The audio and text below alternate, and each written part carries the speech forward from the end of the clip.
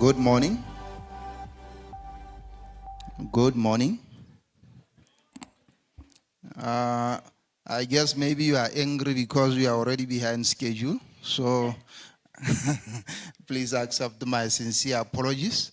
We will start right on top of the hour. So we just have about 3 minutes and we'll get started. I'm just wanting to make sure those who are having that tea are swallowing fast, and then we can get started. Thank you.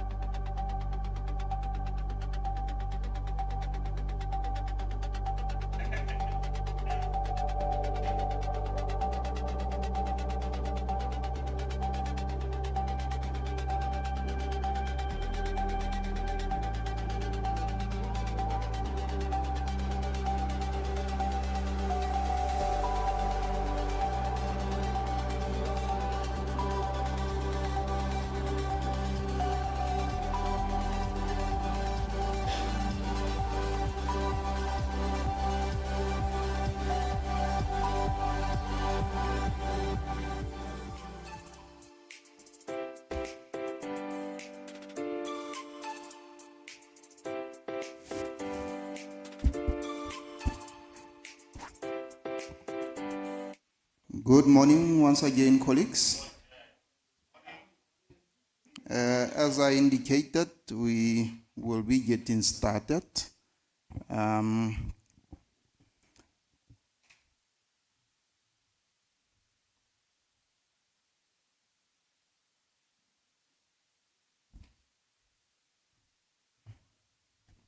The master of proceedings came up unprepared and was not sure what he was going to say.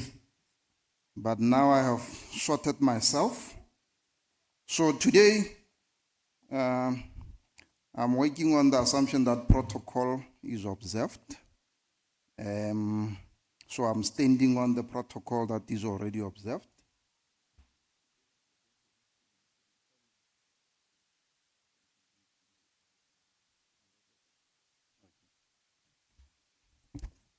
So while I'm standing on that protocol, it seems like yesterday we skipped the part of the protocol, which was having the national anthem.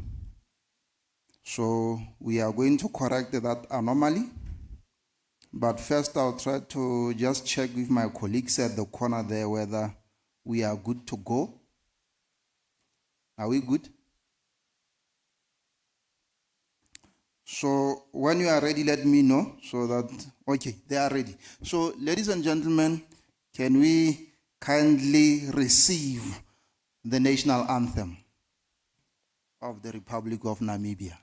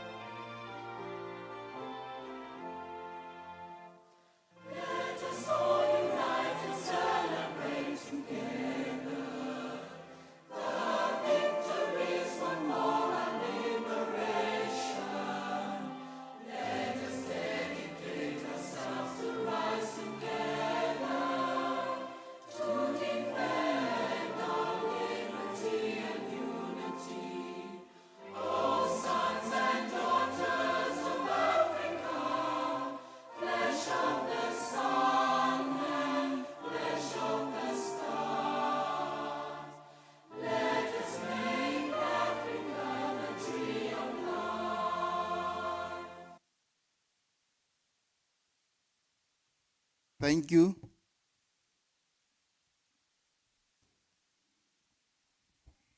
I was just making sure that I'm not going to get the surprise of the SADC national anthem. And thank you for also holding forth while the technology decided to play truant. That is why we should also practice and know these national anthems. Thank you a lot. So today, we are going to continue with the research findings and feedback. And we are going to have a number of presenters who will come from the Sasscal 2.0 project. We will have a presentation from ELNAC, coming from NAST and IRDNC. We will also have a presentation on FOSREC, coming from NAST. We will also have another FOSREC coming from NNFU, I think that is the Namibia National Farmers Union. And then we'll have climate smart crops coming from UNAM. Then we'll have discussions. Then we'll have poster interactions. And we sincerely encourage you to go and have a look at these posters, which our students have invested time and resources to make, and interact with them and understand the issues that are there. The presentations for the presenters will be 20 minutes. Please let us try to stick with time so that I don't have to disturb your flow. But before I call the presenters up, I would like to call Dr. Musonda Ngonga to come and give us a recap of what we had yesterday. Dr. Ngonga, please.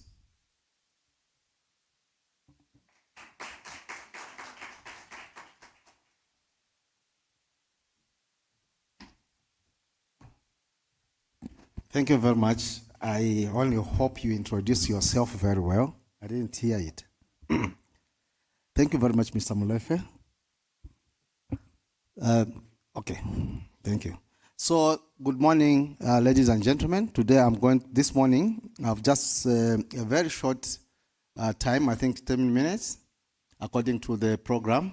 We have to give a recap of what happened yesterday. I'm not going to dwell much into the actual presentation, but just give an insight of exactly of one or two things or one or two points which were raised, so that we can recap and try to see that we connect yesterday and today. At the end of the day, then we can conclude our workshop. So, as I said, Sasscal 2.0 Research Thematic Workshop, a recap of day one. We had welcoming remarks from Mr. Panduleni, the program coordinator for Namibia, who talked of being Namibia a proud founding member of Sasscal. And of course, Sasscal has got a node here in Namibia. And of course, he alluded to the fact that there was a Sasscal 1.0 from 2012 to 2018, funded by German Federal Ministry of Education and Research with the budget of 24 million. He also talked of Sasscal 2.0, where I was talking of building from the previous Sasscal 1.0. And of course, he provided us with an insight of what this workshop is all about in terms of opportunities to harmonize perspective and assess progress, identify gaps, and foster science-based solutions for climate-smart development. And of course, with those few remarks, he welcomed us, and he was quite happy that we are here with the partners, and he welcomed the workshop. Then we had the keynote speech from Dr. Tacheba, who is the interim executive director for Sasscal. Again, he provided some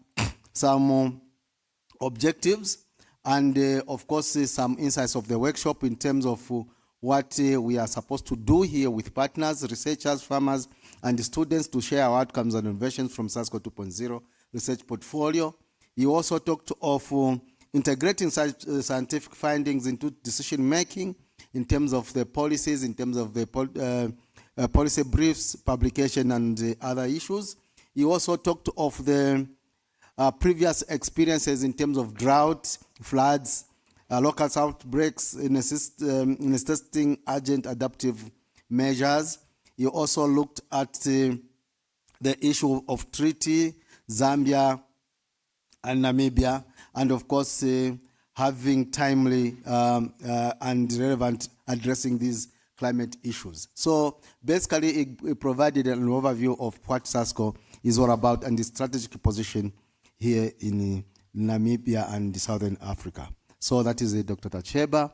Then from there, we went to the official opening by Honorable Minister, Honorable Deputy Minister, Honorable Ruthie Maseke, who expressed pleasure in attending the Sasscal thematic workshop, which is focused on celebrating Namibia's achievements in climate change, climate science, and adaptive land management. Of course, she was also very happy that Namibia hosts the region secretariat.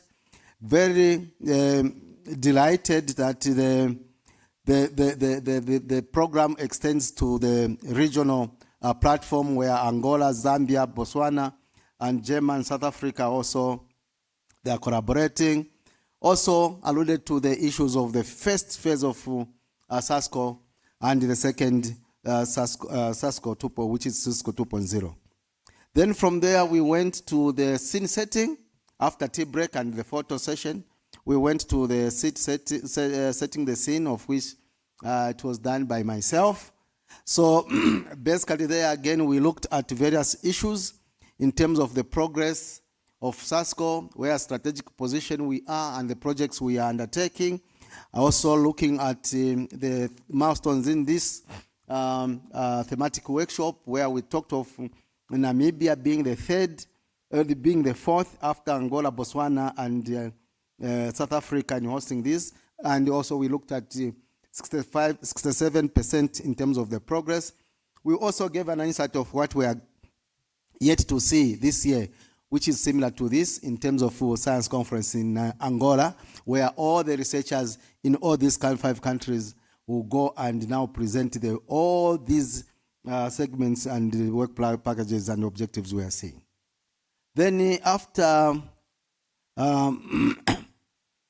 break time, we had, after the key setting the scene, we had the presentation from RIBS, and of course we are talking about the issues of improving the efficiency of different debushing technologies and of course bush feed production. And those are the pictures. At least if you can't remember the words, you can remember the pictures. Then from there we went to UNAM RIBS project. Also it looked at the results coming from bush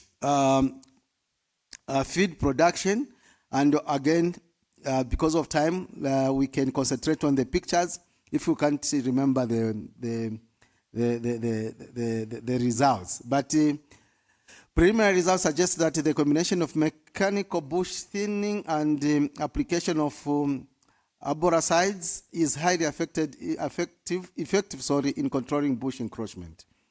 And of course, from there we went to wire, where we realized that actually wire is concluded, wire from UNAM concluded that the project, the projected future population is declining and falls within the low income group, hence vulnerability to the population in various to various stresses. So again, you see that we saw some pictures when they were collecting data, and of course the area of study.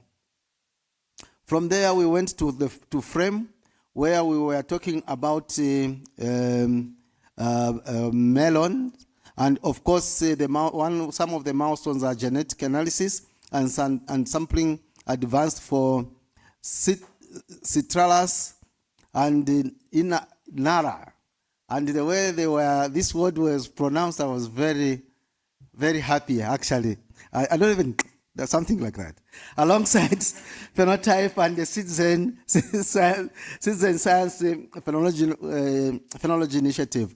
Actually, this is the climate resilient project, and we saw the results, and that is the picture. I think the other person who can pronounce that word properly is Mr. Molemfe. He speaks that language very correctly. UNAM, again, they came with the sustain soil. We started now the journey of sustain. Sustain soil, of course, they gave those objectives, how conservation and traditional agriculture affect cowpea, growth, biomass, and yield.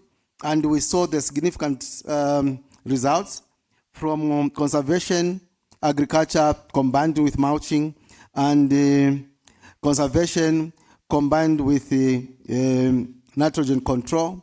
And that is a picture of what we can remember from yesterday. And one of the most important aspect again was that the assessment of soil fertility built up in tradition and conservation land use practices.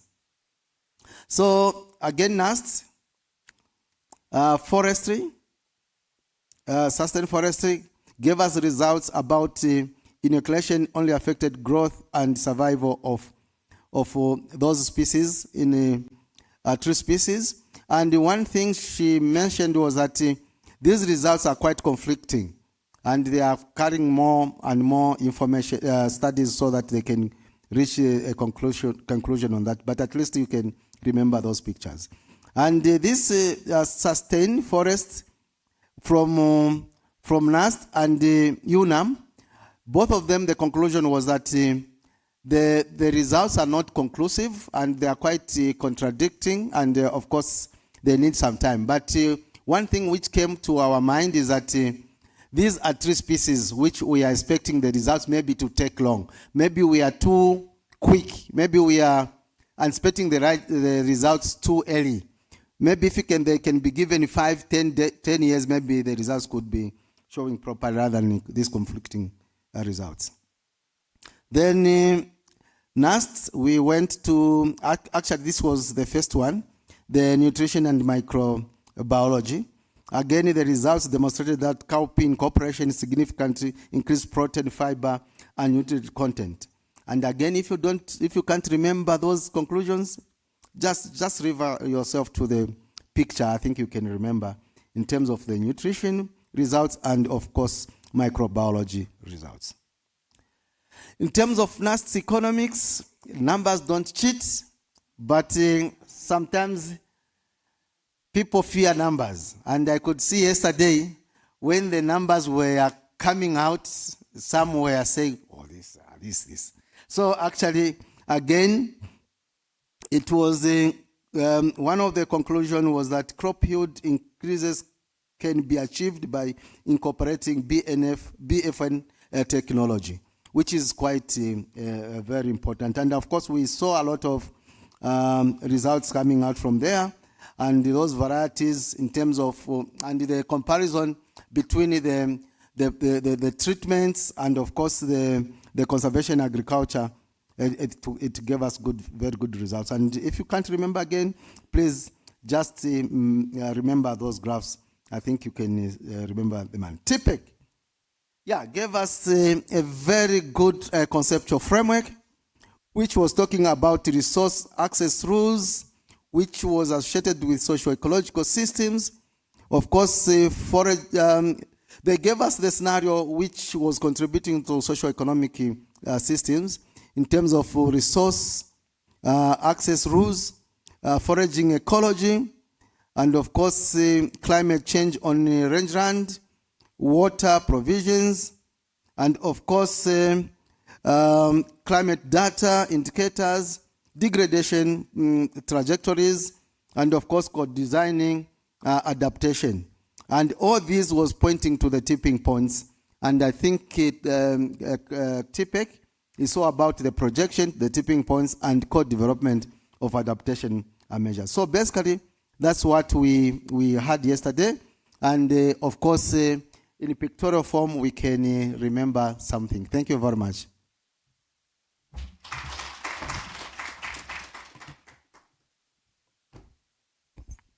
Thank you, Dr. Msonda, and thank you for the audience for the lively clap. I am now going to call our presenters for this session. I am going to be requesting that Professor Jonathan Kamwi, can you come up to represent ELNAC? And then I will also call Dr. Grace Kanguyehi. I'll also call Mr. Rai Msakwa. And finally, I'll call Prof. Komene Nantanga. Can you kindly come up? And then another housekeeping item that I'll just want to pass by while we are here is to notify us that our communication team would like to have some additional pictures during the tea break. So there will be requests maybe for PIs, maybe for students in groups that they may require. for you to have those. So please be prepared for that and kindly cooperate. Thank you. Welcome the panel. Can we have a round of applause for them, please? Thank you. Now I am going to call Prof. Jonathan Kamui to come and give us a presentation on the LNAC project. Can we have the presentation?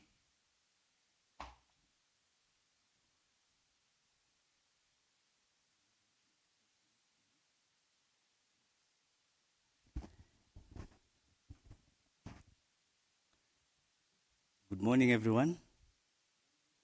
Good morning, everyone. Morning. Yes, now. Okay, so as indicated, my name is coming from NAST. So I'll be presenting my project, which is called Enhanced Livelihoods and Natural Resource Management under Accelerated Climate Change, also called LNAC in short. So I'll follow the usual table of contents which was provided, where I'll have backgrounds, methodology, some of the key results from some of the completed studies, and also our key achievements that we have and some of the challenges, just one challenge there. So if you look at LNAC project, it's actually a project which is made up of a consortia of colleagues from different countries, different institutions. So what we are trying to do here is we try to do case study-based activities, whereby we try to compare some of the results coming from different places. So these are some of the partners that we have who are participating in this project. I'll not go into the exhaustive list. So if you look at the LNAC project is one of the projects which is done in the transfrontier conservation areas. So these are usually those areas which try to manage their resources in an integrated manner together and try to learn from each other. So they try to manage their resources in a collaborative effort. So in these areas, the TSFEAs, we have seen that some of our communities are usually excluded from decision making, especially in conservation. And then that raises a big problem in terms of management of these resources. And again, these communities do not really benefit from some of the lucrative industries that can be accrued from these resources, especially tourism. And also, we have challenges in terms of human-wildlife conflicts. I think this is one of the key issues that we all know here. And we are trying to understand how that can be resolved and so forth.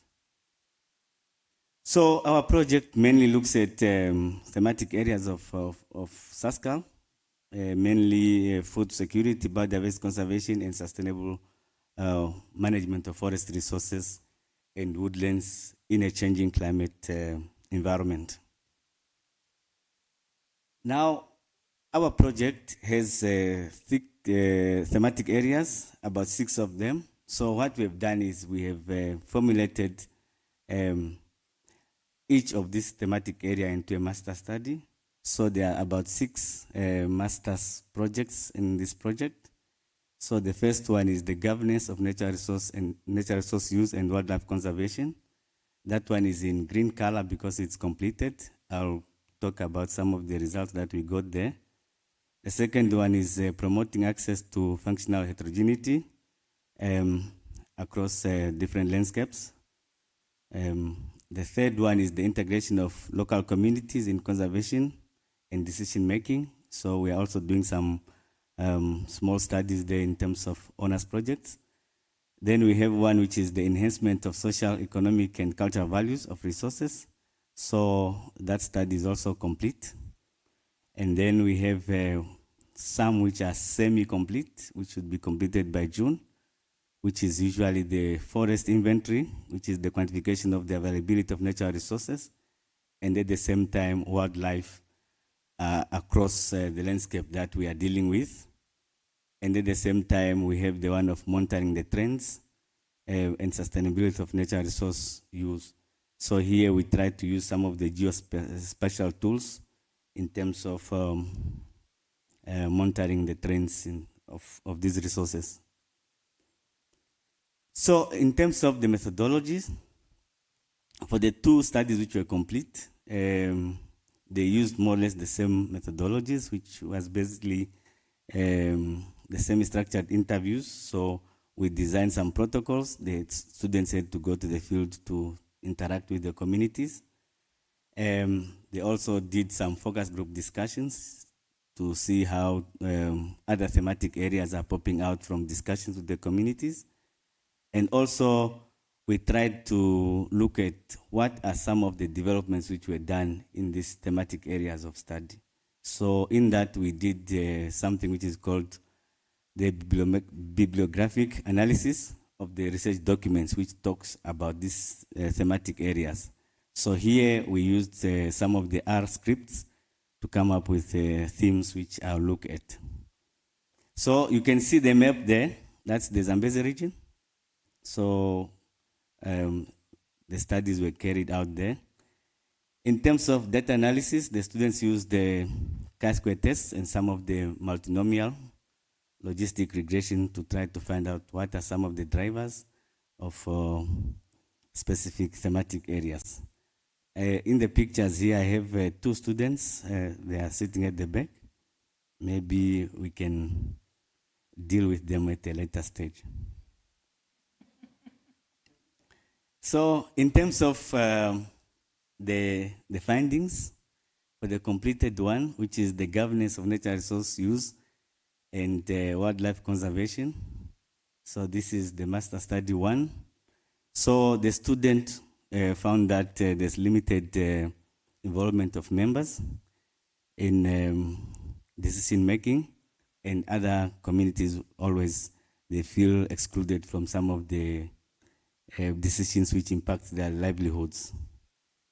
Also, unequal benefit sharing, one of the challenges that was found there, especially jobs which are associated with natural resource management.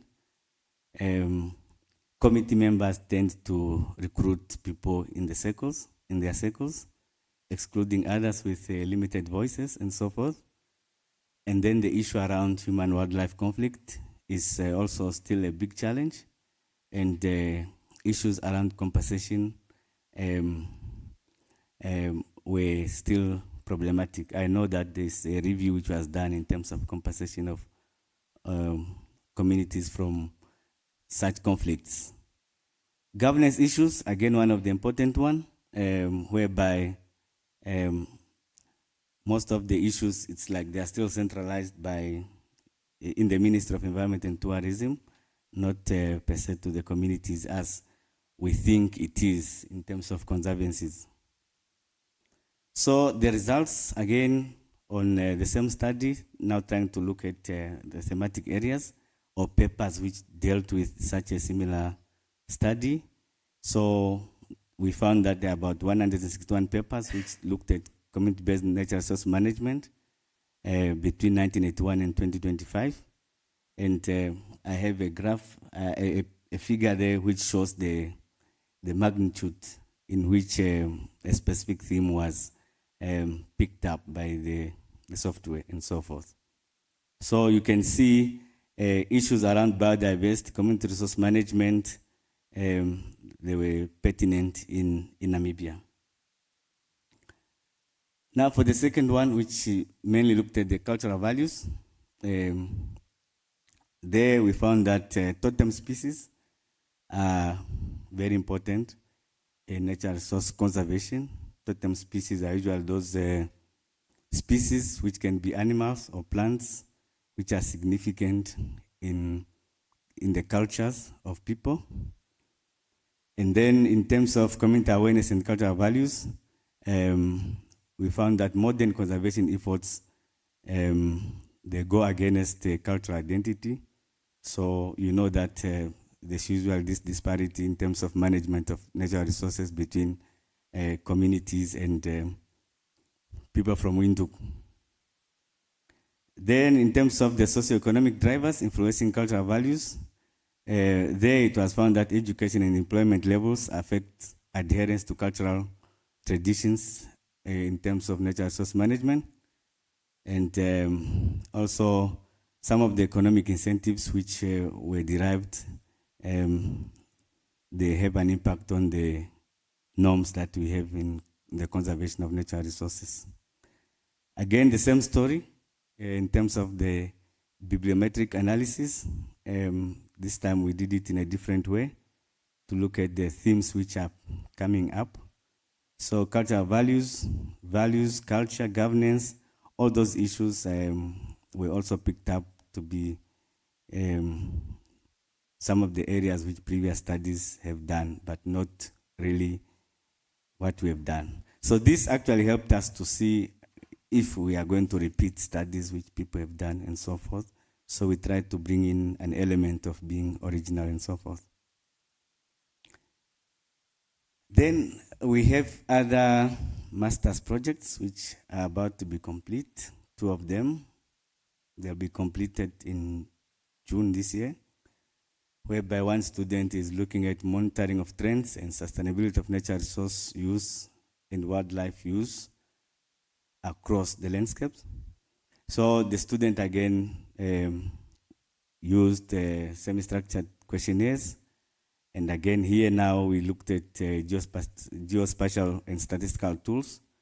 For example, the Markov chain analysis, where we try to predict areas which have high probabilities of wildlife conflicts in the future based on the variables that we have. Also, that includes the analysis of event books, which are small booklets which our conservancy people are filling in on a day-to-day basis. Again, that helps us to come up with clear variables to put into the model to predict future areas which will have more of these conflicts. The other study is the quantification of the availability of natural resources, including wildlife. So again, semi-structured interviews were done.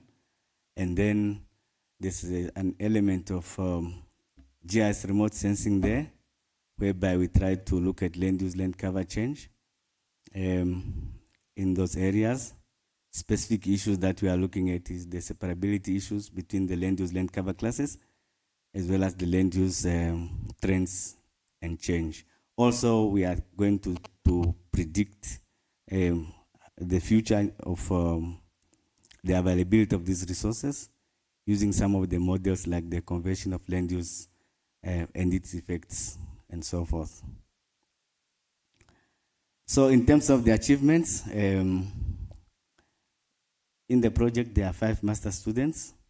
2 of them are due for graduation next month. They are here at the back. Maybe you can wave so that they can see. Stand up.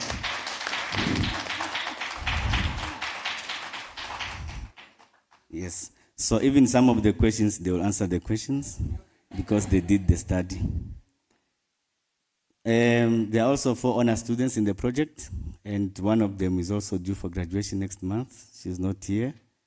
And as one of the contracts that I signed with the students, when they finalize their thesis, they also have to give me a draft paper for publication so that even if they run away, I can still have it. So I got 2 already from them, and these were submitted for publication just after their thesis were examined. So challenges, just like what we indicated yesterday, we started a bit late because of fund disbursement, but now it's not a problem anymore, but we still think we have to ask for an extension on this project. Thank you very much.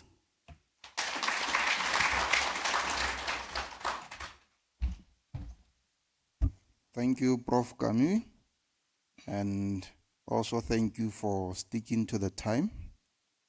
So I will not be taking questions as we were doing yesterday. We will continue in that tradition of not taking questions immediately after the speaker, but instead we will call the next speaker and consolidate all the questions at the end. So I'm going to kindly request that you take out your pens and papers so that you put down your questions and you do not forget them. At this point, I would love to call Dr. Grace Kangui to come up and give us a presentation on the FOSREC project.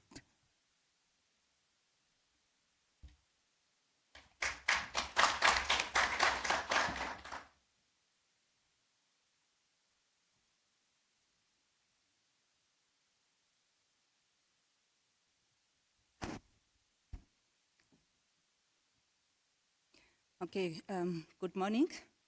I'm going to take you through our project. This is a FOSREC project where we are collaborating with Namibia National Farmers Union. So NNFU and NAST is collaborating on this one, but we are part of the consortium. Okay, maybe before I take you that, our content, the background, introduction, objectives, methodology, results, conclusion, and achievements and challenges. Maybe just to give a brief background, this is a project that is being implemented into 2 countries, Namibia and Zambia, where we are duplicating the same project, but looking at the different crops as per the country staple food or the crops that is actually important or significant importance into the 2 countries. With Namibia, we are looking at maize dominant areas where we have Zambezi, and then we have Kavango West and Kavango East. With Kavango East, we know that they are normally into pay millet, but we also want to introduce maize because we are looking at the climate significance, and these are crops that is under rain-fed. So we are trying to look at to introduce crops that is not predominantly grown into those areas where farmers can still have something if all systems don't work, or if we don't have enough rainfall. So the consortium that we are working with is Zambia or ZARI, which is the main PI of the project, Namibia Farmers Union, Namibia University of Science and Technology, Council of Science and Industrial Research in South Africa, University of Cape Town, and the Freie University Berlin, Germany. So those are the consortium that is part of the project. So subsistence farming in Namibia, particularly in the 3 regions that we are targeting, Zambezi, Kavango West, and Kavango East, is predominantly based on traditional farming methods. And with these methods, we know that it's mostly disc-harrowing, no crop rotation, and no limitation, or minimum soil preparation or soil disturbance, and those are the conservational agriculture principles that we want to reintroduce into the regions to go into conservational agriculture. And also we know that traditional farming methods are largely responsible for the land degradation, increased wind and water erosions that lead to poor yields, and we are also trying to reintroduce the conservational agriculture practices where we can improve the yields, and also to look into our soil health and improve our soil conditions. So as we all know, conservational agriculture is a farming system that promotes minimum soil disturbance or no-till, maintenance of permanent soil cover, and diversity of plant species, and this is also referred to crop rotation or intercropping, where we having different crops that can significantly increase or improve our soil conditions. It enhances biodiversity and natural biological process above and below the ground surface, which contribute to the water and nutrient use efficiency and improved and sustained crop production. So with that, we can also increase our yields. The overall objective of the project is of the subgroup. So we refer to this group as a subgroup because, as I indicated already, we are having different consortium partners that is working on different aspects. So our subgroup in Namibia is to enhance rural household food security through climate smart and environmental friendly agricultural practices, of which NNFU and NAST is actually collaborating on this, while NAST is focusing on the research part and NNFU is focusing on the farmers or community engagement and development, training, and everything. So the specific objectives is to improve agricultural productivity and production among small-scale farmers through promotion of climate-resilient crops, enhancing minimum tillage, crop rotation, and intercropping, and to improve dietary diversity through promotion of crop diversification among small-scale farmers, to increase household income among small-scale farmers through market linkages, to assess future crop suitability over selected area using the different climate trends. So that is the overall project objective. For the research that NAST is undertaking, we have the field plan where we have the multiple plow and millet.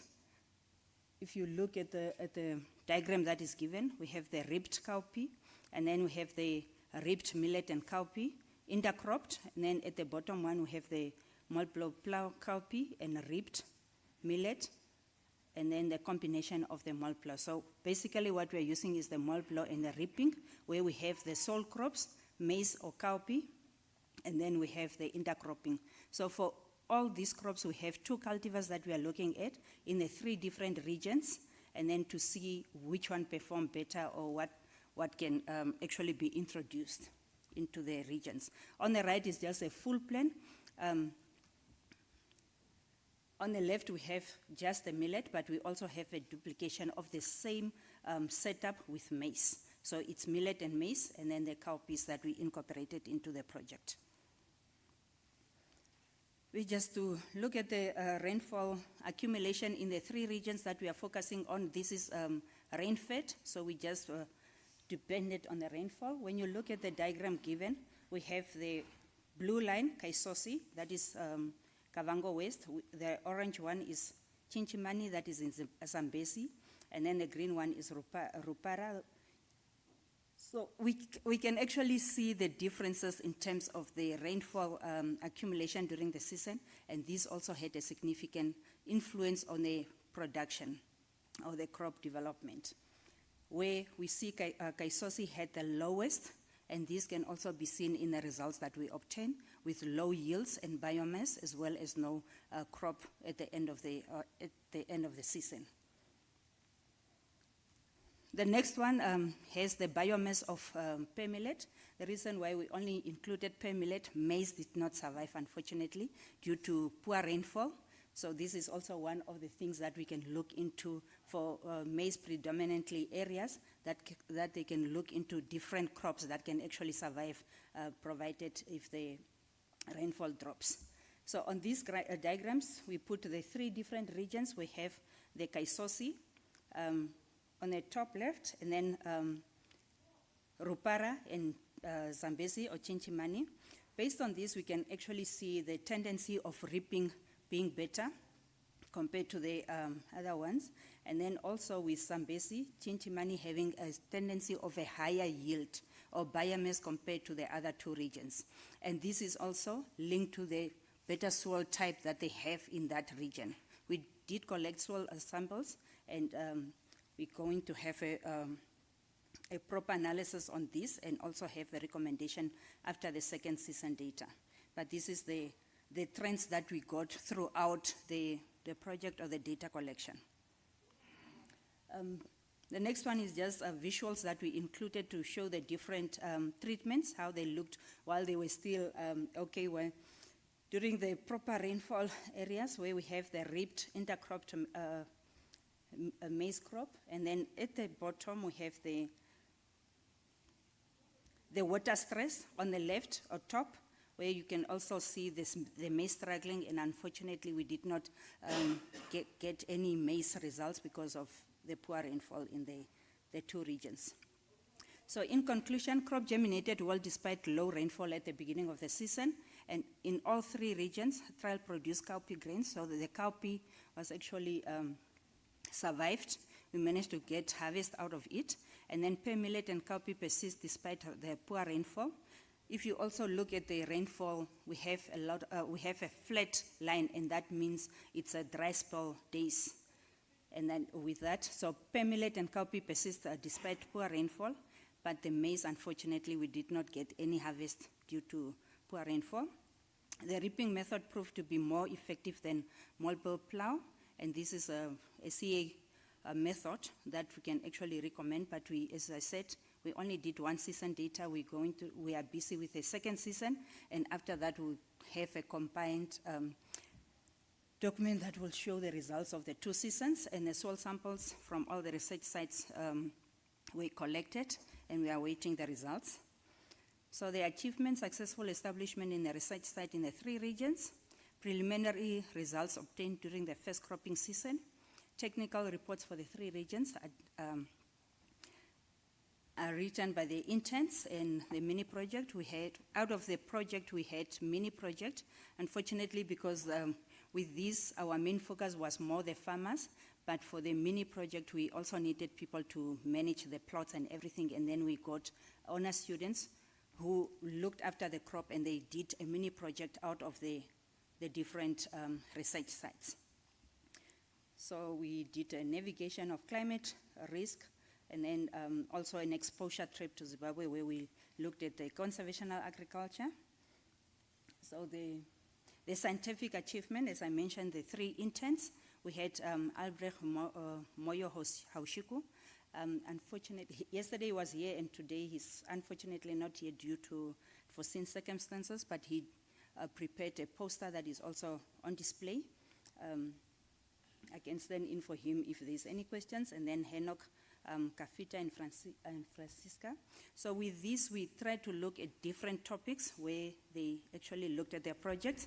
So with Albertina assessing the growth and yield of cowpeas and millet under different tillage systems, Henok Kafita, investigation into factors influencing the adoption of conservational agriculture, and with Francina Shikololo assessing the production performance of pear millet on conservational tillage and conservational tillage techniques in northern Namibia. So those are the topics of their mini projects, and some of these students are also due to graduate now next month. So challenges as everyone, we also have a delay in starting the project, so we'll also come for an extension application. So the poor precipitation resulted in maize wilting and drying up on all sides, so we did not get any results for the maize. Dry and hot condition that prevailed through the cropping season also had a negative impact on the whole trial. Presence of termites, beds, lack of mulching material. We said one of the principles of conservation is to have a mulching or cover crop. Unfortunately, we struggle a little bit with that because of the lack of mulching materials, and I also think it's a common struggle for farmers, subsistence farmers in those regions. Thank you.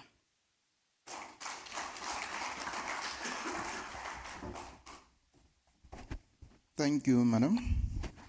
I will immediately call upon Mr. Tararai Msakwa to come up and give us her presentation. Thank you. Can we have a round of clap for her, please?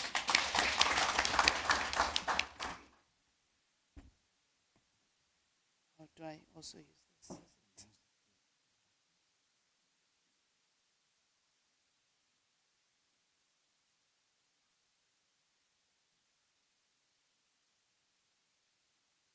Team. Oh, there we are. Okay.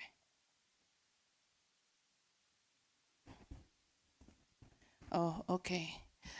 Good morning to you all, ladies and gentlemen.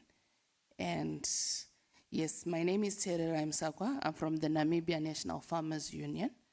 And as Dr. Kangwe already alluded to, we are already working in partnership. And we had our main component, which was whilst they were doing the research component, we were doing the activities with the farmers on the ground. Basically, my presentation will follow through to say, I'll start with the introduction, just a highlight to explain to you what the NNFU is all about. I'll highlight the problem statements linked to the project, and then what farmers are experiencing that warranted part of this project implementation. I'll go to the project areas of intervention and the key achievements that we have managed to accomplish, as well as a brief conclusion. So when you look at the NNFU, the NNFU is basically a farmers organization which consists of 14 regional farmers union. Does this point?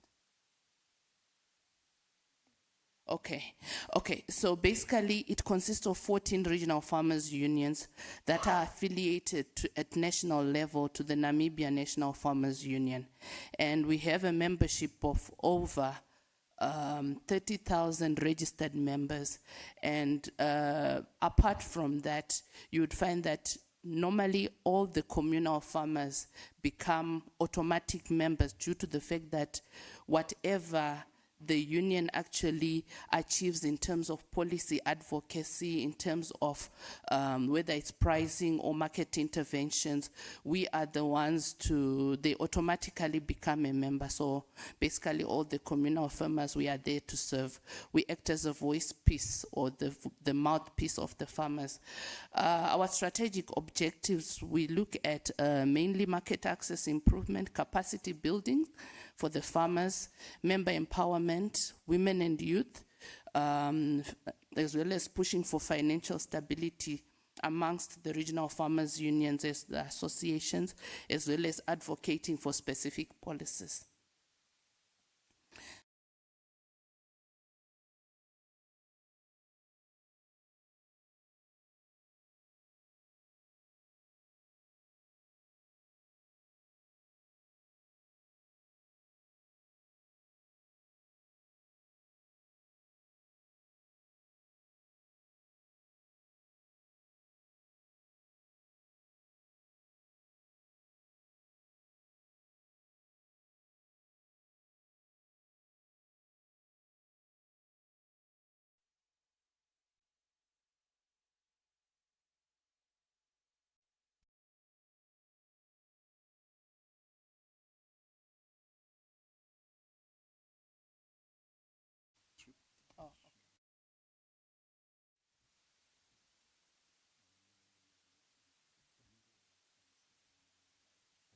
Okay. Okay, I wanted to complain that I can't recite this off the top of my head. But when it comes to the problem statement, basically most of our communal farmers, we are talking about more than 80,000 farmers, are relying on crop farming as a means of their livelihood. They have limited capacity when it comes to production.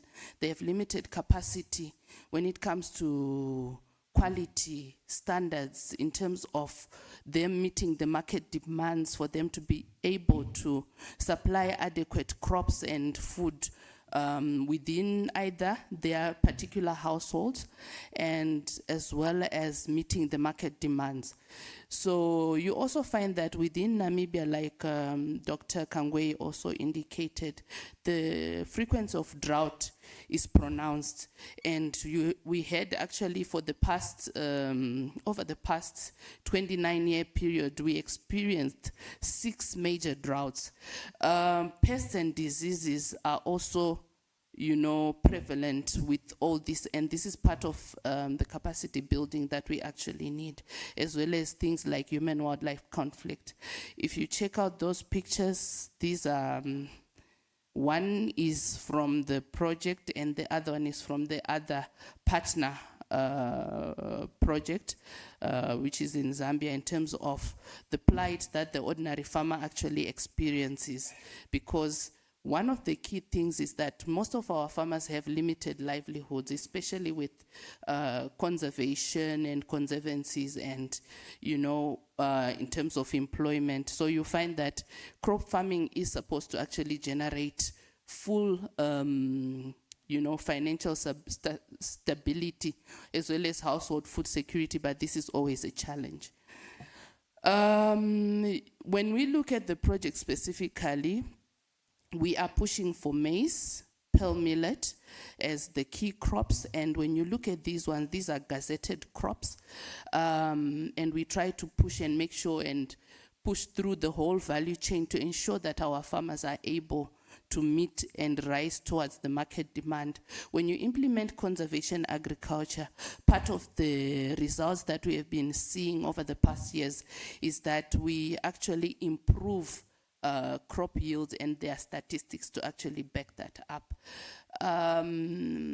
At the moment, when you look at the Namibian scenario, it is very difficult for the millers to actually reach their quota in terms of procurement within the local producers, and this is why we are actually pushing and advocating for conservation agriculture, for increased production, for sustainable production, so that we can actually meet our market demands. If you check, this was a record from last year under AMTA. You would find that in terms of the Zambezi region, we have targeted tons as well as the actual marketed tons. Due to the rain-fed production that we always talk about, you find that our farmers are not always able to actually ensure that we get anything at the end of the day. So last year, we only managed to end up getting about 1,891 tons. And our conservation farmers are part of the farmers that actually contribute to these particular statistics. So the push is to say, with the principles of conservation agriculture, the fact that they plant early and ensure that they try to master the climatic differences, they make sure that they actually produce something as opposed to some of the farmers who are working within the same areas. You can actually check when you look at that particular document. That one is from the NAB. This just shows you to say our market is there. We have a full potential to say we still have a market that is hungry for crops. We still have farmers that are not producing enough grain for us to meet our national targets, and we actually import more than 40% on average, more than 60% in terms of the average grain. When you look at the project now, what our target intervention areas were, we were looking at building up the capacity for farmers. That was in terms of the production capacity and building capacity for the technical staff from the Ministry of Agriculture, as well as part of the whole system across the value chain. We did establish demonstration sites and farmer field schools to improve value chain through observation. We also were looking at land degradation issues through the principles of conservation agriculture, as well as mainstreaming the participation of gender and youth. We were using the lead farmer mentoring concept in terms of sustainability, because once you actually train the trainer, you ensure that whatever system that you have on the ground, it will keep on going for the coming seasons, because you don't always have to be on the ground to ensure that farmers are practicing conservation agriculture. We also pushed for market linkages. So we started implementation of the program on the project in 2022. That was in November. Our key achievements from there have been stakeholder engagement meetings that we have managed to do. The stakeholder meeting or engagements focus on probably looking at policy related to conservation agriculture. So we were participating in those particular engagements. We looked at the drought policies. We looked at awareness meetings, and to make sure that our farmers would actually gain the information that was required from the relevant stakeholders. We also managed to do farmer field school establishment, and we did capacity building for technical extension, and we also did exposure as well as some market linkages as together. So with stakeholder engagements, you would find that we went right up to the top from farmer representatives, that we managed to send through or bring through from these specific regions, the 3 regions, to bring them up, to be able to negotiate and discuss policy issues related to drought, policy issues related to, conservation agriculture, comprehensive conservation agriculture, as well as key issues like human-wildlife conflict. And the team also from Cape Town, under FOSREC, also came through and also engaged with the farmers as well. In terms of farmer field school establishment, we managed to develop 16 farmer field schools, and we also have 30 demonstration sites. And then we also managed to do trainings for all these people, meaning that we have a total of 63 lead farmers that we have across the 3 regions, of which 21 are female. And these demonstrations in farmer field schools were actually spread across 103 hectares. As part of the intervention over the past years, we've managed to procure 4.5 metric tons of maize, depending on the variety. And mainly we are looking at the variety that suits the specific conditions of that particular area. And these were mainly early to medium maturity varieties, as well as cowpeas and also pearl millet. And we were also pushing for biofertilizers, and also providing and supporting the farmers, the lead farmers, with reaping service provision. Those are some of the pictures for some of the demonstration sites when it's green. Some of them, this is the current situation now, except to the one with the lady. I think there's only one picture with the lady. That one was from 2022.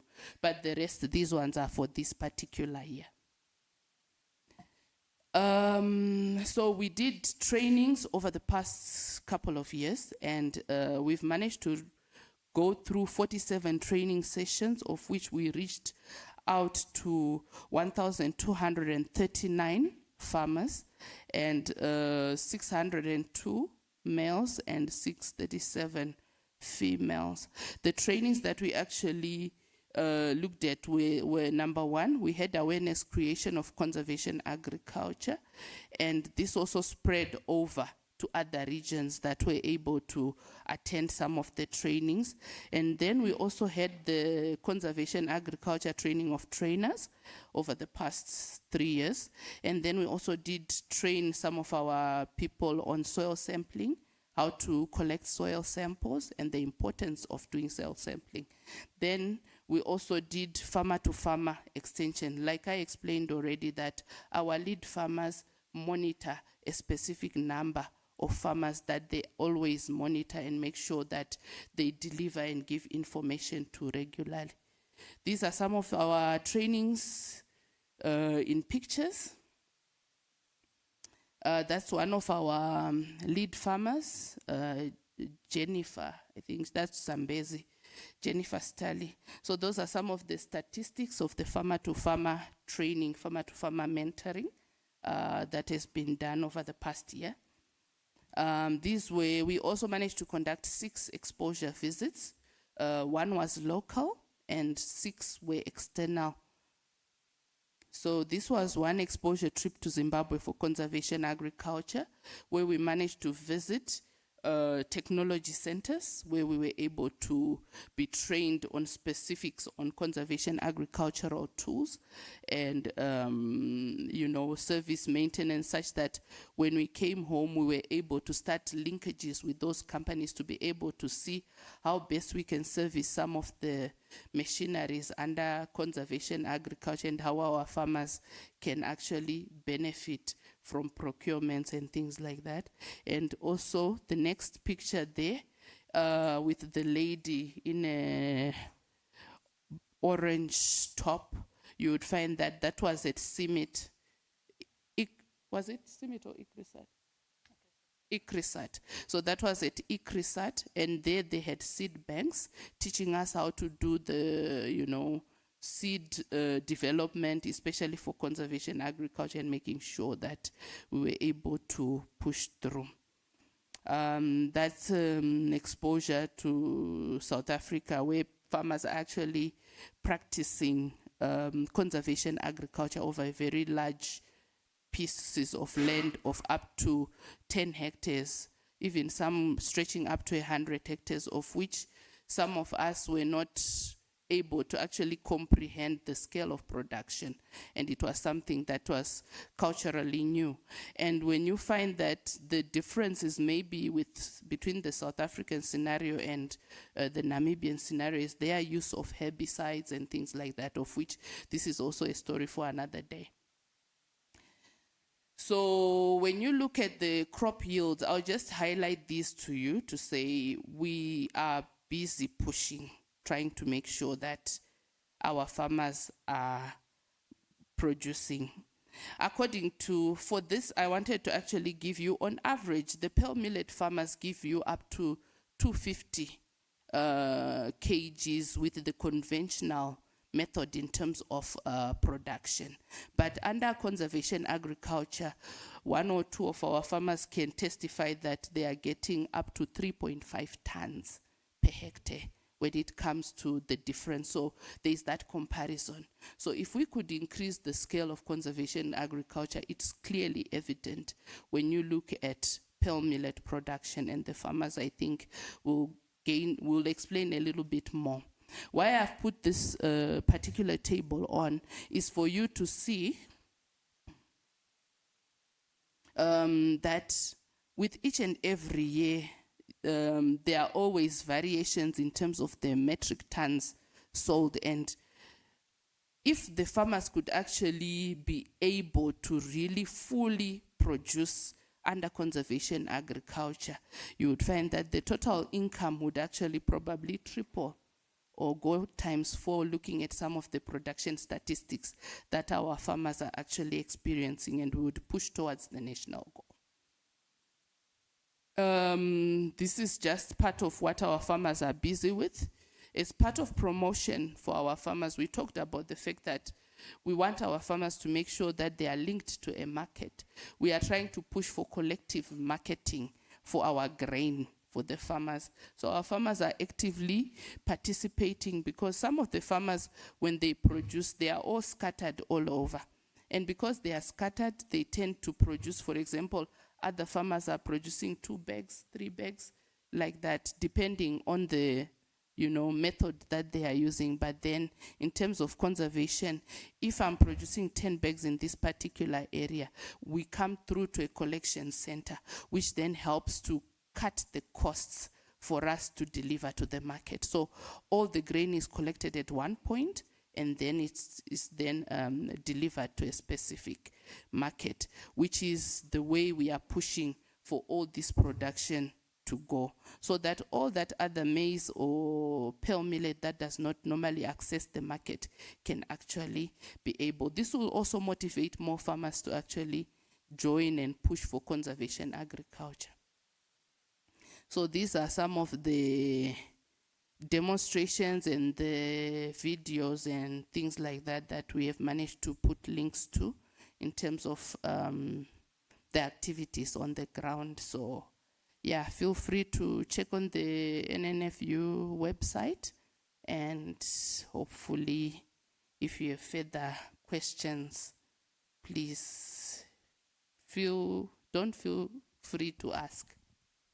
Yeah, okay. So yes, basically we are saying in conclusion, we want to improve livelihoods for sustainable production. So we need to look across the whole value chain based on the project intervention. And yeah, thank you so much.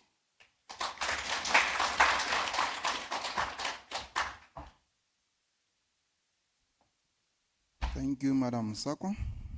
I was beginning to fidget on my chair, but the electricity issue also didn't help, so you are excused. I'm going to immediately call Professor Nantanga to come and give us the final presentation on climate smart crops. Thank you.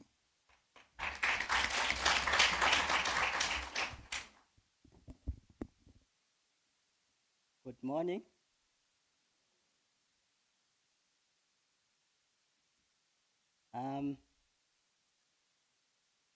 Me go to my orientation.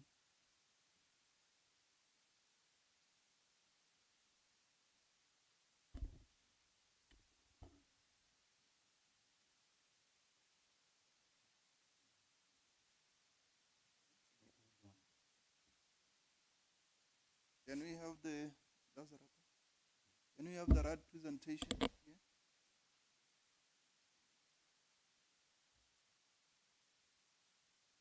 We sang people of the land of the brave. Who is brave? We understand the historical part of that, but we also have, sometimes I wonder, these things we are talking about, the Ngara plants that survive in the desert, those desert lions, those pear millets. Who is brave? So, our presentation on Kalahari melons, speaking is Komeine Nantanga. I'm one of those people from the field of that doesn't like life. I think, yes, it's correct. So you give me pear millet, I may give you a cereal. You give me barley, I may give you a beer. You give me a cow, I may give you a steak to sustain your life.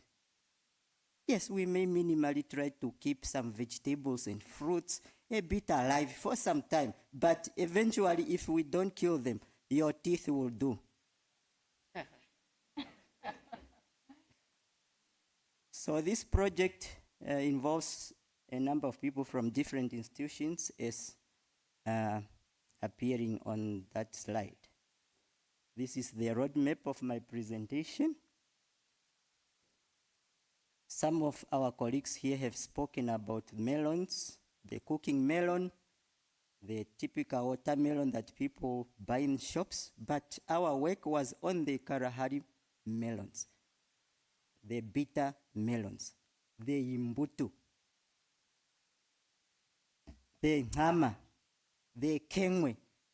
So you can find the names from different languages. So we know it survives in this climate where Namibia, Botswana are naturally located. Sometimes I wonder when we talk about climate change, I think to us it just exacerbates these phenomena we experience, whether it's a drought, whether it's some flooding, the frequency may change, but we survive as people of the land of the together with these plants. So I'm going to focus a bit on their nutrient content because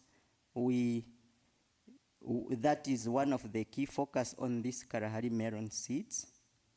And this project, our colleagues in Botswana has done more products on even the melon itself, making jams and other types of products. So it generally grows on itself, or do we plant it? So we actually weed it out when we have enough rainfall. But when there is no enough rainfall and the people are not cultivating their mahango, whatever cereal, these things takes over. In some regions, people eat it. They may roast the seed or they may extract oil. In some regions, it's just food for the donkeys and other animals. Yet in those regions, we experience what? Malnutrition. I think my colleague from Hobabeb has mentioned these things. Max has done a lot of work on this plant. So this is what we did, where we collected our samples and we took GPS points and we wanted to do analysis of their genetic composition. What are we working with at a molecular level before we come to using it for human consumption, so that we can relate and interlink this, that this protein content belongs to this type of genotype. So some genetic work and processes involves those things. I'm not gonna waste time much time on that. And we do find the variations and it's expected among these melons. Okay, the Kalahari melons, what are their sizes? The one we collected, we had to come and measure their weights and number of seeds per melon. Some of those information is on that table, and we've given the range in the bolded fonts. Are there some genetic differences? Yes. I'm not going to go into the genetics, but some of these primers or microsatellites indicate that, and this work is ongoing, it's not complete yet. So we have the preliminary data on that, this genetic diversity, and we need to do more work on that. As I've mentioned, we have these that are nutritious, yet some of you may have come across those headlines, and they are not just headlines, it's deaths of people. Human life, is it just food security for malnutrition, or is it even to preserve, to extend your shelf life? If you don't have food today, your shelf life is about to come to an end. So you need food. Just like when we are sick, we go to prolong our stay on this planet. Otherwise, if you don't, we may say, we're hompa. Just repeating, that is the nutrient composition. People do not have this high protein. That's usually the lacking component in most of the cereals that we consume. And other data on these effects of malnutrition, especially undernourishment. So we then went to technology transfer, working with communities. This was a key component of our work, conducted in 6 regions, and we developed the unit operations and validated them using simple and cost-effective technologies, and even consumer analysis were done. So what are some of the products that we trained our communities on? This, we are calling it a protein energy bar. That means some of you call them brownies, but brownies are not enhanced with protein. So, and you can composite this with pear millet if it's available, pear millet flour or sorghum flour or even wheat, but the Kalahari melon seeds were components. This we did because drought can affect different cereals differently, but also we have community members who pear millet might not even be their favorite food or their staple, so we have even used wheat in some of our studies. If we go to Ketmans, people can also utilize Kalahari melon seeds, not necessarily with pear millet. So those are some of the ratios we have used and methods. And we have done a nutritional analysis, what you usually find on the package, and you can see the enhanced protein contents and some of those micronutrients such as copper and iron. Another product we made, soup. Let me not even say we made, okay, we, because I'm saying I'm part of it. This was done at the regions. We go there, the people are invited through regional councillors. We provide as many of those things that you can make soup with, including the Kalahari melon seeds, and they would clean, mill, and have this flour.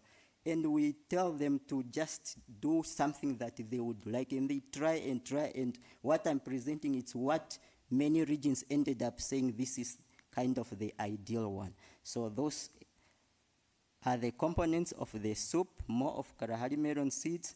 You can increase the chili if you are usually paparazzi, or whatever that word is. So this is its nutritional composition. And again, you can see the protein content is at 25%, and this is similar to what you find in your steak, right? I don't know if you know that, but it's around 20 to 25 for your steak, depending on if you want it with more fat or more lean. Another one, hot chocolate, primarily trying to go to the kids and school-going learners. And this again became ideal. One of the community members, when we went back for feedback to some region, she stopped selling her fat cake and whatever. She said, this thing is selling more like a hot cake, but it's not the cake. It's the hot chocolate. So she's making money. That's what she now sells at the schools. Though people like these things, some of those data are there depending on what we have used as a cereal, but there is a market for sure. In some cases, almost 90% liking of some products. Peer review papers, we have 2 manuscripts that have been submitted. They are under revision. In fact, one we are just making correction. So pictures of these trainings we did in the regions. I don't know if you can recognize your relatives there, or your wife, or your girlfriend, or your boyfriend. But yes, that's some of the pictures. I should thank the students who were part of this. Some of them have graduated. Mr. Imene, Mr. Nangolo, and Mbeurora, she's sitting right there. And the conclusion is just the garden for manufacturing commercially viable food products using locally produced ingredients is thirsty for funds to sustainably or profitably bloom. And then I say asante sana.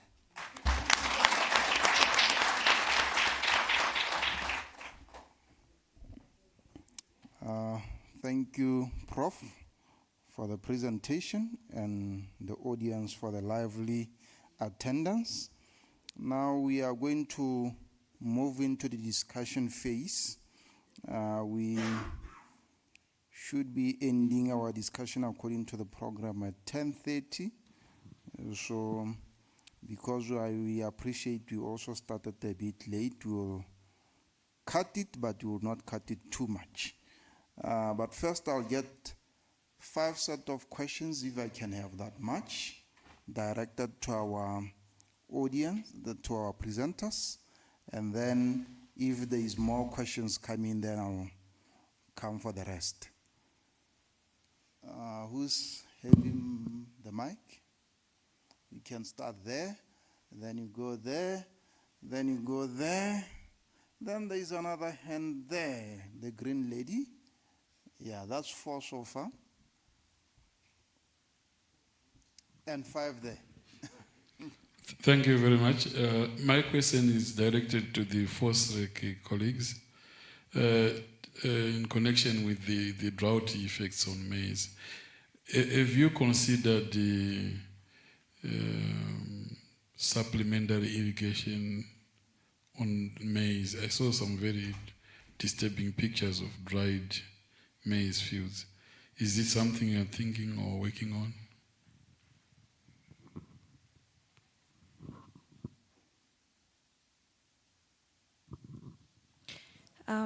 My question is to Ms. Tererai. Sorry if I butchered your name. I just wanted to know, it's a general question really, but I just wanted to know if there's a specific reason why the organization, the one for the, I think, farmers, if I'm not mistaken, is only for communal farmers only.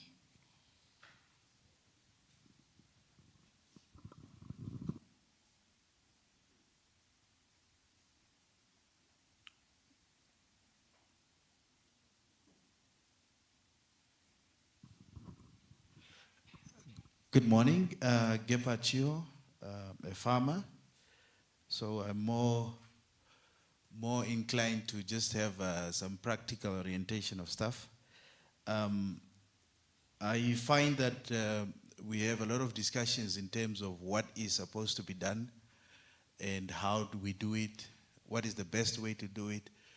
But then you also find that within our policies, within our, work streams as government, as organizations, we do not carry through what we know to be best. Case in point is in terms of plowing services. that are rendered by the ministry, the implements that they have, that they go out with to the farmers, are all the things that you're saying are not supposed to be done or are counterproductive. So what are we promoting? When do we get to a point where government, the ministry, the farmers associations stand on what is supposed to be right in terms of what you're promoting? Because we are having these services for the farmers, and that is what they can, they can be able to use. But we are saying they should do something else.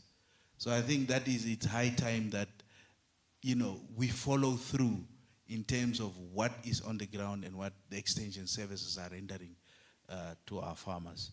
I think that's a critical thing that we need to do, because every time and again we have all this, and we know that that is supposed to happen.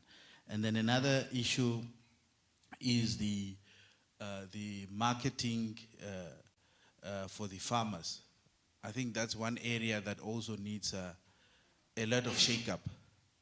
We know what is supposed to happen, we know how to assist them, but we really, in our programs, we don't do as we prescribe. Another issue, third one, is the lead farmer concept.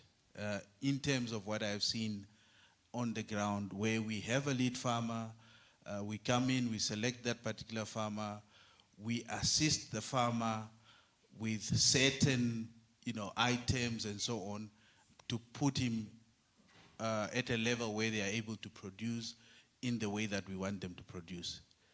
And then we want this farmer to try and get other farmers to do what he is doing, but without any assistance. How do they convert? And this is where we have problems with people starting to uptake that. Because the issue becomes, but you've gotten help to get this. You've bought that, you've gotten that. So we need to get a situation where we select the lead farmers, but we assist that farmer with the things that everybody else is having. And those subsidies that are there in terms of Ministry of Agriculture that they are having, have this lead farmer go through those processes of acquiring the things any other farmer would have to acquire, for them to be able to say, I went there, I did this, I applied this way, I got this assistance, so that the other farmer can be able to follow exactly the same route and not have something that is put easily for them and they don't know what is the process to get to what they need to do. That way we will also sort of clean up the process, because there are a bit of hurdles. You get to know there's subsidy systems, but there's hurdles that you need to jump through. If we go through that process, we'll streamline everything. Thank you.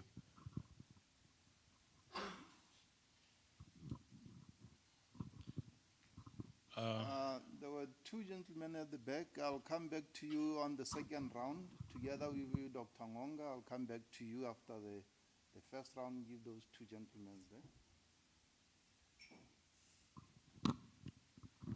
Thank you.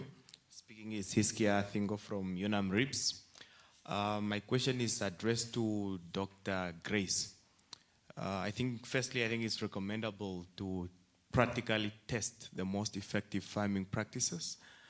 But I just want to find out, what is your plan of action in terms of how do you plan to not only disseminate, but to convince farmers as to shift from their normal farming practices to the most effective farming practices? And I think Dr. Ms. Msakwa really did a great job when she put facts and figures as to price per metric ton. Now, that also intrigued my question. My second question was, how do you determine the most suitable crop to farm with? Are you looking at the most adaptable crops, which I think it's one of the aspects you are looking at, or you are also looking at the economic aspect, how the selling price and all those, or you are looking at other parameters which maybe you would like to give us?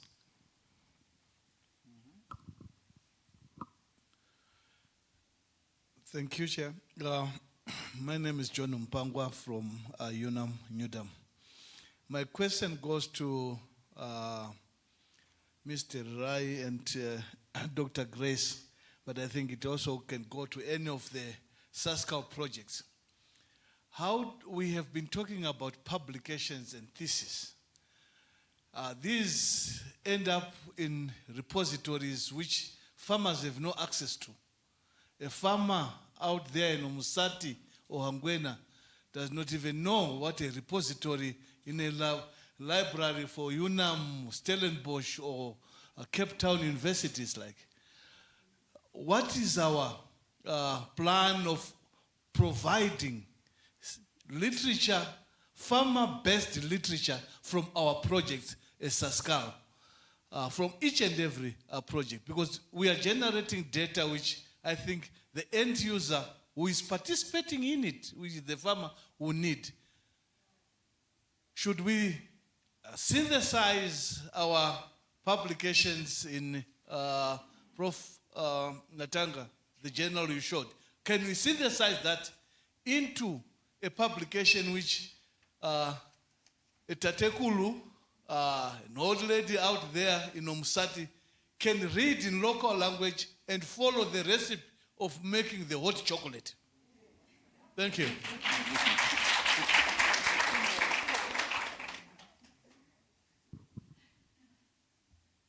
Yes, that should be fine for this. Doc, I'll come back to you on the second round. Let me give them chance to respond before they forget the questions. So, colleagues, the opportunity is yours to respond to the questions. You can start. Okay, thank you for the questions. Maybe I will start with Prof. Percy's question. Unfortunately for irrigation, we were trying to simulate what is actually happening with our small-scale farmers, that they are actually using the rainfall for their crop production. So that's what we wanted to simulate and see what, how their productivity will go. And then also with the other partners like for University of Cape Town, they are looking at the climate and projections and see the adaptability of the other crops that can actually be grown under the climatic shift and everything. So we are not looking into the irrigation. And also maybe from the farmers, due to budgetary constraint also, we did not incorporate this in the main project. I think the other question was, what are we doing, dissemination and everything? Before the start of the project, we actually did a stakeholder engagement where we got the farmers of the different regions and they came, we had a meeting, we actually did a baseline study to see what is happening, who adopted, who's learning from who, and all those. And then from there, when we went, after that, we did a stakeholder engagement where we got the different farmers, and then also had a discussion around the table, look at who's practicing conservational agriculture, who's still doing conventional and everything. And then we actually used the farmers who are into conservational agriculture to explain to the other farmers and everything. So that was the first step that we did with the engagement. The next step was, after planting, we encouraged the farmers in the region to go and visit our demo plots, because the demo plots are in the regions, they are at the ADC, Agriculture Research Stations, where farmers can actually walk in any time to go and see and look at the trial, see how it performs and look at the different methods. So that's one. And then the other one, we were supposed to have a field day where we call in the farmers to come and look at the demo plots and explain, have an interaction with them. Unfortunately, due to the drought of last season, our results were not that encouraging. So we did not do that, but we are hoping this is a better season. So we are hoping to still do that and have the farmers. So with this, when the farmer come to the demo plots, we will have a discussion, demonstrate and show them the different ways how to do it, or the benefits that they can reap from the different methods, because now we can actually go to the field and look at the different trials and see the benefits of that. I think the other one was more related to the farmers. I will hand over to Tererai, unless if I missed any question. Yes, before you hand over, Dr. Grace, I think there's a question for you about the plan of action for convincing farmers to change their approach. That's one. There was also another question about the ministry in terms of what government does. I think With that the- might. Sorry? There was a question regarding the implements that are being provided by the ministry. That while your research is saying conservation agriculture is the way to go, the ministry is doing something else. So how do you bridge that? Okay, so I think with a field trial is where we want to actually bring the farmers in and have results, but we also have a technical report where we also have go back to the stakeholders and explain this. So the ministry is part of our stakeholder that we also engage, and this can also be disseminated or have a discussion around and see the results, because this will also be provided to them for them to also see the differences and how they can maybe channel their funding into things like the irrigation, maybe the fertilizers, the more practical activities that the farmers can benefit from. So that is a discussion that we'll do after we have the 2 seasons data and we have actually our data ready, and then we have a technical report which is easier for everyone to read, and also have a dissemination with the farmers union where we go back to the region and have just a simplified results that we present to the farmers, let them engage and have their questions and answers. Thank you. Thank you. And I think without being prescriptive, I'll ask Memwasa to take over so that he can also touch on that one together with others which I thought were more directed to you.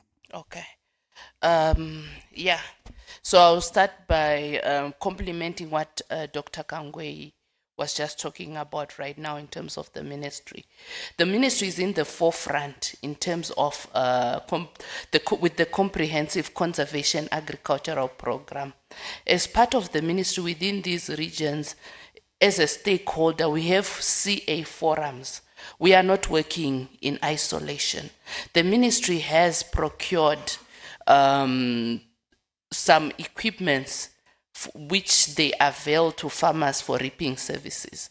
So even the working tractors and so forth, it's quite a big program, because we do have that policy related to conservation, comprehensive conservation agriculture, which is subject to review and subject to, farmers' inputs and advocacy in terms of specific, if there are challenges where we see that there are areas where we are not able to really, where the farmers are not being served, that's when we come in to say, this is what is there. As we went through, I would give you an example, for instance. When we went through to the exposure tour in Zimbabwe, we went through to one of the companies that does produce implements for conservation agriculture, which include the reapers, the planters, and some of the other things. And we were with ministry staff from the Ministry of Agriculture. They were able to identify some of the challenges that they are experiencing in terms of servicing some of the equipments and so forth, for them to be able to, because some of the things is the ministry does have some of the equipment, but some of the equipment, it's at times that it might be faulty, or maybe there could be prioritization of certain, activities versus conservation agriculture. So at least in that regard, I would say the ministry has got this. And then when you look at the other one, Madame asked me about why NNFU is for communal farmers. The NNFU was formed in 1992, of which by then there was already in existence now, which is Namibian Agricultural Union, which is basically mainly having a lot of affiliates under the commercial farmers.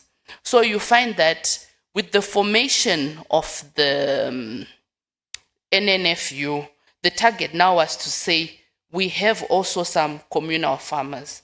And with the communal farmers, we want also to elevate them to that rank of where they grow to go and meet their counterparts, looking at the previous history.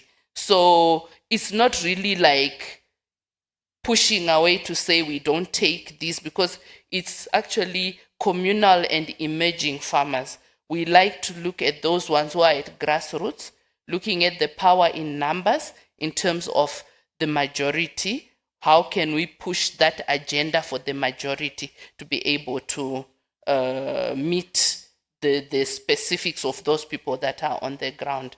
Yeah, because as you know, with the different levels of farming, also the needs and the requirements are very different.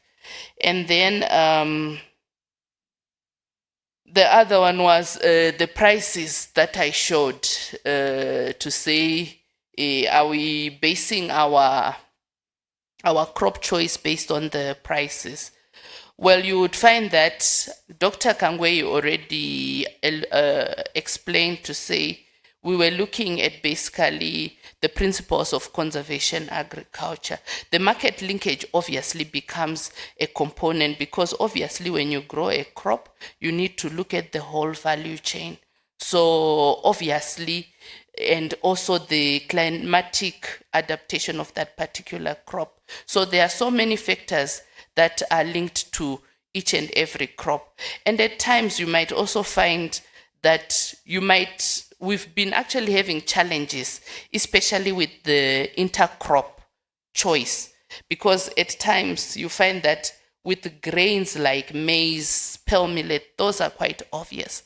But then when you now come to the leguminous intercrop, where you want to put in to say we need the legume component, it's always a bit of a challenge, because introducing cowpeas to certain areas has proved to be a challenge, because there are some areas that don't know how to utilize the cowpeas. So we've had some challenges in that regard, where I think senior would also come through to say that's where we now need to introduce value addition, cooking classes, introducing, because it's a total paradigm shift.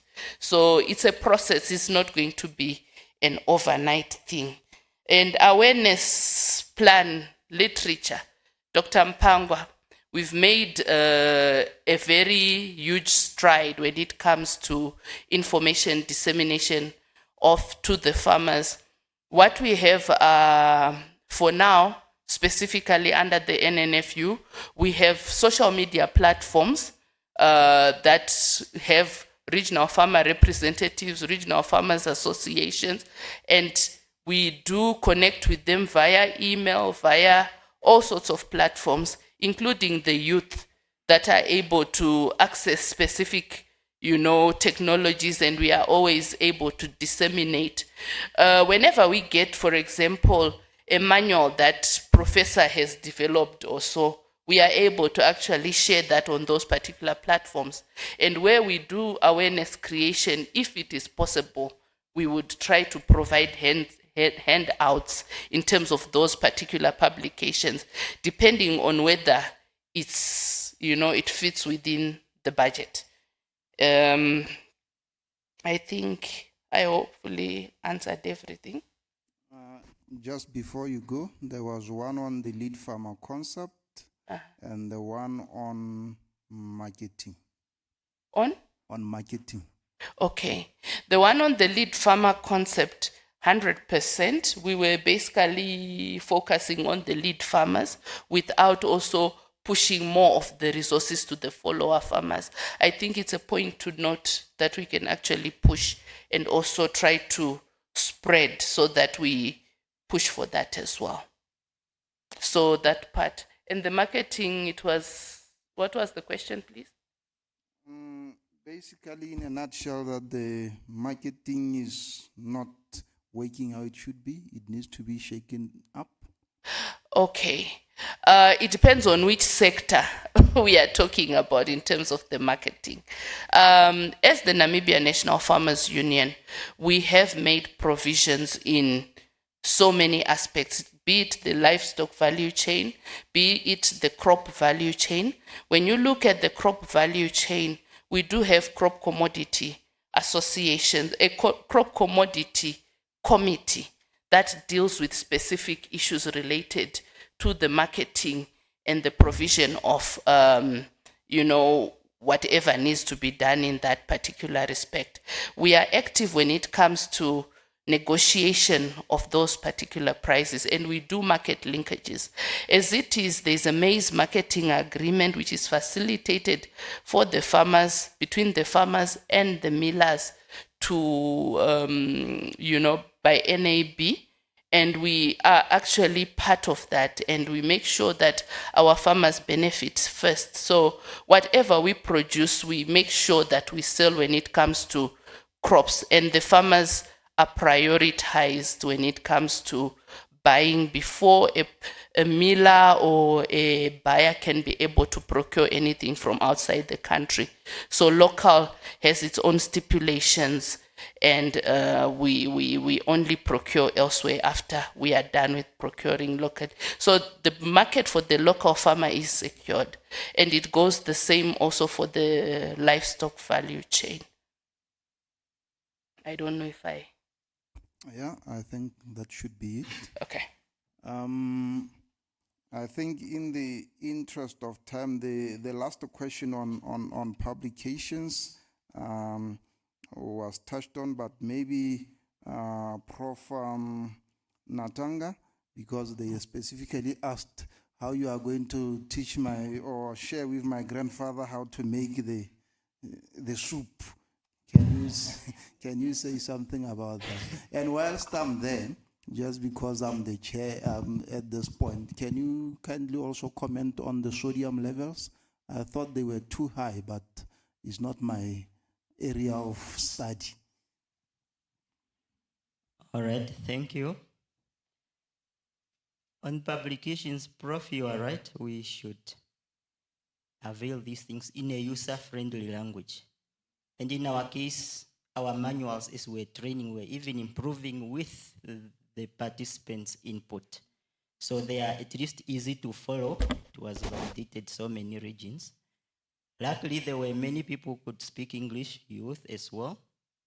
But perhaps what we didn't do is to put them in their local languages, and that we can still do. At least they can then be disseminated in the indigenous languages. But luckily, majority of young people have gone to school. English with simple language, they could follow. Perhaps where we were lucky that she could speak English, it's where, for instance, we have people from Muni or Congo, our San communities, and none of us among the trainers could, but she could speak English. We had other people who could speak Setswana and those languages. But yes, the point is valid, user-friendly for the end users. That language must be clear, and perhaps putting it in the local languages. On the sodium levels, yes, in some cases, and we are not saying that was prescriptive, it's what they preferred. We didn't want yet to go and reduce it, because in these communities, for some, it's also a necessity. It just now depends what type of consumer you are dealing with. If they are undernourished or if they are over. And there is a part of our society that is over, and that would be a complete problem. Thank you. Thank you. I'll then request take another last set. This time around, I'm going to request us to be a little quick. I recall there was Dr. Tacheva, there was Dr. Ngonga, there was yours truly there, and yes. So I have, okay, and then I have those other two. Well, I'll just add you, Claudia, but you were out.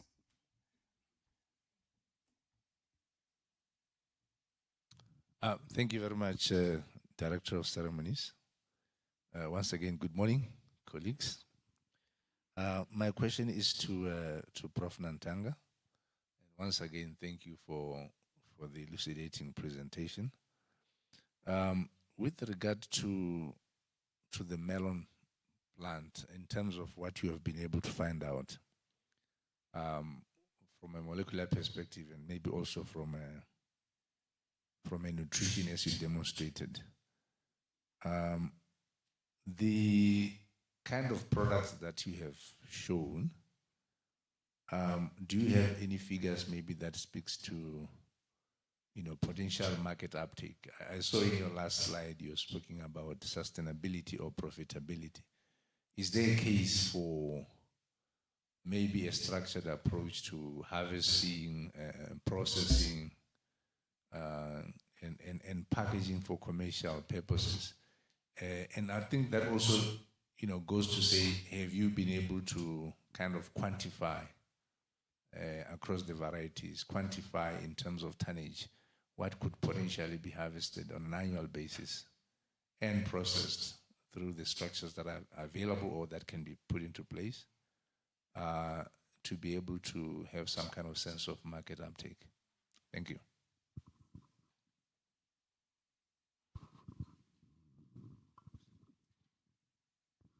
Thank you very much. I would like to, direct my question to Dr. Kami about the EONAC project. Generally, EONAC project, at its core, there is a payment for ecosystem services, which is about providing incentives to resource users to manage the resource. Of course, there are several, there's a fair number of assumptions towards this. Are we assuming too much that we can use alternative livelihoods to manage the natural resources? Thank you. This, I call him yours truly.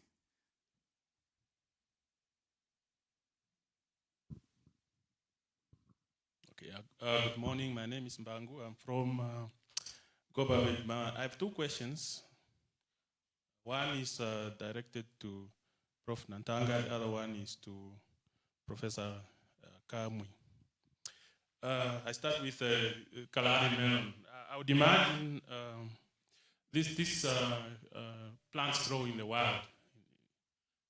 If there are efforts to exploit them for product development, the kind of things that you are showing, have you tried to grow them, and how do they perform under cultivation? That's one. And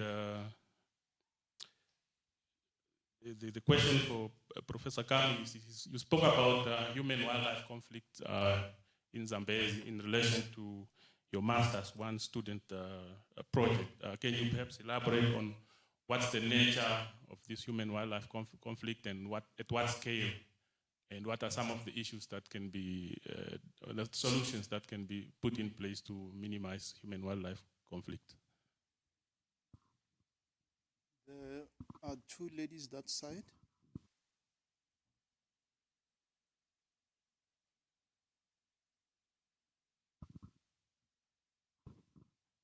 Thank you. Good morning. My name is Graça. I'm a nutritionist and a master student at NAST. I have a question regarding the Kalahari melon as well. I was very fascinated by how you mentioned about the nutritional benefits, which was it's really recommending. Thank you so much.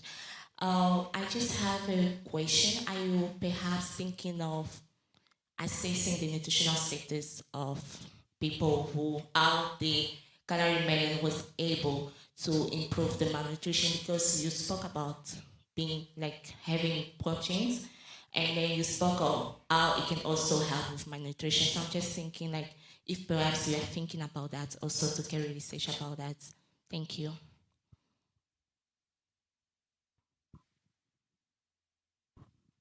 Thank you so much. I'm Marcelo. First, I would then, before I ask a question, what I've observed is, I'm a youth kind of activist that need to take back information and give feedback about. And before asking the question, to observe that I thought and was excited seeing forward when I saw the presentation topics. One of Ms. Gray's objective was to promote or promotion of climate resilient crops and to increase household income among small-scale farmers throughout market leakage and so on. So, all as researchers, that's my observer. The researches were done mostly in the northern part of the country. I understand that there are different geographical reasons. So my question is, what is happening in the other part of the country that mostly we spoke about growing maize and so on? It's the only thing that we have done research on about growing maize and pearl millet and so on, which might be common in that area. But then to help sustain other part of our communities, what are you guys as professionals and researchers help the other part of the country that me as a young activist can take back to those communities and say, this is what they are growing that side, and this is what they are looking at this side, and this is what's coming. What have we done, you guys have done, doing researches to grow some what type of resilient crops, climate resilient and so on crops, in terms of growing other means like potatoes, onions, whatnot and whatnot. If I have to come back to simple terms, what are we doing in regards to that? I hope my question or my observations are understood. Thank you. Yes, thank you. The presenters. Oh, thank you. All right. Thank you. My question goes out to Dr. Kangwehi and Ms. Tererai. So the Comprehensive Conservation Agriculture Policy, if I'm not mistaken, was first introduced 2013-2014. And then funding has gone into implementing conservation agriculture ever since. We've had CAN, we've had GIZ, allocating funding towards conservation agriculture practices. But it seems to me that even after almost 10 years of having funding going into conservation agriculture practices, we're still in the trial phase as a country. So then my question is just, do we have any, let's say, successful examples, or do we have farmers who are consistently practicing conservation agriculture in Namibia? And if not, what seem to be the challenges? Thank you. Thank you. We can We can now have the presenters tackle the questions. Please, let's be brief in the answering. You can start. Thank you very much. Thank you very much for the questions. Not working. Okay, let me try. Can you hear me? Okay, thank you very much. Okay, so I have 2 questions here. I'll be very brief. The first one is on livelihoods. So in terms of livelihoods, livelihoods can always be sustainable if obviously they can absorb shocks. So in terms of doing that, you'll find that there's a need to also include alternative livelihoods, which are being proposed, but at the same time, consider the traditional knowledge which is already existing.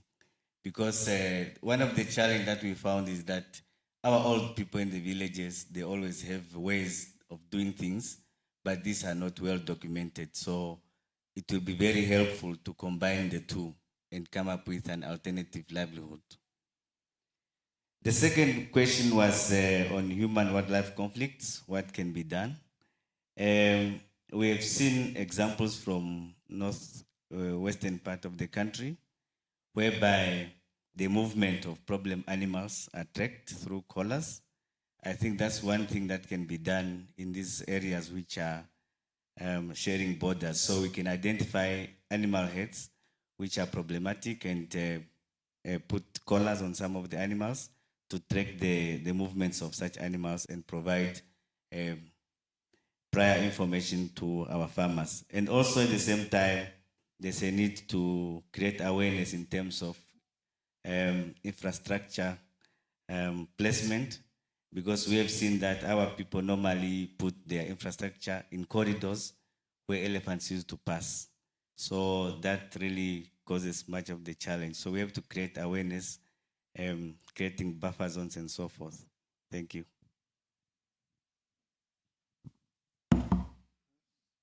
Of Natanga, you might want to go on your... Thank you. There were a few questions that talked about the Kalahari melon product, whether the seeds will be available to sustainably make ends meet. There have been studies on these Kalahari melons, especially when there was I don't know if it still exists, colleagues from the Ministry of Agriculture and Forestry can help, IPPT, Indigenous Plant Products Task Force. And this is when, during Noyoma's time, he wanted cooking oil to be extracted from this. And there is a processing facility in Ondangwa, a Udafano Women's Cooperative, that processes this oil and it actually exports to Europe. So I think there is a way to work around the numbers and also awareness among farmers to either not weed too much of it out, because currently it's not planted. But when you leave your field not cut, it would just take over. That's how it now basically survives. Yes, in the wild too, where people are not really cultivating, such as Omaheke, you find it in the wild. But Kavango West, North Central regions in the fields, only that people weed it out to a large extent because they are not, it's not their primary objective of farming. Whether we would grow it to test those things, I think I would defer that to crop scientists. Remember, for us, give us the melon, we'll give you the product we kill. On nutrition, yes, we would want to do that if funds permit. It will be ideal to really see how people are responding to this. But we do carry out in vitro experiments on protein digestibility, and then we can relate to reality. But ideally, we need to do it with humans, but we don't have funds for that. If we do get funds, or we partner and we get funds, let's do it. Before you go, Prof, there was another question on figures for commercialization. And do you have any figures? And I don't have them off my cuff, Right now, as I said, there was that study, I can't remember the numbers. That's why there's a processing plant using those seeds to extract oil. So whether then that becomes competition, whether you are going to use it for these food products, which is just because you are removing the oil, you could still get the other part. They are not exporting the proteinaceous component. Okay. And then, okay. You want to move like this or? No, you can take the next one. Oh, okay. The two of you can finalize whatever is left. Okay, my response would be to Madame Claudia. Yeah, so yes, that's very true that there's been policy since 2012. And I think it's actually one of those that have been, I think there's been a review again, I think whether it was last year or so, but yes, there have been several phases in terms of conservation agriculture, how can I say, intervention. So if we look at 2012 up to 2025, one of the key things is that that period is just a matter of how many years is that? 2012 to 2025? 13. No? Mm-hmm. Yeah, you would actually find that for a paradigm shift, it's not easy to change a community. It's not easy to change the way people are used to doing specific things. Remember, when you look at the agricultural revolutions, these are phases and things that have taken over a century at times to move from one specific technology to the other until people actually adopt. Because number one, you have to look at introducing the whole system. People have to become familiar with the whole thing. It goes against the different culture, the customs, and the norm that these people were used to. So you find that it always has a phase. So I think it's still quite early. There are some results in terms of some farmers that have fully adopted conservation agriculture, and I'm sure some of them you'll get here on the podium as you continue with the sessions. But what I'm saying is be patient with the system. Let things flow so that you can be able to, deliberate. I would actually reflect on the time that I started pushing with conservation agriculture. That was around 2006 in the Zambezi region. And at that particular time, if I look at some of the farmers that I worked with during that time up to now, the expansions, the level of knowledge, all these things, people are doing things differently. So yes, there are some success stories. Dr. Grace. Yeah, no, I think you have answered that question. Okay. Satisfactory, I don't need to add anything. It's a paradigm shift. We give it a system, and not everyone can just accept anything and adapt to it. You first have to go and see how your neighbors is doing, the benefits that they're reaping before you can. But as Tererai actually alluded to, we have people who are into conservational farmers, and we are also using them as lead farmers, where followers are now going through, they are monitoring their fields, and they see the differences. So when you just have discussion like this, you see that people are warming up to the concept, and we are hoping in future more people will also join the group. The question that was asked by the youth, unfortunately, our project, it's implemented into 2 different countries where they are looking at the specific cereal crops and then the legumes, and we need to introduce the same project under the same conditions. So we could not go and start looking at onions or potato or anything else, but duplicate what is being done there, because it's a comparison, and we want to see what is happening in those countries and compare the results. So unfortunately, it was limited to the regions, the 3 regions that we are working in: Zambezi, Kavango West, and Kavango East, and also on the cereals and the legumes. So maybe in future funding, we can look at other regions and also include other other regions as well and look at different crops. But we also have to maybe just acknowledge that other research studies are going that are looking at the crop value chains of different crops and different areas also. NAB is part of those. They are looking at some of those studies, and we have an ATPI, which is an institute at NAS that is also looking at different value chains. So maybe we can also, maybe you can link up to them and see what they're doing in different areas. Onions, potatoes are also part of the things that they are looking at, and you can get comprehensive reports on those, unfortunately. Thank you. Thank you. And just before I close, Prof. Natanga, there was a question, I'm not sure, maybe you answered and I missed it, about the melons, whether there is any effort to grow them and their performance, if there has been any. I think I did answer that one. That I would defer that to the crop scientists who can do that better, and then they give us the melons and we give you the products. Okay. Thank you. At this point, I'm going to be taking this opportunity to close off this discussion at this point. As I indicated, of course, we are running slightly behind time.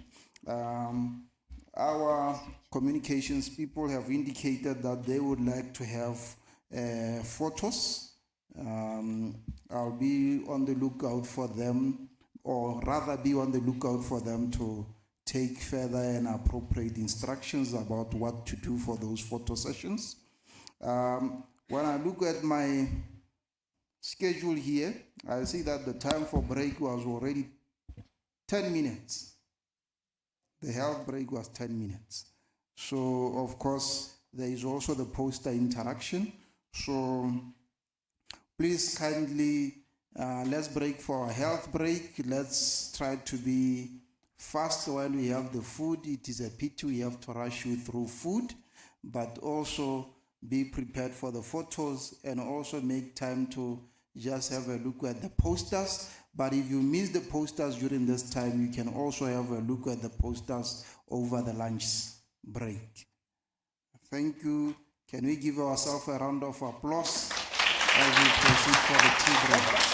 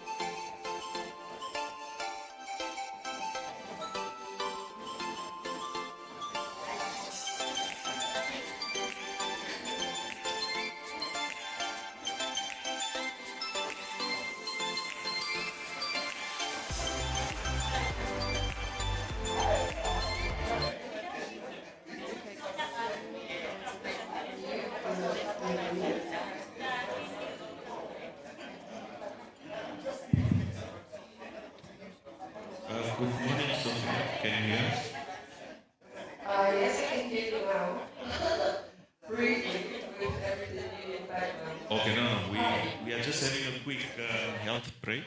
So we thought we'll do the testing during that time. Okay. Okay, so Maybe let me quickly switch on my camera. Maybe then you can also see me. Hi, can you see me? yes, we can. Perfect. Is it okay? Is your presentation on? I think we can see it from our side. If you can put it in Yes, presentation mode. Yes.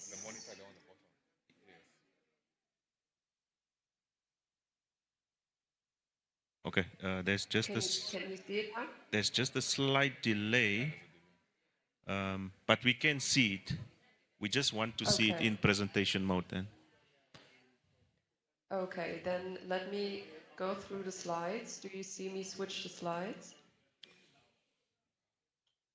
Not yet. We can see the first part of the presentation. I don't think it went into presentation mode.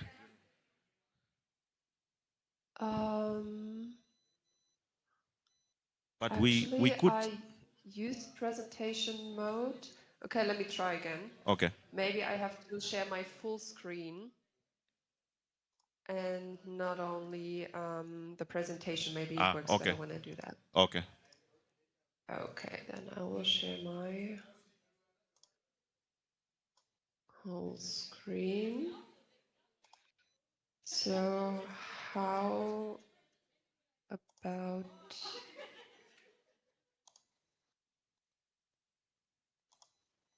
okay, what is happening here?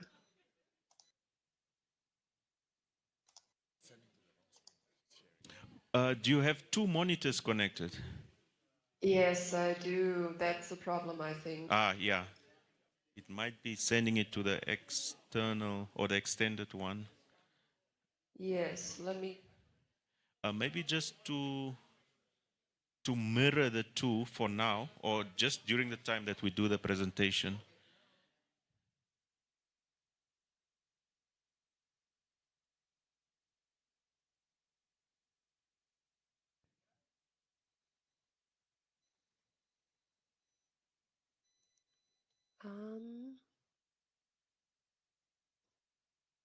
Can you still hear me? Yes, we can. Perfect. Then, can you see my screen also? Yes, we can.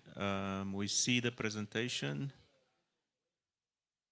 Perfect. Now it should be in presentation mode. Yes, okay. Everything seems to be fine now.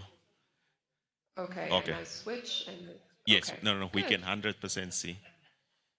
Okay, Okay. perfect. Thank Then, you very much. Yeah, not a problem. Then Okay. see you again later. Okay, thanks. Thank you. Bye. Bye. Bye.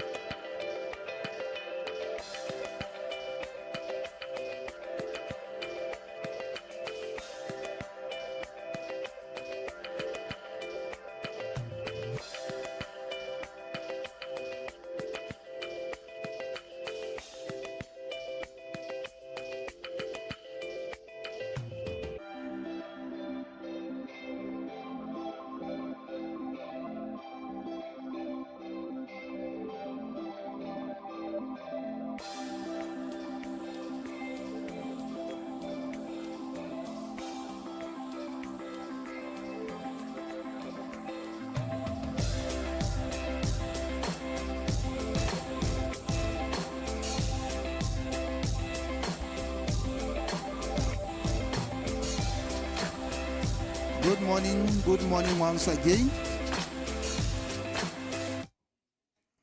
I see I cut short a very important and interesting part of this program. My sincere apologies. Please, over lunch, make an additional effort to go back to the posters. Those who have posters, please try to be available also.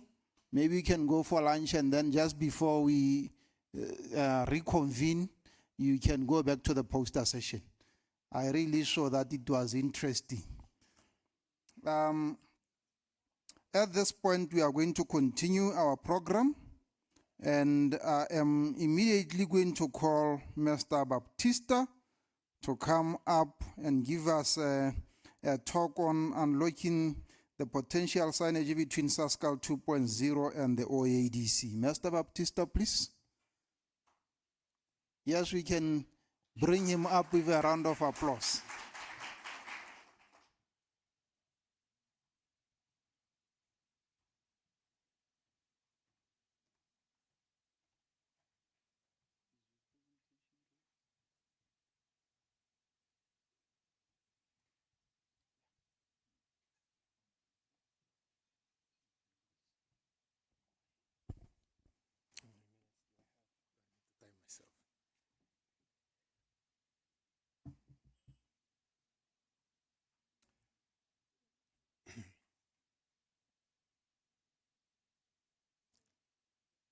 Good morning, everyone.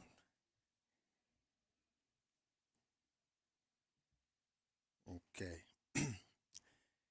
Yeah, so for me, it's a big pleasure to deliver this presentation on behalf of the Sasscal Open Access Data Center, which is a department within Sasscal that I am a part of.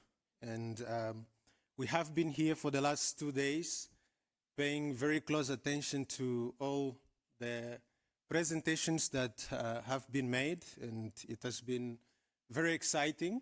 And then to say that while we don't have a presentation that speaks to a study that we have carried out, but I think we wanted to just explore the intersection of the exciting work that you do and also what we do as part of the Sasscal Open Access Data Center. What I will be covering as part of this presentation is, first of all, just introducing to you the OADC, like it is known. That's the abbreviation for Open Access Data Center. It might be new to some of you, maybe not so new to some of you. We'll explore what are the linkages that we see the work that is done under the department with what is happening in Sasscal 2.0. And basically, it's from those linkages that we'll then expand into some specific items, such as the data sharing platforms that we use, what are some of the products or services that we have developed, and what we see as potential synergies between ourselves. Now, to get right into it, I think in short, I can briefly say that the OADC is the digital backbone of Sasscal. It is a department within Sasscal that serves as a centralized hub for managing, processing, and distributing important regional scientific data. As you know, and as has been introduced to you in the last day or so, we fund research, we support research, and out of that, there is obviously data that is required. There is also a lot of data that is produced. So the whole idea of the OADC is to serve as that central repository to which all this output comes to, that it can be used by future studies, that it can be utilized by the larger research community. Our core functions in the data center are a comprehensive data acquisition and quality control processes. We organize the data and ensure that it's securely stored. And then ultimately, we aim to make it available under a policy of open access. But that is not where we stop. After we have gathered the data, after we have organized it and made it available in its raw format, there is an additional step that we take, which is extracting meaning out of it in the form of products and services, data-driven products and services. And particularly speaking to the last point, we do this with strong collaborations with the country nodes, or Sasscal country nodes, as well as our partners. So that is an overview of the Open Access Data Center. Now, where are we speaking, or where would we like to explore the synergies between this department and Sasscal 2.0? Now, I think from the onset, our relationship, or the relationship between all the PIs or all the projects in Sasscal 2.0 and the OEDC should have been a very tight one. I think the reality is a bit different, but that is exactly why I'm here speaking to you again this morning. But there are some specific avenues for collaboration between yourselves and ourselves, essentially starting off with the fact that we already stand custodians of a lot of data coming from Sasscal 1.0, as well as research infrastructure that was established either as part of Sasscal 1.0 or just as part of the provisions made under Sasscal. And the idea is that we support you in all that you're doing with these data. I would like to highlight here a few. We have the Sasscal WeatherNet. I was happy to listen to a few of the presentations yesterday that made reference to this resource that we make openly available. I think I can boldly say that it's probably the most expansive, at least, or the one data set of regional coverage that is freely and openly available, constituting of 164 automatic weather stations distributed in countries Angola, Namibia, Botswana, Zambia, and South Africa. And these stations are measuring environmental parameters, including the ones that are listed there. So it's your rainfall, the air, and soil temperatures, humidity, wind speed, direction. And once measured in situ, the data is transferred to the data center, where we do some quality control before we make it publicly available for use by a wide range of users. So that is already a data set that is available, that is under the custodianship of the OEDC, that has been available from the start of the Sasscal 2.0 program to the researchers and to the projects for utilization in the work that we do. It doesn't stop there, like I indicated. There's obviously all the publications, the models, geodata from Sasscal 1.0 as the portfolio of research that ended in 2018. All the data that we were able to gather from that portfolio is also managed under the OEDC, and the idea is that that too is available to you to support your research. We also seek to complement everything that we generate ourselves, either through the research infrastructure or from the research that we support, by exploring available sources of data, globally available sources of data, assimilating that for our region, and then obviously making that publicly available so that should you need to make use of the same, you don't have to go through that process again, just to make life easier for our researchers. And on that note, there's a few items that you see listed there. There's the global CHIRPS 2. Now it's actually CHIRPS 3.0 precipitation data. I know that is rainfall data for our region due to limited infrastructure, research infrastructure is such a pain. So I think that is a product that has assisted us a lot ourselves, and we seek to make it available after we have clipped it for our region. It's not the only one. We have the world climate temperature, we have fire data, and even recently we also started exploring evapotranspiration data. So the idea is that everything that we already have is available to you, that it supports you in the research that you do. And that brings me to the topic, or to my second item. So that also means that everything that you are doing, the idea is to continue on this trend. I mean, I don't know it yet for sure, but there will most probably be a Sasscal 3.0, and that I think it will be ideal or they will be better positioned if all the data that is available from Sasscal 1.0, from Sasscal 2.0 is readily available for uptake even in the next phase. So one linkage that we see happening between the Open Access Data Center and yourselves as the PIs of Sasscal 2.0 is that we mandated to collect, to store, and to share all the outputs from all the 13 projects.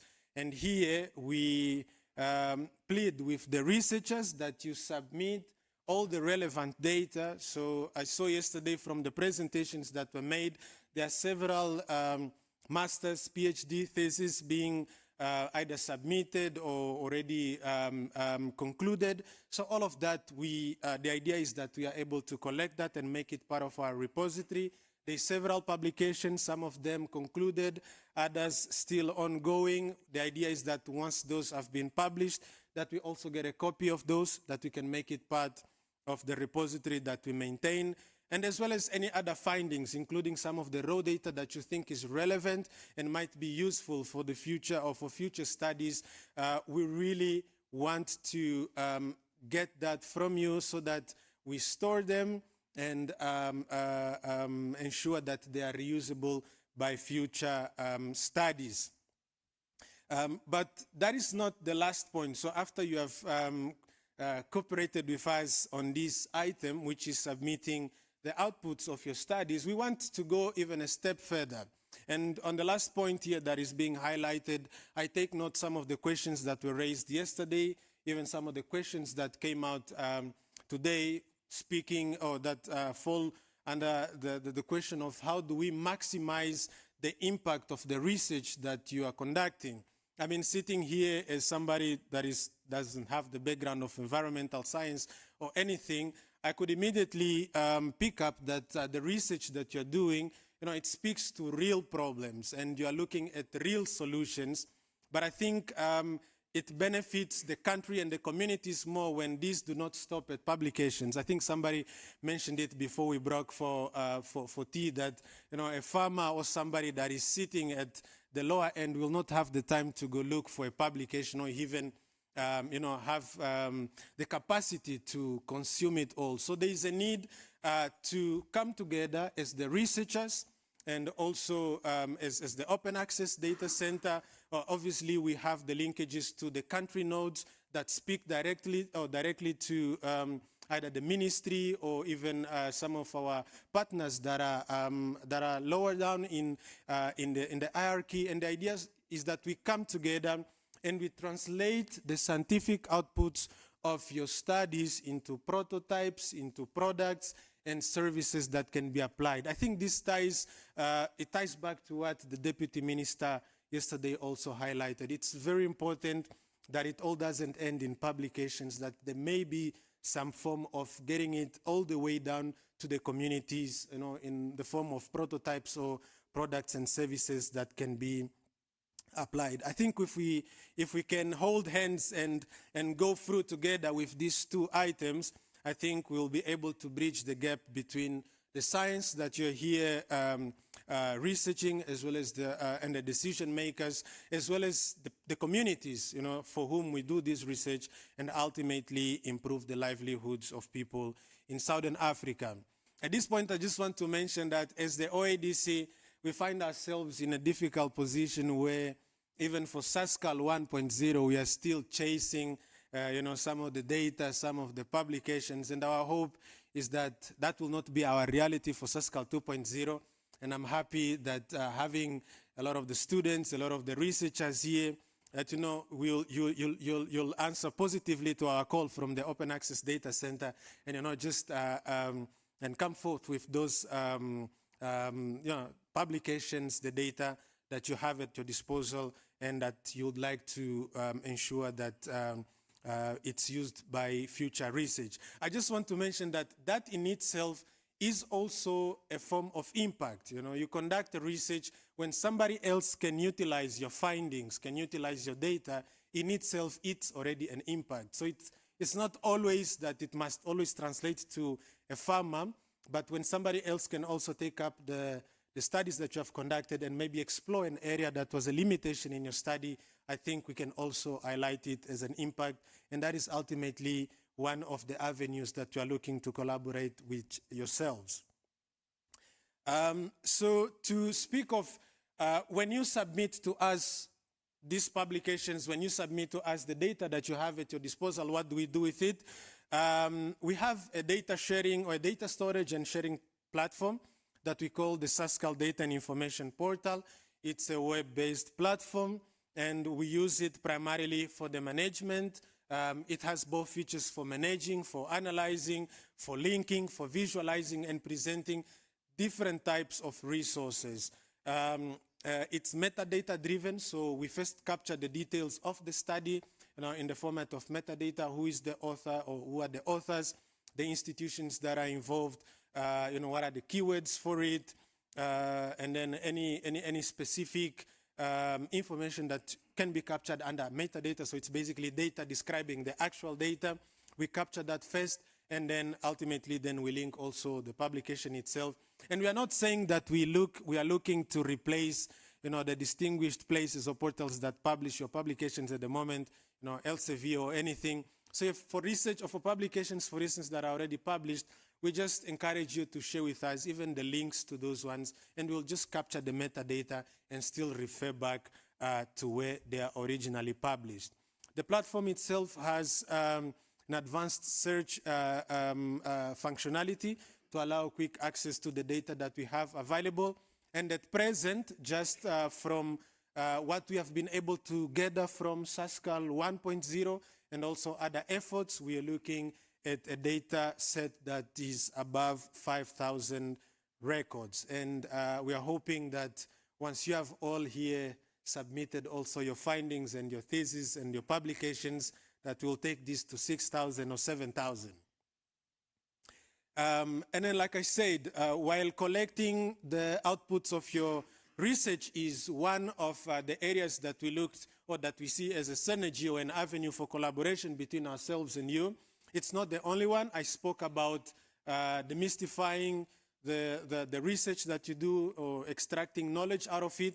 That is the process that we have defined for developing products and services that speak to the end users. And you will see that there is a lot of indication in the whole chain of research or science. It's not something that we can do by ourselves. There is a need for research, there is a need for the science, and we couple that with everything that we have at our disposal, including remote sensing data, which we have a lot of it in our repository. We make use of some of the infrastructure that we have in terms of computing, and then speaking with the collaboration that, or the channels that we have to collaborate with our office, country offices that also speak to the ultimate end users. We can come together, identify needs, generate a concept or an idea, source for the data, and then extract the meaning or translate the knowledge, and ultimately come up with a product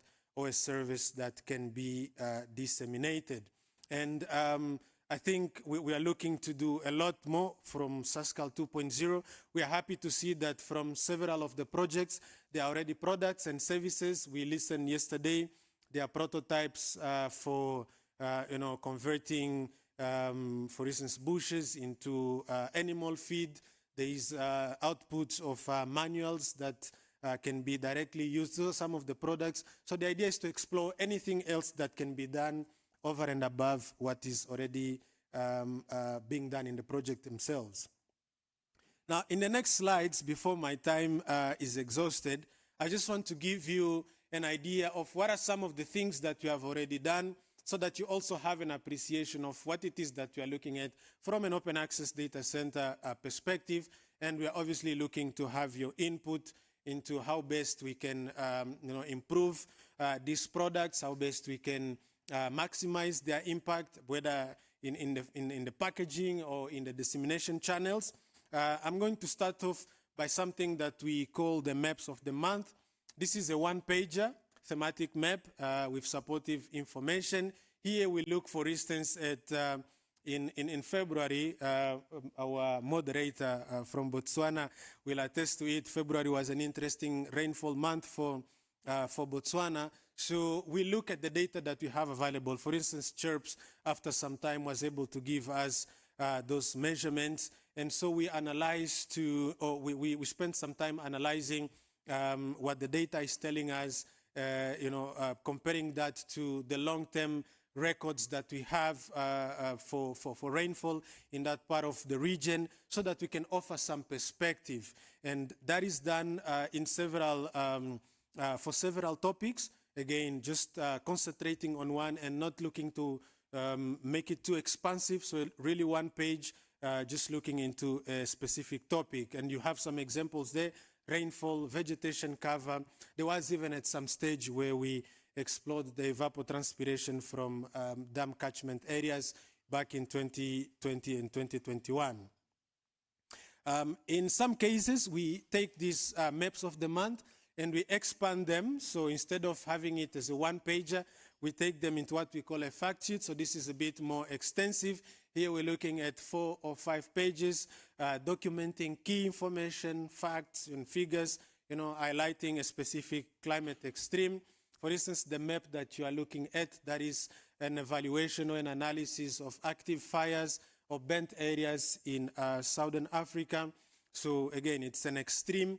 And so we are looking to extract from the data that we have available more this fire and burnt area to try and see what is the extent, what is the frequency, when do the fires most likely occur, and then provide that to our stakeholders.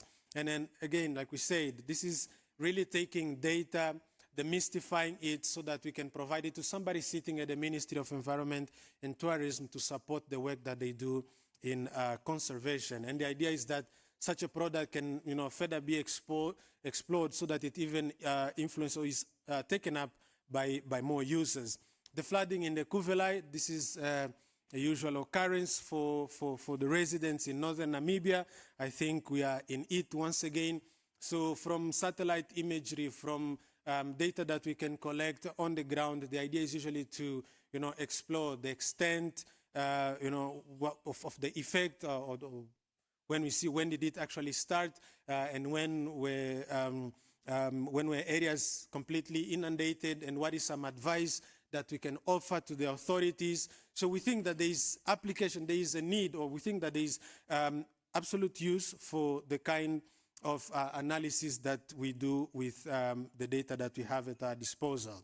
There's also policy briefs that are aimed more at decision makers. And here we take the science that you are researching, package it nicely for somebody that is sitting in an office of decision making, so that they can use that information, even they discuss it, whether in cabinet or in a management meeting.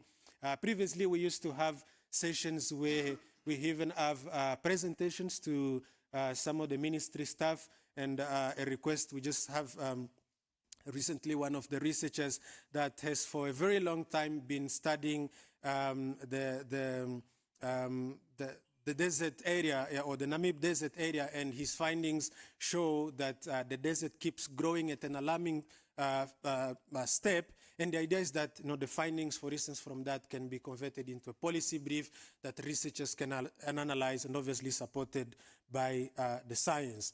So those are all data products. And then there's also posters that we have been able to come up with, very similar to the one-page map of the month, just a visually engaging single-page summary that gives highlights, insights, and a strong or a message to a broad audience. And on this area, we have been able to, for instance, look at Namibia, the land of extremes. This is a poster that we prepared for, I think, the Wetlands Day that was supposed to happen recently in Grootfontein. But we did the same, for instance, for Botswana, looking at their fire regime. And that is when the data or the analysis of the data can end up as a product that can be taken away by, or that can easily be distributed to the end users.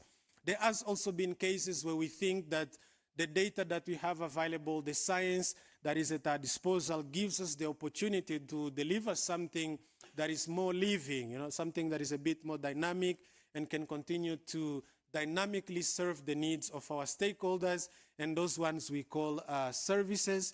And an example that I would like to give here, something that is in the works by the OADC and for which anyone or all the scientists that might have an input are welcome to do. We have something that we are calling the AgriWatch. Here we are looking to develop a digital decision support tool, that will offer crop, rainfall, and rangeland monitoring, maybe to the Farmers Association that had their presentation here, maybe to the NAB that is also mandated to, monitor or control agricultural production. We base it obviously from an observation of the needs that we're able to pick up at the moment. I know they rely on manual processes that farmers will notify them what areas they have cultivated and how much they anticipate to harvest. But we obviously have also means of inferring that from satellite imagery. And I think with the scientists that we have here, or the experts that are in the room, the idea is that we can come together, the science that you bring in, the data sources that we have available, the computing power that we have at the Open Access Data Center, and maybe some of the software engineering skills also available there, that we can come together and produce something that can be used by our stakeholders to support the work that they do as a service that we can deliver to them. So we use this opportunity just to demonstrate what are some of the things that we mean when we speak science-based or data-driven products and services that can be produced to maximize the impact of the research that you do, coupling that with the data that we have at our disposal. And with this, I can only reiterate our call that please work with us. We have data that we want to share with you to support your studies. And I think it's good that we have a lot of students here. I think there's a lot that you can utilize from the Data and Information Portal, previous studies that will have already been conducted, data that will have already been collected, that I think you can apply to your studies. And even beyond that, the opportunity for us to come together and co-create products that can really maximize the impact of the research that you do and that which Sasscal supports. And with that note, I thank you very much for your attention.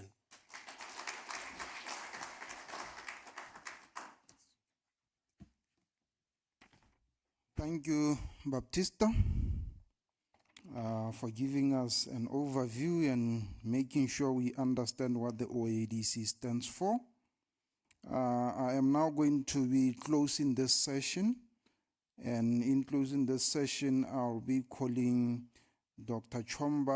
Innocent Chomba, to come up and moderate the next stage or the next session, which will essentially be feedback from our stakeholders. So, Dr. Chomba, please come up. We can give Dr. Chomba a round of applause as he come up. And thank you for your attention.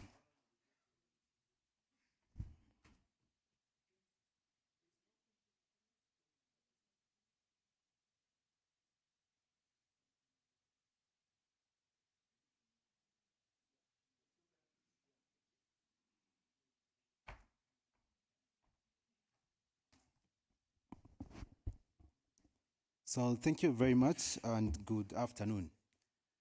So before we go into my session, I have to continue a bit with the session that I've just wrapped up. I think we need some feedback from the audience on what Baptista was presenting. Maybe one or two questions or queries that you would want to get to have some feedback. They are welcome at this point. So there is one question.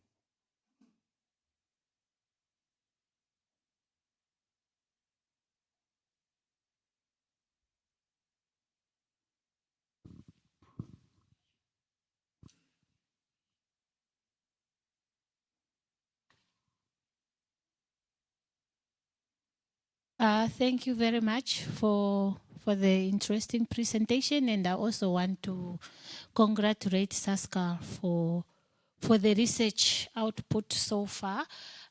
Just wanted to react to the presentation in such a way that sometimes we feel we haven't done enough and we can't satisfy everyone. You have done a lot. However, I just feel that there is that that with this information, there's need, it's not really awareness, but an intentional institutional linkages to potential users of the information. And I'm not talking about farmers. I'm talking about people like myself and others whom I would call bridges. Today, as we sit here, people are in Swakopmund, the 3 Rio Convention Committee, where most people in biodiversity, land degradation, drought, etc., and climate change, because those are the 3 Rio. They're in Swakopmund giving feedback, discussing what is happening. And I just feel like there's need a session with that audience really to know about this presentation, because those are the users of the information. That is the bridge between you and the farmers you did not manage to engage. So that's just, it's quite interesting, but they need awareness and they need an engagement so that they can also ask questions, so that they make use of the information that is available in those platforms. Thank you. Okay, that was a comment, but also some concern. Before we go to Baptista, there's another question there.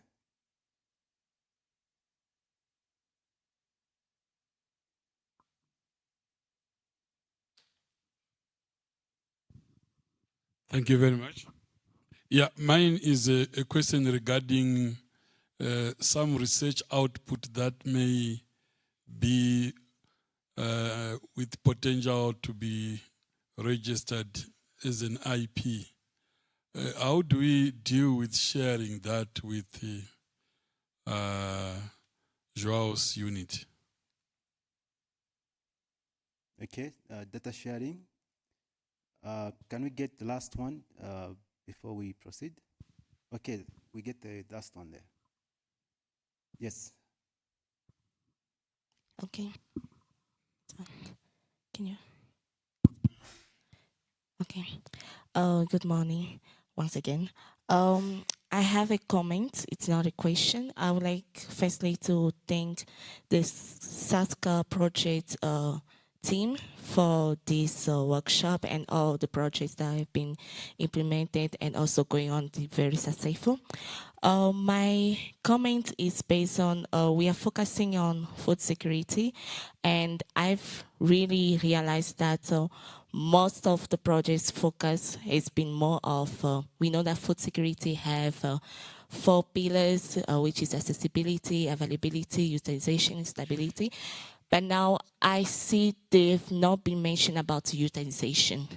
And as a nutritionist, what really I really focus and see it's about meeting the nutritional needs of the people. So it's true we are really teaching, or we are talking about how to grow certain crops, but are we also teaching them also of how to have a balanced diet or how to prepare those food in order to meet their nutritional, because malnutrition also can also result from disease. So we also just have to look into that.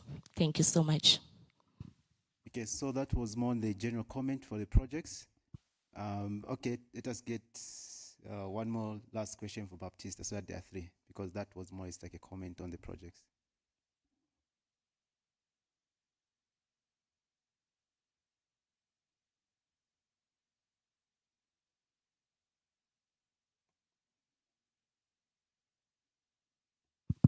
Morning, afternoon actually. My name is Nata from Gobabeb. So for me, just a question from a point of view as a student, maybe asking also for others. Thank you for the presentation, but especially about weather stations, I just want to ask, to what extent does that data reliable, like, because these stations are at different like gradients, but how far do you need to be from the weather station? To what extent don't I need to carry a data logger, for example, to go in the field? So in terms of distance, maybe I'm doing my field work somewhere at a specific area. Do I still, how much do I need to rely on Sasscal data weather station. Okay, in terms of accuracy, sir. Okay, so Baptista probably can respond to those. There's one on how you bridge the gap with the communities, and then one has to do with reliance as well, a bit of the data, as well as data sharing. Thank you.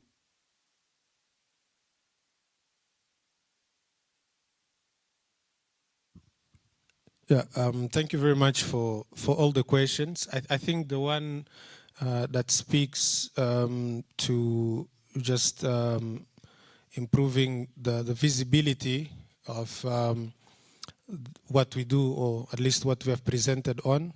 I think as Sasscal, we are very much open to striking new partnerships, especially with either organizations or even individuals that can assist us in deliver the results or the outputs of the research that we do to a greater audience or to the relevant users. And on that note, I think we'll take on that opportunity already presented by Madam that asked the question to link up even as part of this workshop to see what are some of those opportunities. At the moment, like I indicated, we obviously rely a lot on the country nodes that are supposed to be our eyes and ears, and they're supposed to be speaking to the institutions in the countries, supposed to be speaking to the individuals, and that is the channel. But I think that is not exhaustive, and we are really open to expanding that to ensure that a wider reach is achieved. That is on the first one. On the issue of IP, yeah, that's an interesting one. I'm almost compelled to borrow the words of somebody yesterday that said they would answer to questions that were within his pay grade. But to say that we fully understand, I think that is an understandable aspect, and I think we're not saying that as Sasscal we are looking to run away with inventions or new discoveries, or maybe what can potentially be protected by the researchers. I'm sure there's an aspect of that. I think from an expectation perspective, even as part of the call, as part of the contracting phase, there is that expectation from Sasscal that as part of the research that you do, there will be something that you can contribute back to the community, to the larger research community, and it's those outputs that you're looking for. But even beyond to items that carry an IP, I think as Sasscal we are also open to discuss how we can further support to ensure that such initiatives go forward. And then I'll maybe also ask our AD, he might have one, or might have some additional information on this. And then in terms of the weather stations, if I understood correctly, the issue of did you say reliability? Okay, so we do not anticipate, first of all, if I understood, you mentioned that if we expect that you, with your logger, you're already in the field. I think if that is the case for a researcher, then they're obviously in a privileged position, but there's obviously a lot of other researchers that are not or don't have the same privileges. So the idea is not, we don't expect that you go and interact with the physical infrastructure that is distributed in the countries. The data comes to us at the central point, which is the Open Access Data Center. We do some quality control and then avail it openly via a website, sasscalweathernet.org. And so from a usage perspective, you're only expected to interact directly with the end result that is already published on the website. In terms of the quality aspect or the quality of the data itself, obviously the sensors that that are installed on the weather stations, first of all, calibrated.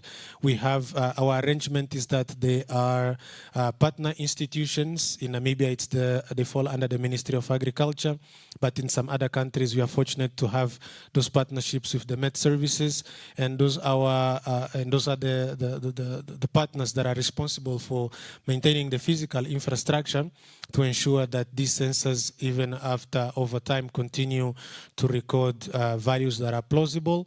From our side, when we speak of quality control, we, over and above having ranges that we have established from long-term observation of what can be expected as valid values for specific variables in each of the locations of the stations, we also have a mechanism that alerts us whenever something looks amiss, so that we review them and either activate them or cancel it as a value that is not valid. So those are some of the mechanisms that we have in place to ensure that the data that we have is of quality.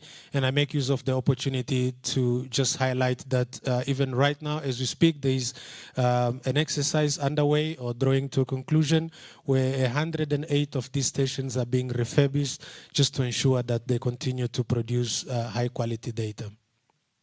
Okay, thank you, Baptista. Thank you for the questions. So if there are any more queries on that one, please feel free to interact with Baptista. He's a very friendly person. But the executive director wanted to clarify something on IP address. Dr. Cheba.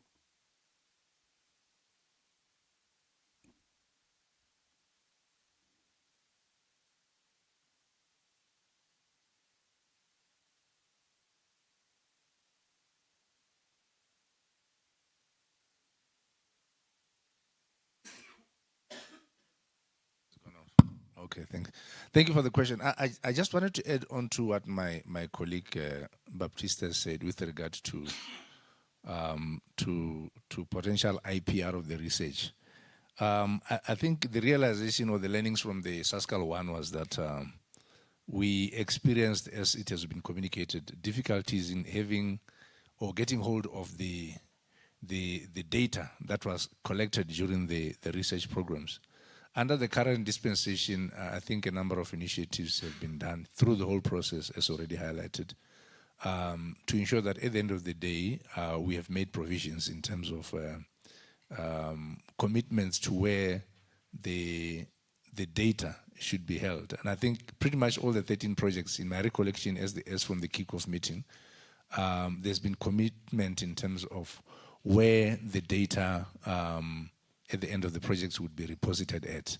I think only on 1 or 2 occasions, I think I remember the projects that I highlighted and actually giving us a direction in terms of where their data is going to be sitting.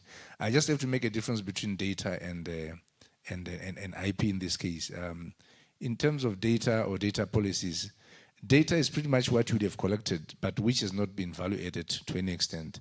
I think from the funder's perspective, the idea is that that data that's been collected, it's kept within the structures such as Sasscal. It's not that it's for an immediate release to any third parties, but it's to allow for us to be able to account for the investment that has come in terms of being able to repository for that data. Obviously, the researcher would still have absolute access to use the data for any further developments towards any further development of intellectual property. The last thing I want to say is that within the framework of our reporting, you'll find that I think in every one of your reporting, towards the end, there's always a requirement to say that you should record or you should report on any new IP developments, basically so that we can sensitize, or it can sensitize the investment in terms of what has been developed at this stage. So at the end of the day, we want to be able to have a full account of the data, the potential IP that has been generated or that is being generated, mainly for visibility, but it's not that there's any interest in being able to exploit it for the funder's benefit. Thank you. Okay, so on that note, we can close the session so that we begin the next one. Now, the next session has to do with more on the discussion on stakeholders' feedback. So the stakeholders, we have 2 categories now. We have got the expertise, some of them that are involved in research, Others, they've seen what's happening, what Sasscal is doing, and they want to say, okay, this is what Sasscal is doing or not doing. But also, we don't want to leave out the communities themselves. So we're going to have two discussions groups. So the first one will start with the expertise, and then we go to the communities themselves. Once we are done, I think before we go to the next one, we have a bit of 1 or 2 questions from your group, so that we engage in the discussions as we discuss with the colleagues, the expertise, as well as the communities. So the first one will be that of expertise, and the panelists to help me discuss some of the questions or some of the queries that we'd want to hear from the communities, from this audience, from the perspective of Sasscal, will be the following. So we have Mrs. Telelai Masekwa as one of the panelists. I think she was here before. Please let us give her a round of applause so that we give her some more energy. Mrs. Margaret Ngura also, she's part of the panelists today. I've got Dr. Sirunda, is also part of the panelists today. And then, finally but not the least, Mr. A.D. is also part of a panelist. So these expertise, they're coming from different organizations, and they've got different expertise. So if you look at Mrs. Trerai, she works for Namibia National Farmers Union, and she's involved in Forex. I think she did some presentation on what they're doing in terms of conservation agriculture in the Zambezi and Kavango region. And then I've got Ms. Margaret. She works at UNAM. She has been involved in climate change-related projects, especially on the community level, while look at adaptation as well as mitigation projects. Then I've got Dr. Sirunda, who is the chief scientist at NamWater. Basically, it's a company which is mandated by government to provide water and regulate. And I've got Mr. Edi, who works for the Ministry of Agriculture, and is more into research, water in terms of agriculture, the use of water in agriculture. So to avoid this session looking as if it's a quiz, I also need to sit down. Otherwise, it will be more like having a quiz, and then it creates a different vibe in the environment. So allow me to sit down. I hope there's a mic where I'm going.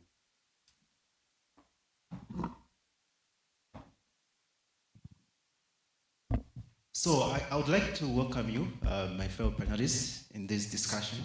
So basically, we are coming from a context where climate change now is one of those urgent issues that globally everyone is tackling, and then try to find solutions. And then one of the issues that Sasscal identifies is that research, partnership, regional cooperations are important in trying to deal with these kind of issues.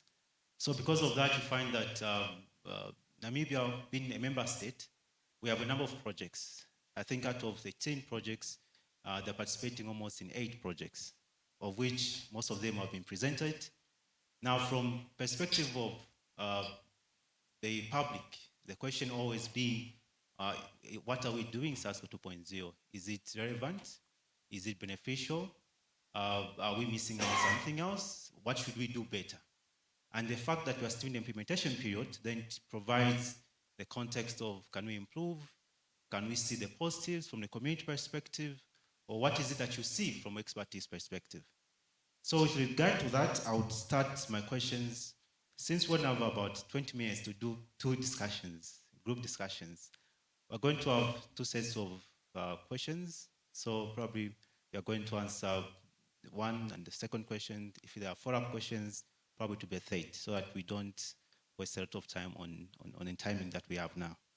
So my first question probably will start with Mrs. Taylor, since you have been working on the partnerships and knowledge sharing with other counterparts, not just Namibia. I heard you mentioned about Zambia, where I have also another project that is doing that. So from your perspective, what do you see is the importance of cooperations in terms of regional cooperations as well as data sharing when it comes to food security? That is Sasscal, one of the things that we are proposing. Thank you. Okay. It's the English. I think, yeah, when you look at the role of cooperation in terms of food security. I would say that regional partnerships or collaborations are very important. And we see this in these particular projects. For example, the current project that we are running for Sarex, there is another one that the NNFU is involved in, which is Sasscal, which is basically, if you look at it, is Southern African. It's a union of Southern African regional farmers unions. And with that, you find that we share a lot of information across these particular countries, just like we do with Fosarex. And the information that is shared is important in the food security industry because we look at, number one, improved capacity building, because what you learn from the other country, you might not be actually doing it in your own country. So within Sasscal, we have what we call community of practice. It's like knowledge bank. What they do in the other country, they come, they share related to climate change. It could be also linked to value addition, processing. So when you look at regional partnerships, you do look at better and improved capacity building because of the networks. You look at better involvement in terms of policy contribution in terms of that one word when it comes to specific policies related to food security. And you also look at better trade in terms of, the whole food industry and how you can actually move around the sector. So other interventions that have come through these particular collaborations include infrastructural development. I think there was the Mamuna infrastructural development in Gobabis, where you are looking at partnerships between Namibia, Botswana, which actually help improve trade capacity, where countries make up for each other's shortfalls and they are able to better collaborate. So it actually helps with food security within the country as well. Okay, thank you very much, Mr. Trerai, for that. Actually, it's also worth to note, especially for those who didn't take part in Sasscal 1.0, there's a change. Now we conducted 1.0 and now we are conducting this one. So the Sasscal 1.0, they are more localized. So you have researchers from just Namibia, researchers from Zambia, Angola, Botswana, and South Africa. But for Sasscal 2.0, those who paid attention, we see that they are more on the consortium. So we have got researchers who are working on the same project, but in different countries. This is why we have got Fosarex here, and then we have got Fosarex should be in Zambia. Now, when it comes to water, Dr. Shunda, what are the challenges that you have in Zambia, or not in Zambia, because I come from Zambia, in Namibia, and then how do you see Sasscal 2.0 fitting into those challenges in trying to provide solutions? Thank you very much. I think the challenges maybe in Zambia, they might be different to how we are experiencing them in Namibia. So however, there are quite a number of challenges which we're experiencing in the sector. And when I was following the proceedings, I could see some of the research projects, they're addressing some of those challenges, but some of them, they are coming short to address some of those challenges. So I think to mention the challenges in the sector, we have a climatic condition, so a climatic region in which we operate into, so which is very dry. So you can see sometimes we receive a lot of rainfall in some areas. In some areas we don't receive enough rainfall. So this season is a good season. So in some areas we do have water, but the quality is poor. In some areas the water can be there, but the quality can be exacerbated by the issue or the effect of climate change. So we have seen quite a lot of some of our aquifers where the concentration of some parameters are increasing tremendously to an extent whereby we can do conventional treatment. So we have also seen that these flash floods which we are receiving, they are also introducing a lot of contaminant in some of our water sources. So we also have challenges apart from the resource side. We also have challenges which speaks to the issue of the infrastructure, and we also have challenges which speaks to the issue of capacity. So if you look at the research projects which were presented, when I was sitting there, I thought maybe they can go a bit further. So some of them, they were bringing out some solution which we could consider for implementation, but some, for example, the project on water storage, if they were to go a bit further, maybe to conceptualize some of those storage facilities which we could look at in the sector for implementation. Say, where can we store this flood water? Can there be underground water storage, which could be maybe at the concept level at this stage? Then we look at how can we then investigate them further to see how we can utilize them. So overall, I think there is good solutions which were presented, but there is still room for improvement. And we're looking at also not only publications, because some of us from the sectors, we hardly, okay, I read a lot of publications, I do publish myself. So we need reports, we need solutions which we can implement. So we thought it would be good if some of these projects can lead into some of the technical reports which we can implement in the sector. So, and additionally, I thought it would also be good if some of our challenges in the sector could actually be tackled in these research projects.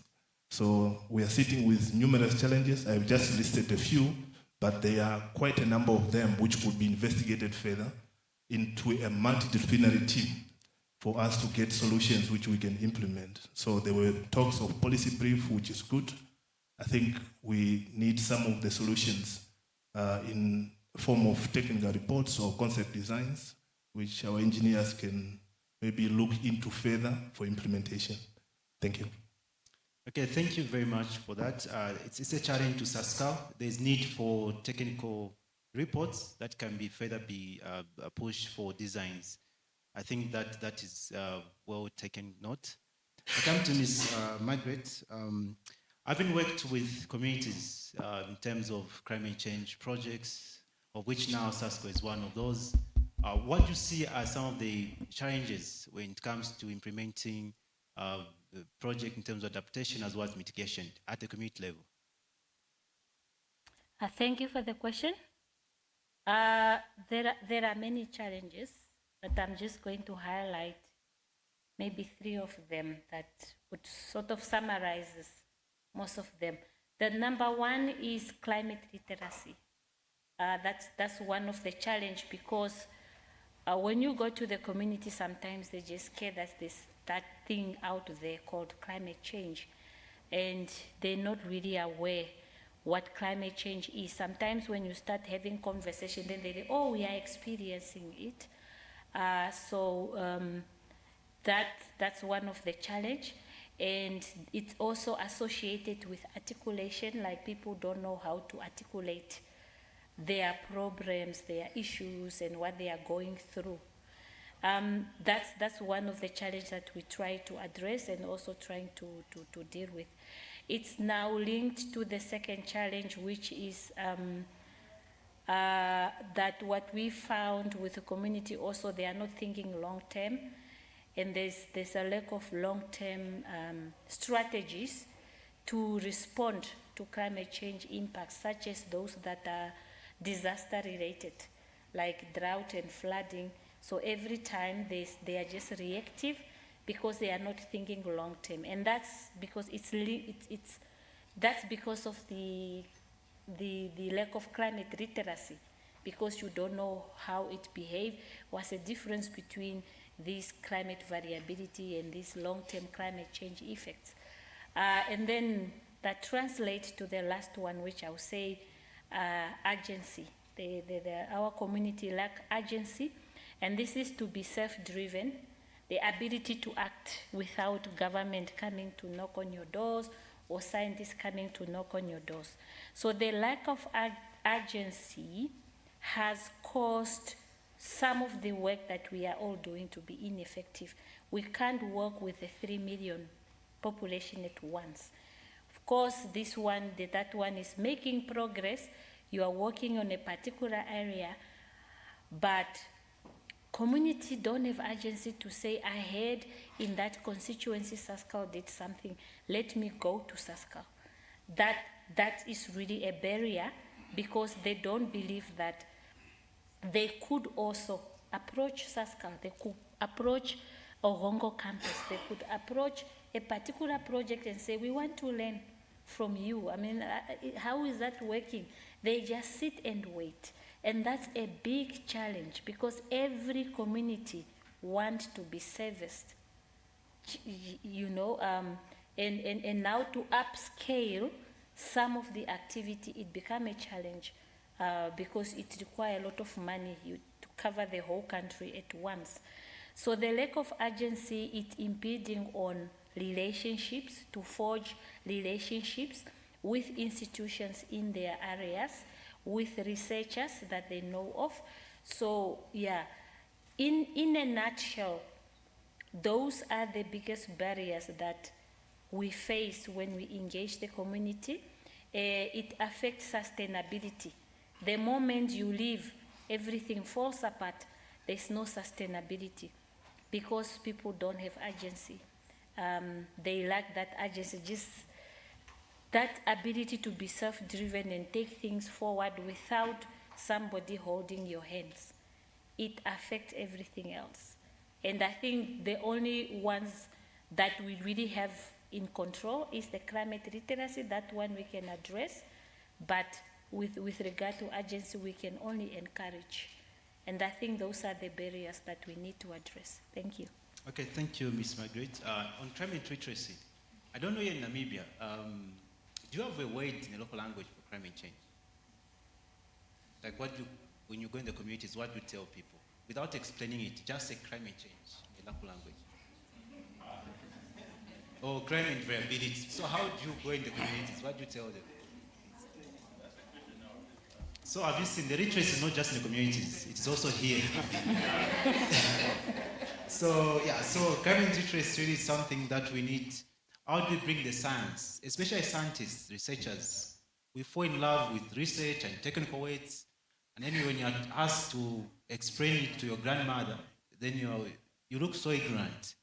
So probably climate literacy is not just for the outside, I think it's for even the expertise. So, Ms. Said, that brings us to, if you have been part of what Sasscal has been doing in Namibia as well as the region, and then from your department's perspective, how do you see Sasscal 2.0 research contributing to water research for agriculture development in Namibia? I think so, just right. Yeah. Yeah, no, thank you very much for the question. As I was introduced, my name is Eddie Ashera from Ministry of Agriculture. I just want to add a little bit to how you introduced that I'm from the Department of Water. I work under Department of Agriculture, and water, of course, we know it supports what you need to grow. To attempt to respond to the question, we know Sasscal have been here, well supported from the ministry, when the first phase was implemented and second up to now. And of course, we know that Sasscal is trying to address this to do with the food security in the country and also water security that are more driven and influenced by the climate change. So the ministry is in support of the effort and initiative implemented by Sasscal. To start maybe with one that I can point out, it's capacity building to staff members. In a number of projects that were presented here, most of the students are staff members working under in the ministry. In Rangeland, I know one from our own department who is being funded by Sasscal doing masters. And in that project, it's implemented in Kunene. There are also other ones who are doing water management related courses. However, not really however, but for us to address food security, the research that is, or the result of the research that we have presented here, it's working towards making sure that the technology that we can bring to the farmers will address some of the issues that have been hindering them to achieve good yields per hectare. And it by making sure that whatever you are putting in the soil or whatever you are producing, it will be able to give you a satisfactory outcome from what you planted. And I feel Sasscal, on what they are doing, they just need to go further and also maybe to broaden the system, because one of the issues that we have in crop production, it's the cost of input and availability of input to our local farmers at the in communal level. And when we are talking of local farmers, they are in different categories in terms of accessibility to resources. Even dissemination of information on what we developed, I think it have to be repacked in a way that they can really make use of what was identified to be working for Namibian condition. What I'm trying to talk about, I think it was already expressed in some of the questions that were asked. After this project and probably product and services have been developed or identified from these projects, how are we going to make sure that this information can reach the farmers in terms of distribution? And I feel there is a big role for the ministry there to be, for Sasscal to collaborate with the ministry, having the extension agents reaching the farmers up to the corners of all the ADCs in the country. Thank you. Okay, thank you very much, Mr. Ed, for that response. Probably go back to Ms. Trailer again on the aspect of looking at what you've been doing in terms of phosphate and trying to promote food security. How would you see your results fitting into the policy for Namibian context? You like, okay, this is, once we do this, this is where we see our results sitting in terms of promoting food security policies in Namibia? Basically, from the results, I would talk about marketing regulations, conservation agriculture implementation policies, as well as some of the human-wildlife conflict policies that do affect production when it comes to farmers. So basically, any policy related to the crop or the livestock value chain, some of the activities would actually talk to. Okay. Yeah. Okay, thank you very much. I come to Dr. Srunda on the, since you're coming from water, I'm thinking, apart from what you said, okay, perhaps can do much better on certain aspect. Like, what do you think should be the approach from Sasscal, especially for the recommendation for the next research, in terms of addressing some of the challenges that you mentioned?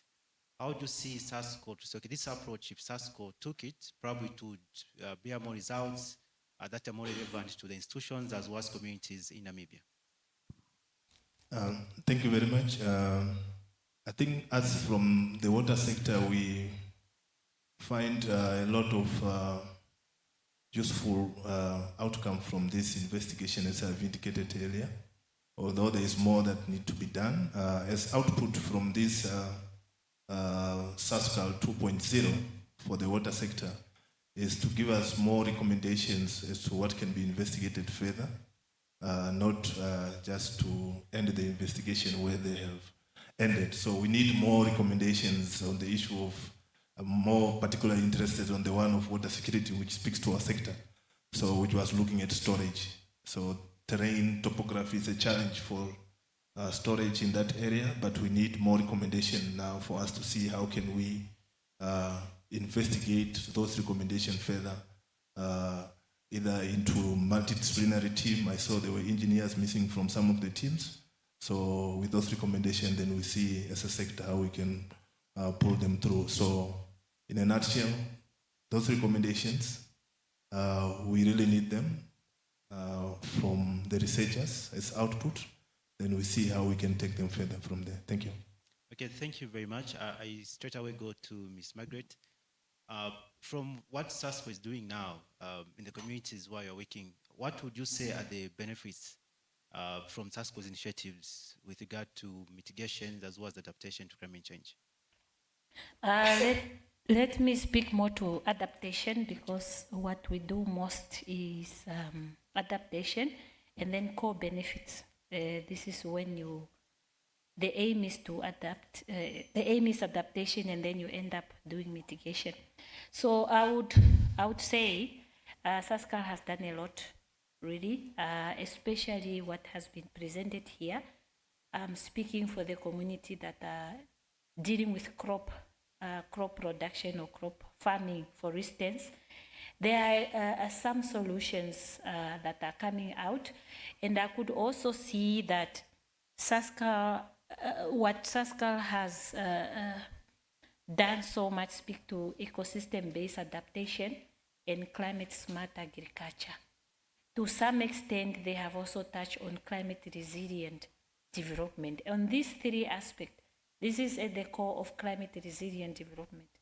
So what I see, for example, understanding the community that I've been working with, I see that the gap would be to move a step further and have, as he said, transdisciplinary research teams, but also have what we call knowledge co-production. You need to, what the results that has come out now, you need now to co-design solution together with selected farmers, for instance. So that knowledge co-production, where you have scientists and farmers co-designing solutions, at the same time, even with the value addition, like what Khomeini was presenting, some of these things where there is value addition. These are aspects of ecosystem-based adaptation. And I feel like for Sasscal, the way forward is really to co-design knowledge co-production, working with the beneficiaries or potential implement or users of your products. That's the next step, because you have done a lot. And the other part also, we have a lot of climate financing that is coming out, and Sasscal might not be viable to receive that funds directly. However, there are programs and projects with funds, and sometimes I wonder whether they know what to do with the money, right?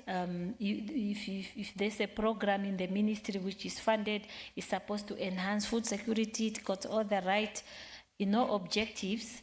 If Sasscal research can be integrated in that and use those funds, I think that's the next level that I would recommend Sasscal to enter. And you can publish. Yeah, I just want to tell people, I have been a hardcore scientist myself, like doing environmental science, but for the past 5-6 years, I've been there with the community. People are even confused, are you a practitioner or not? But you can still publish from what you are doing. Even while you are doing knowledge co-production, whatever, there are journals that will accept your publications. There shouldn't be fear in that. And I think that's the next step that some of Sasscal researchers can enter. And if this is too much also, there are people who have funding to do that. Partner with them. But really, the issue of co-designing solutions, knowledge co-production, I think that's the way forward for Sasscal. Okay, thank you very much for that elaborate explanation. Mr. Eid, being on the concluding side, I'm thinking, coming from Ministry of Agriculture, there's water also, and then we understand that Sasscal's projects, they come to an end. Okay, so we had Sasscal 1.0, we have 2.0, so the portfolios will end as well as the projects themselves, because there are timelines to do. So now, from the government perspective, especially with department, how do you see the sustainability of Sasscal initiatives in your departments, even in Namibia? How do you sustain the results? for example, whether in food security, water security, how do you sustain that? Such we don't end the project and we end everything that the project came about with. No, thank you very much. I know everything for it to be able to be implemented, it depends on the availability of resources in terms of funds. And the ministry have also prioritized some of the areas like to do with the food security.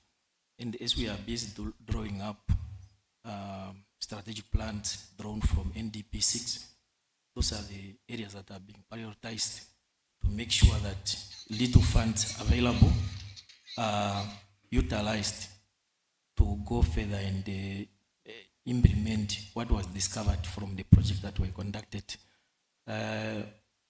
We do not have much project, maybe or donor or sponsors bringing in extra funds, but I know all the directors with little what we have in the engagement with the relevant stakeholders, we are collaborating to make sure that what we have developed and seemed identified to be working for our farmers, we should take it up further.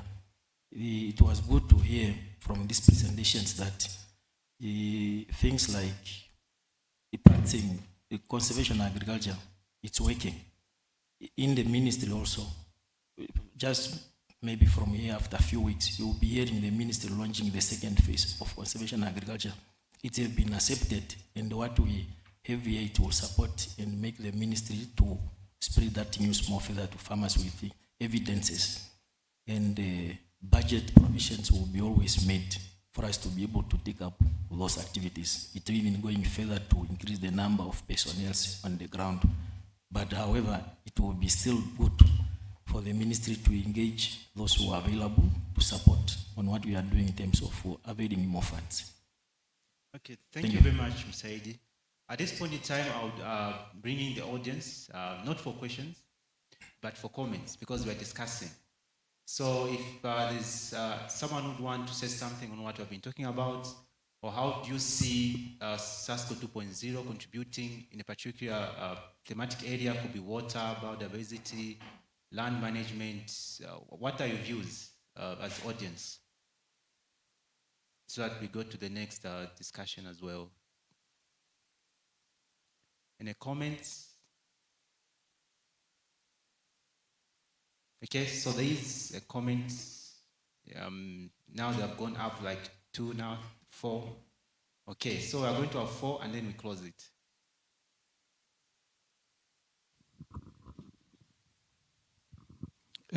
Thank you very much. My name is Ironga Romanes, and I'm a farmer, a member of NNFU, and I'm a lead farmer.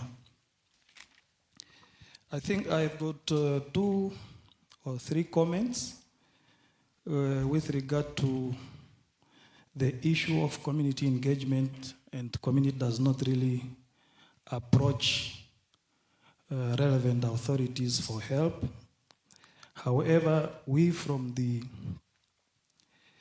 farmers associations and farmers union, one of our mandate is to lobby and advocate for farmers.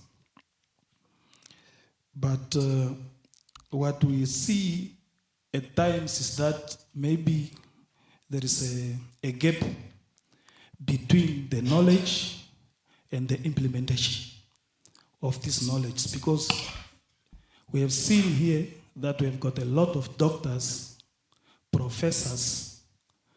However, maybe this well and expertise knowledge are misplaced, because we don't really see them on the ground when farmers need maybe help. I think Mr. Edi from Ministry of Agriculture might be aware that we have got extensions, agriculture extensions in regions and constituencies, but these extensions in terms of the help to the farmers is not there. We don't really see it. And we expect that these people with the knowledge and they have graduated in agriculture are placed there so that they can implement and the farmers can go there and learn.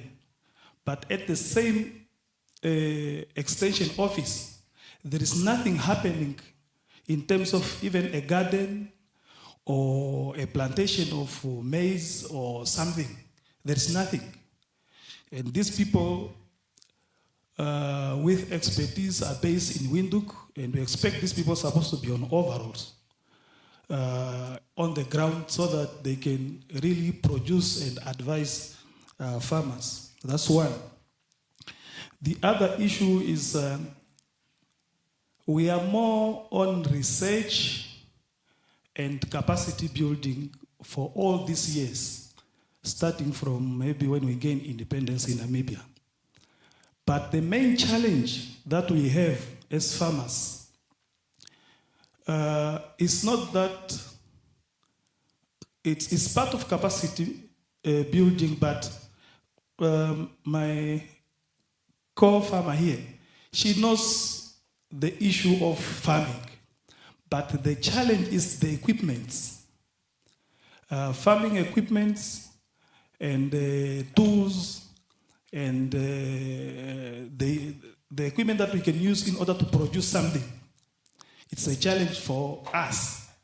But most of the funds that we are getting is only capacity. We are capacitated. We know how to plant. We know on how to do what. But can we not get funds for equipments? And we establish, for example, farmers resource centers in each and every region, if it's not in each and every districts or constituencies, so that farmers can get access to this equipment at the right time when the rain hits.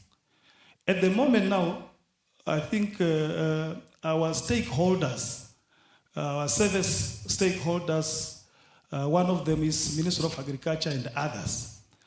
The equipment that we are getting from there to help farmers are not enough. The farmers are a lot. The rain hits in November or December, you are only going to get a tractor in the end of February. It does not really, that's why, we really need to change the focus in terms of should we concentrate much only on capacity building, or we should get money to buy equipment and resource these centers. Thank you very much. Okay, thank you for that comment. I think the message has been heard. There is one here, and then we go back, and then we conclude. Good afternoon. I am Juliana Kwaya, and I'm from the Ministry of Agriculture. I have 2 or 3 comments. One being, in terms of climate literacy, could Sasscal and the ministry or whatever stakeholders not look into partnering up with the Ministry of Education to break down climate literacy and into bite-sized chunks and also into our indigenous languages?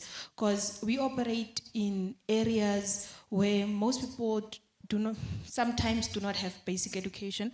Number 2, Ms. Margaret Angula spoke about people do not have a sense of ownership towards projects. When you operate and when you go into areas, do you instill a sense of ownership when you are implementing these projects, or do you get there and you employ 3 people from the community, you work in silo and expect people to embrace these things?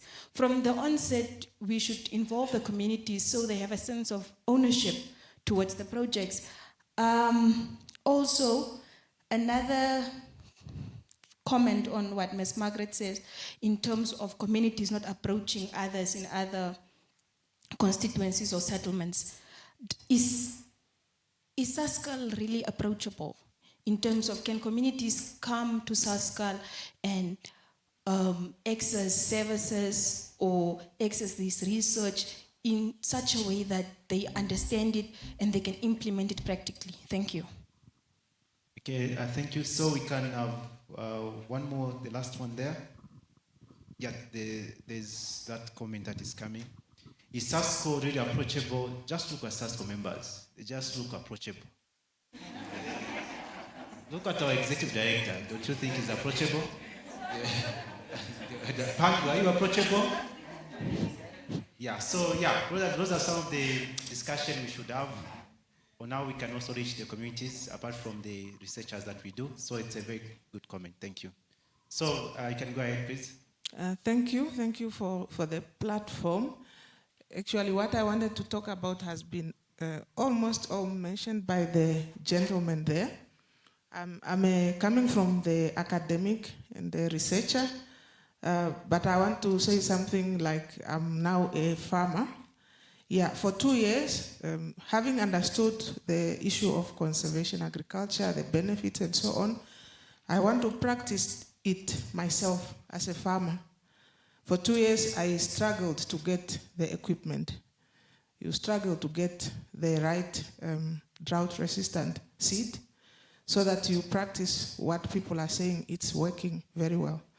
Yeah, we have tractors in the villages who are also contracted by the government to come and give us the service. But these tractors are not reapers. They are disc harrows. So on one side, the government is promoting this.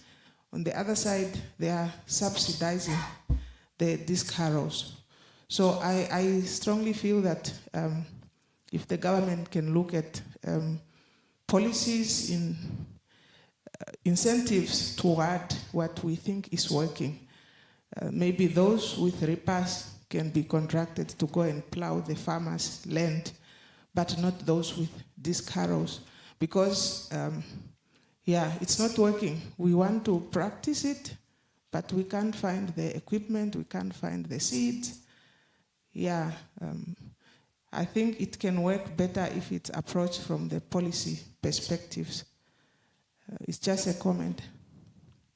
Okay, so thank you very much. I would wish we could continue, but now we are just way beyond lunch, and we needed to start another one, and I've been advised to say maybe we start the other session once we come back. But since there's a burning comment there, just this comment, it has been up for some time. I don't want to miss heaven because of one comment. Thank you very much.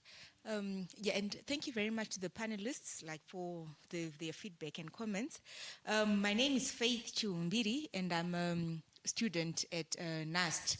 So, but then I'm going to give this comment as an individual. Yeah, we've seen and reflected on a lot of research, the scientific side and also the implementation side, having the farmers also in the room and getting that government insight as well.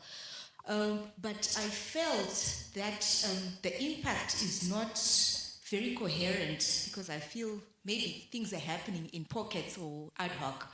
Is it possible maybe for Sasscal to speak with the governments for the different countries and identify projects where they can actually take it from the science through to implementation, say at a catchment or at a regional level, so that we have people looking at the soil in a particular area, looking at the soil, the scientists looking at the soil or looking at the water parameters, and then from there that then feeds into like how the farmers are supposed to be doing something. I'm looking at small-scale farmers, and then taking through, translating that into how the farmers can actually do it, selecting the cultivars that are applicable for that specific region, and seeing through to impact. I think we may have a better or cohesive story to tell, rather than when the research is a bit like it's a bit everywhere. I know that people are responding to the agendas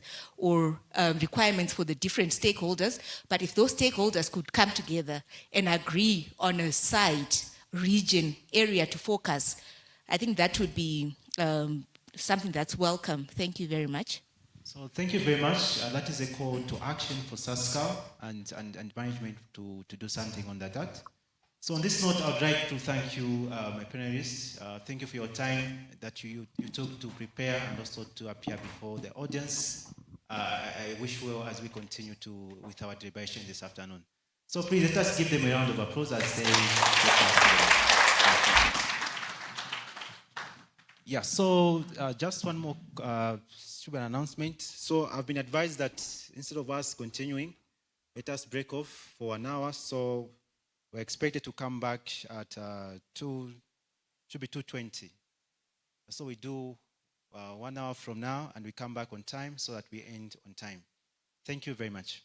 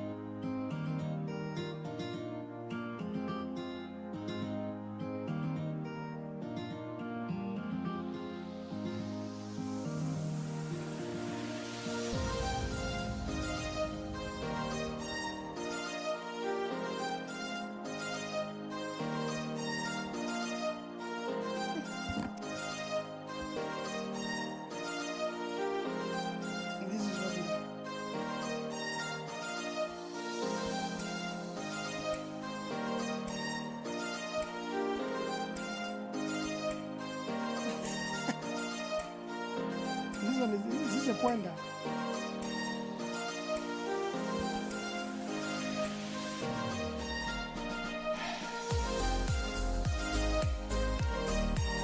Start. Anything?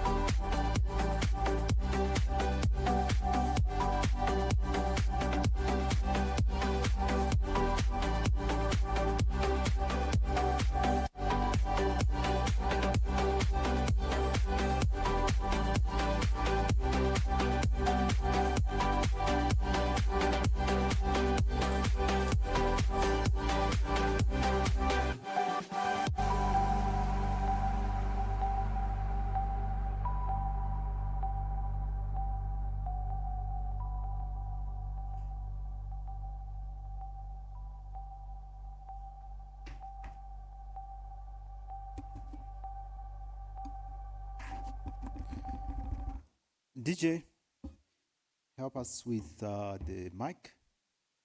So I welcome you to this afternoon sessions. So apparently my session is not yet done because we still need to get some feedback, discussions from the community members, people who are really involved on the ground with the works that Sasscal is promoting, and the researchers are working with these people.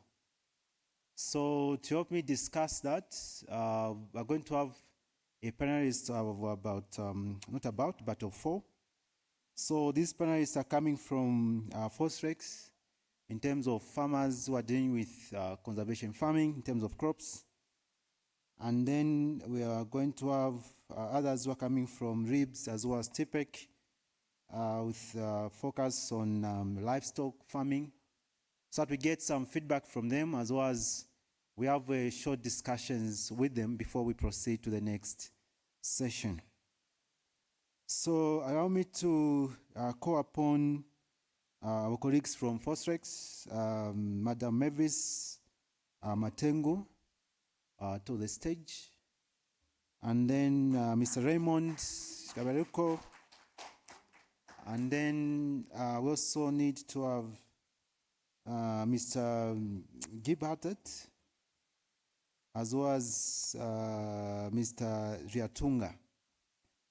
So please give them a round of applause as we interact with people coming from communities and see how best, what stories they have for us.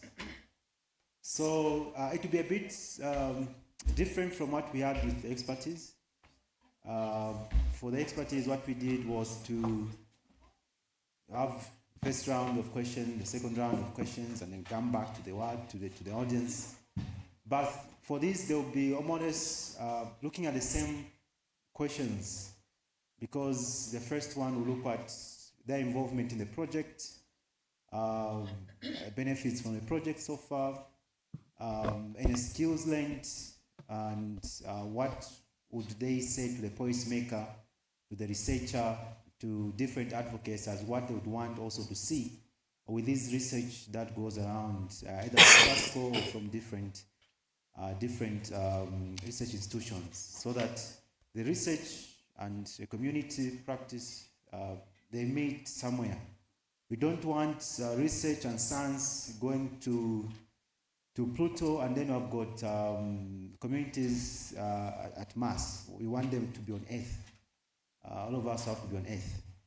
So, as per tradition, I haven't seen the mic there. I need also to sit down so that. Where? So I can make a transition from this one to this one. So, in discussion with the community members, people who are in the communities, and people whom Sasscal hopes that they are helping. If you look at the mission for Sasscal, there is a tag to say improving livelihoods. So the livelihoods are looking at the communities, the areas where this research is happening. So my first question to all of you, but we'll start from there and then we come this side. But to answer the same question, will you tell us which project you're involved in? And then what is your part in that project? Like, okay, this is the project I'm involved in and this is what we are doing, either as a community as well as an individual. Or what is that? So we start from you. Thank you. Yeah, good afternoon. My name is Gepa Chiho, and I'm involved in the RIPS project, which is being carried out by UNAM. And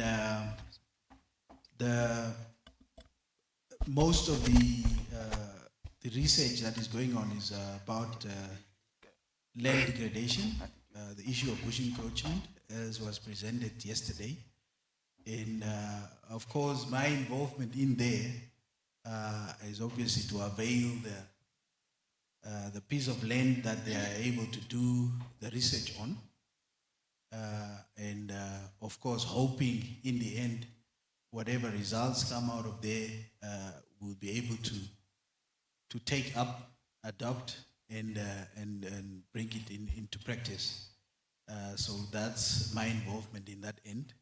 So these words that I'm hearing around, I'm not a beneficiary per se. Like people are bringing things there and, you know, that kind of thing. So it's just purely to avail land for the research purposes. Okay, thank you, sir. Yeah, probably can go to the next person. Yeah. Thank you very much. Good afternoon, all. My involvement in this project, TPEC.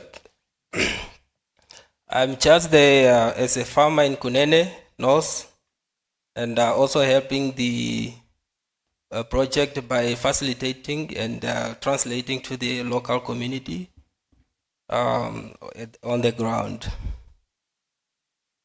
Okay, thank you very much. I hope you are translating the climate change as well. Like you tell the local farmers what climate change really is. Yeah, we can come to you, sir. Which project you're involved in, and then what is your involvement in the project? Thank you for your question.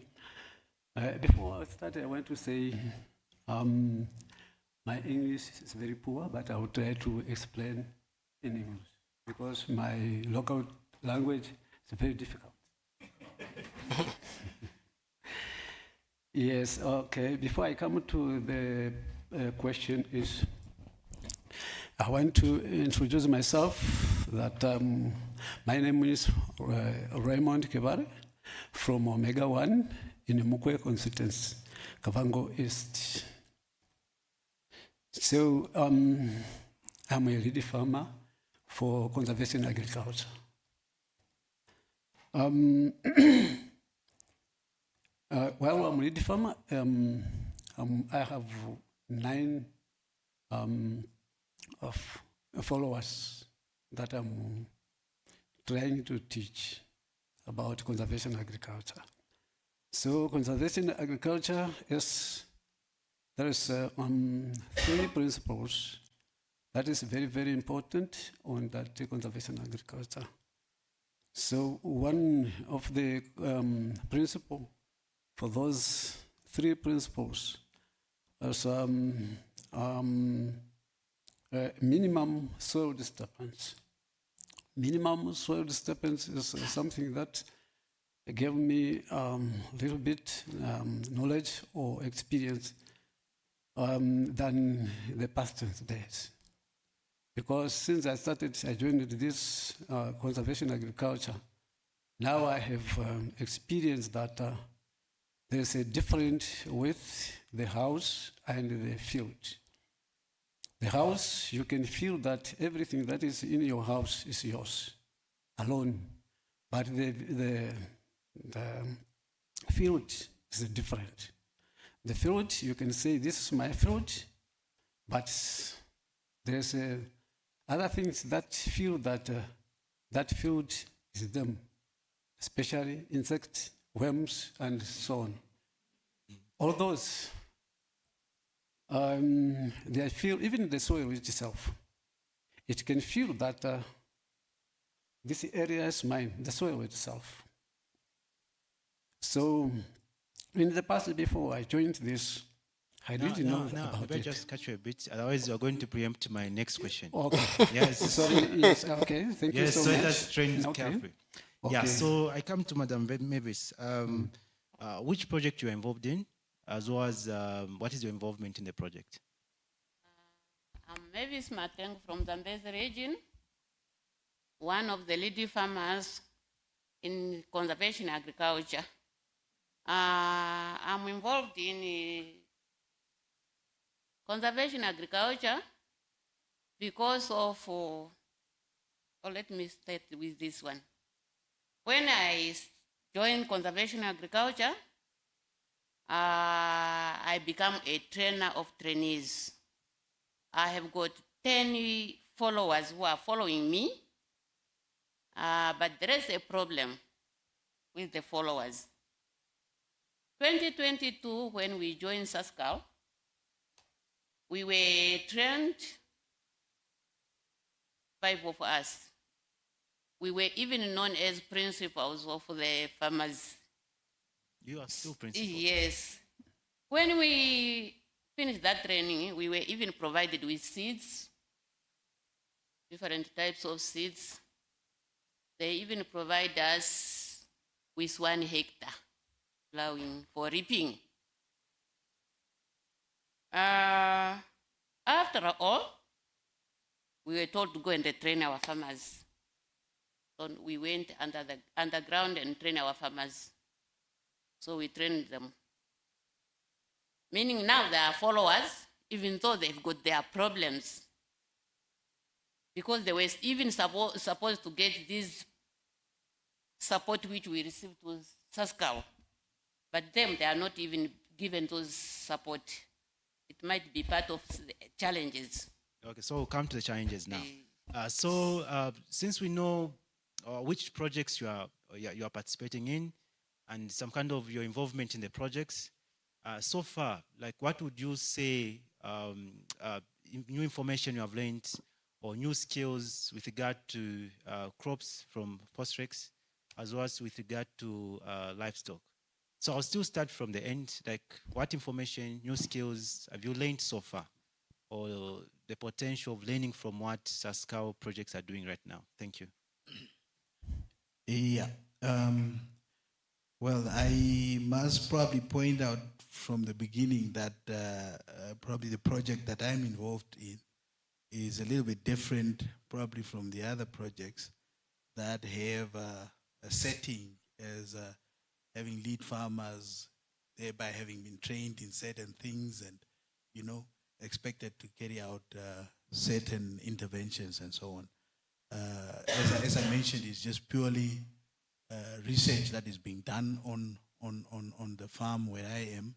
And, but of course, the interest is aroused in terms of what is happening there, why are they doing this, you know, what benefits will come from it. So it arouses the interest and you start following these things and thereby you are enlightened.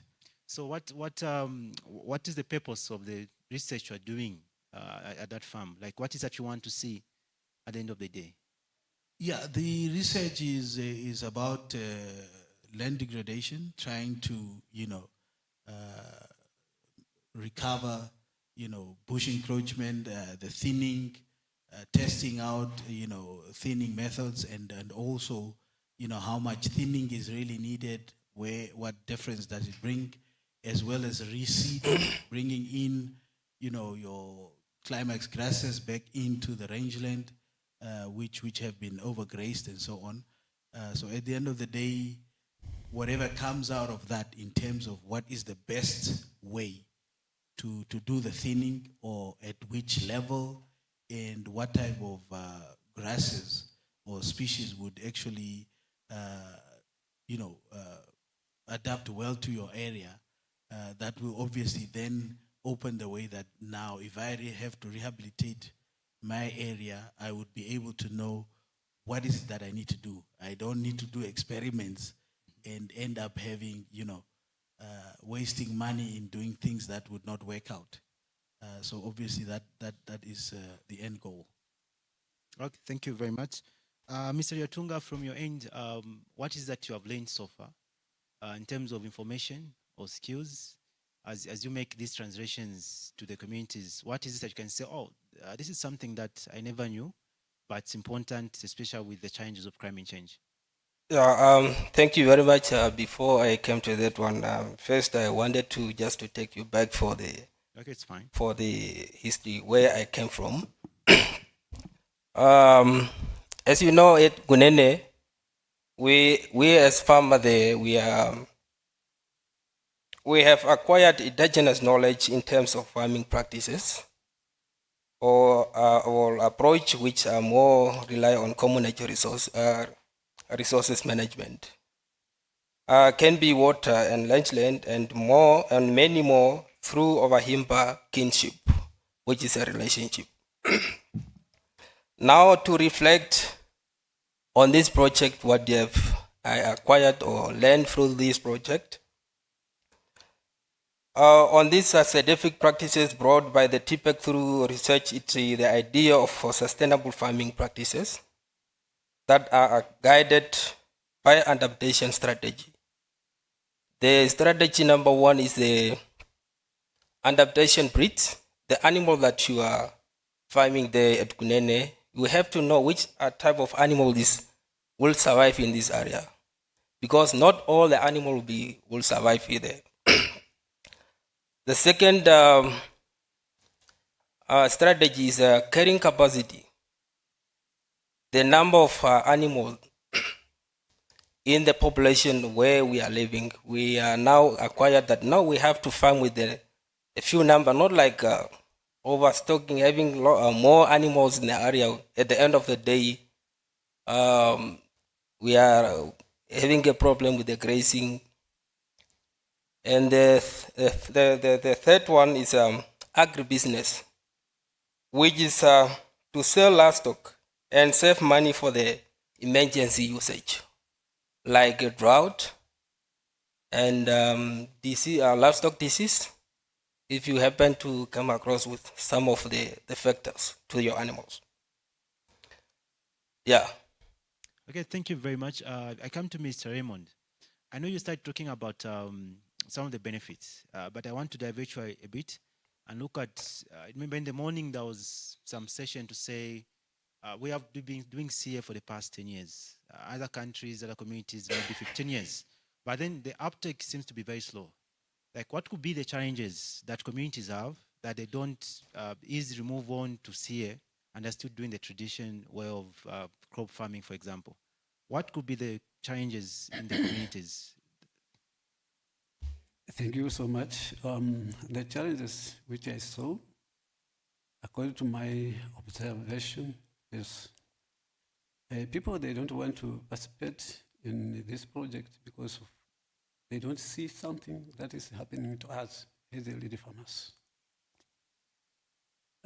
We as the lady farmers, we have 1 hectare or 2 demo plots that we have. But that demo plot, livestock, it will come and destroy the crops because of no fence. And also, we have a task for record keeping. So record keeping is everything that you are doing. You are putting it nicely in your record. Then the problem is, we want to start early. So when we come to tractor providers, we cannot follow our schedule. That is also a challenge. So when we come to after harvest, we want to know, we want to get a right figure of the bags that we have. We don't have that scale. What is that? It's a scale machine. I mean scale to measure your grain. So it's also a challenge.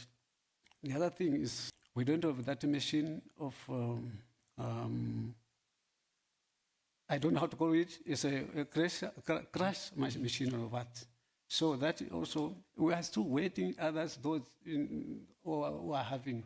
So the program is not complete in time. So others, they don't see what is the improvement of the project through us as the lady farmers.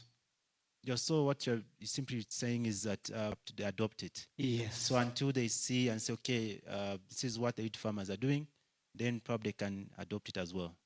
Yes, the other thing, they are thinking even they are more better than us. So what they are thinking?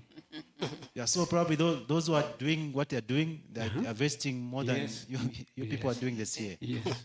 Probably that's the challenge to researchers. You are getting what we are discussing here. I come to Madam Mavis. Any skills you have learned in now that you can say, okay, this is helping, apart from the challenges, knowing that people are not adopting? To my side, or in Zambezi region, because I'm representing Zambezi region now. Correct. I'm talking on behalf of Zambezi, and I'm talking according how lady farmers are doing.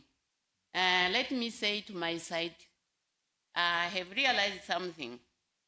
when I was doing conventional farming and leave conventional farming, come to conservation farming, I saw a big difference. Because when we were trained, we were told that when you are doing conventional farming, you are busy destroying the soil. Really, it's a part of it. When you go to conservation agriculture, you find that the soil is well how it is. And then from that, let's come to the harvesting. I learned something. 2023, 2022, when we start this project, I plowed almost 2 full hectares. In that 2 hectares, I got almost 72 bags. Yes. See, it's become a totally different with conventional. I've got 5 hectares which I used to plow every year. But when I just do the plowed 2 hectares 2022, when the rainfall was a little bit better. Last year I tried again. I did 5 hectares reaping, not plowing with a plow or a disc. No, I was doing reaping. When you go to Zambia, some they didn't even eat even 1 cob from their fields. But myself, even these researchers for Sasscal, they've seen, I got almost 80 bags. But I have 1 follower who beats me. She got 25 bags. 1 follower. So, if we could have a support, I think we could go up very far. So thank you very much for that. Indeed, if there's someone who is beating you, it means you're a very good teacher. Yes. Yes. You have to, for someone to be above it means you taught them well. Yes. So basically, before we take it back to the audience, what I would ask probably all of you, just briefly, you have researchers here, scientists, we have got the funders, we have got the government and other NGOs who are representing us. What would you be your message to them in terms of, from our region and from me as a farmer, if this was done like this, I think it would be better in terms of supporting the research, or what is that you would want from the policy makers to say, okay, for CA to be much better, probably this is what we need. For livestock farming to be much better, probably this is what we want research to be like, or we want the support from researchers to be like. I'll start from here, start now and from there. I don't know. How can I start? Just start from there. How I can start it. All right. To my side, I think the researchers were supposed to go underground and see what is happening underground there. Even though Sasscal one time sent some of the team for collecting my sample, my field sample. I don't know what happened with my field. Maybe there is other way which I'm skipping maybe. And the result came out. So I would like to advise the Sasscal to give support to us so that we can proceed on. And they could find that the whole Namibia could join CA. Because when you are in CA, you can what? Have a bumper harvest. Make special when the rain is falling or when the rain is going well in that time.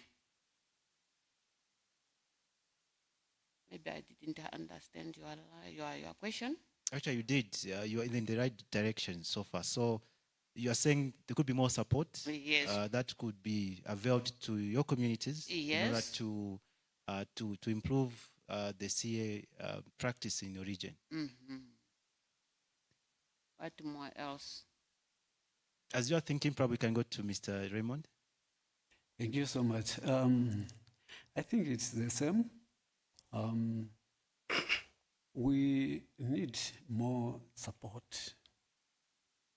As I said, if we have a fence on our plots, we can show something, because very, very different with conservation agriculture and the way they are doing.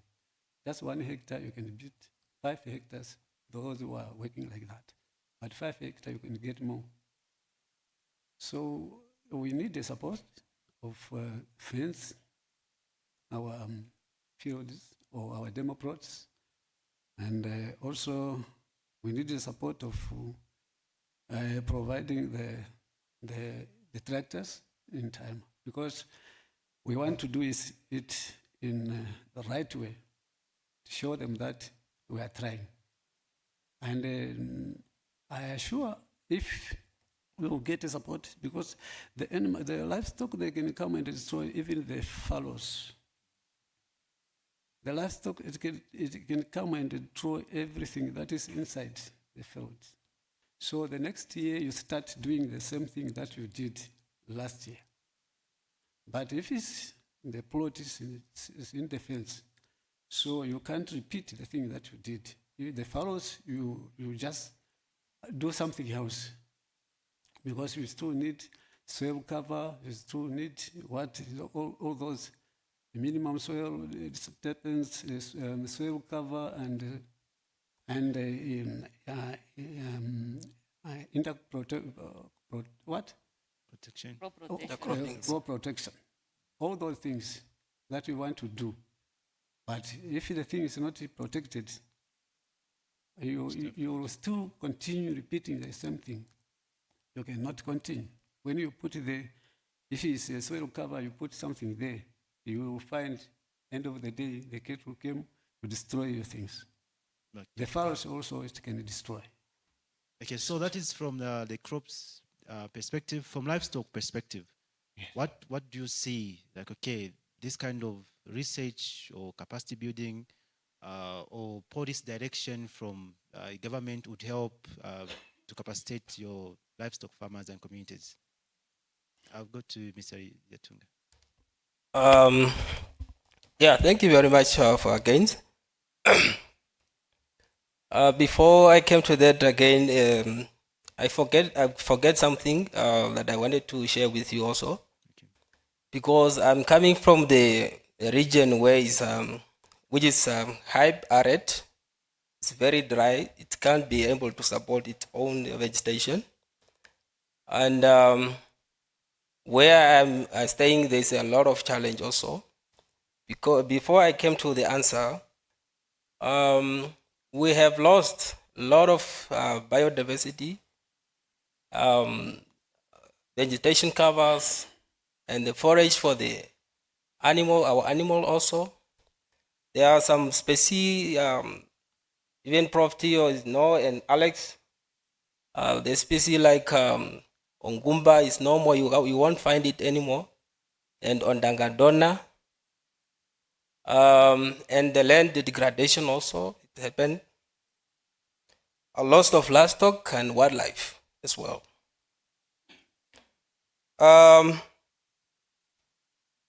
They came to the answer. I would like to urge all especially the TPEX and Sasscal, not only to produce publication, but also to influence policymaker, like government and higher decision body, to come up with a possible solution to ever persistent challenges we are facing for or to enhance pastoralist community livelihoods. That's all. The previous speaker from there have said that also we need money, not like being told. we need something on the ground also, people just to practice in farming. You need equipment. Yes, equipment. Thank you. So, probably the last but not the least, what is your message to the policymakers, researchers, and academicians that are in this house? Yes, I think I would probably also steal a bit from each one of my previous speakers, but the departure point is the involvement of the farmers from the beginning in terms of trying to get them to understand from inception, once you start with the process or the research. For example, on my farm, coming in, getting to, this is what we're trying to do with this research, this is how, what we're trying to get to, and not only myself as the person who's there, but all the farmers around that area, so that we all start departing, you start sort of making the ground already, soft for whatever is to come. The results that come, the recommendations that come, we already grow with it. And by the time that the recommendations come, we are already foreseeing also. And so it becomes much easier to adopt because you have been growing with it as the research is going.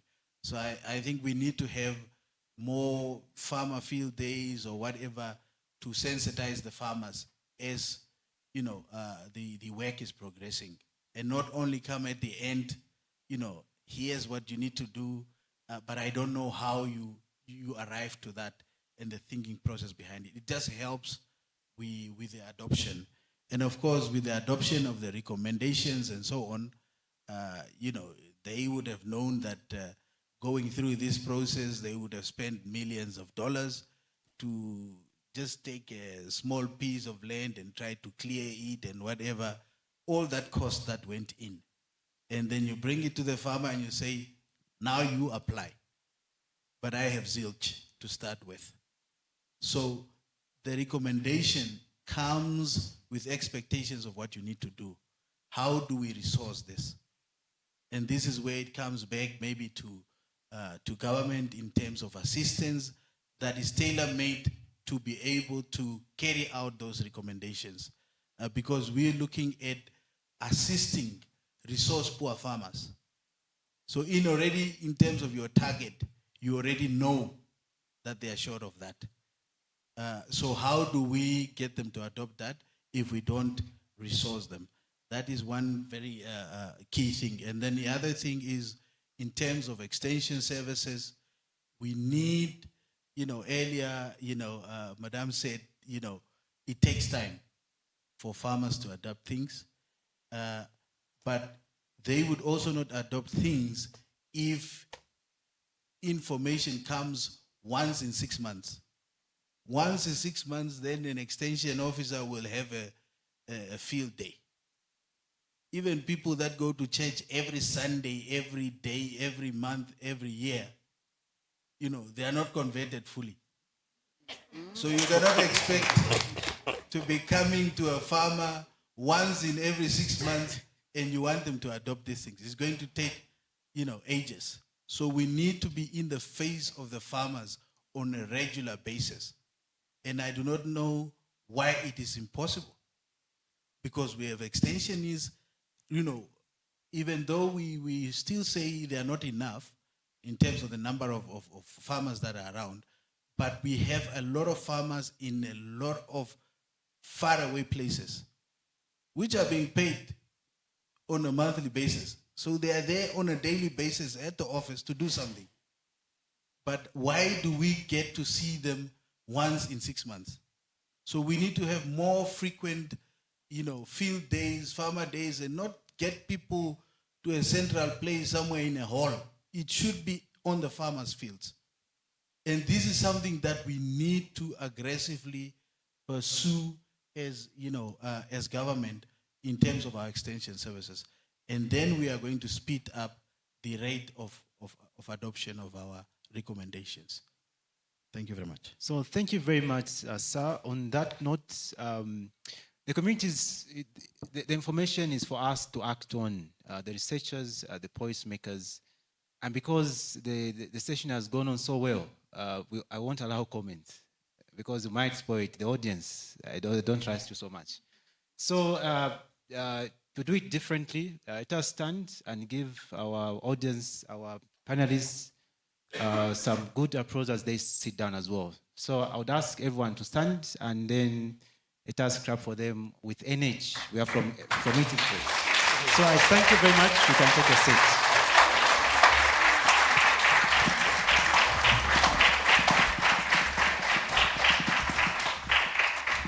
So thank you very much. We can take our seats. So this marks the end of this session. I would invite Dr. Diego. Should be his session now so that probably concludes with us. Thank you.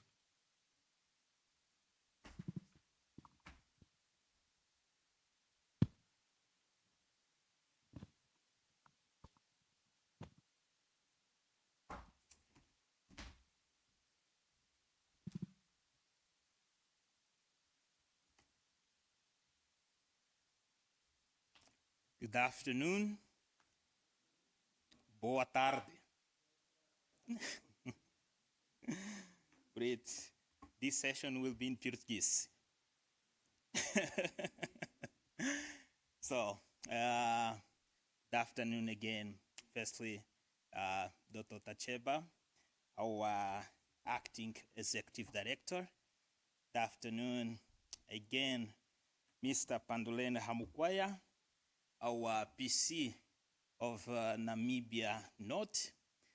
So, on this session, I will do quick off first, because maybe I can see in your eyes you are sleeping and you want to get out very early. But I saw we have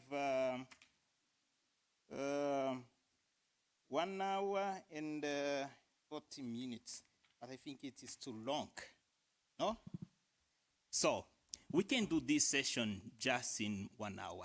It is a challenge. Let's go. I will invite for now,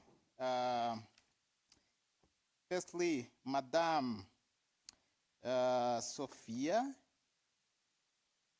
Is she here? I'm joining online. Ah, she is online. Oh, technology. Great. Yeah, and I will invite to sit here Mr. Albano dos Santos, our software development of We Must project. Familia dos Santos.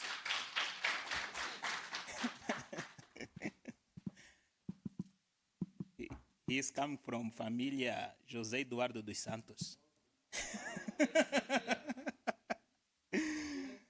Yeah.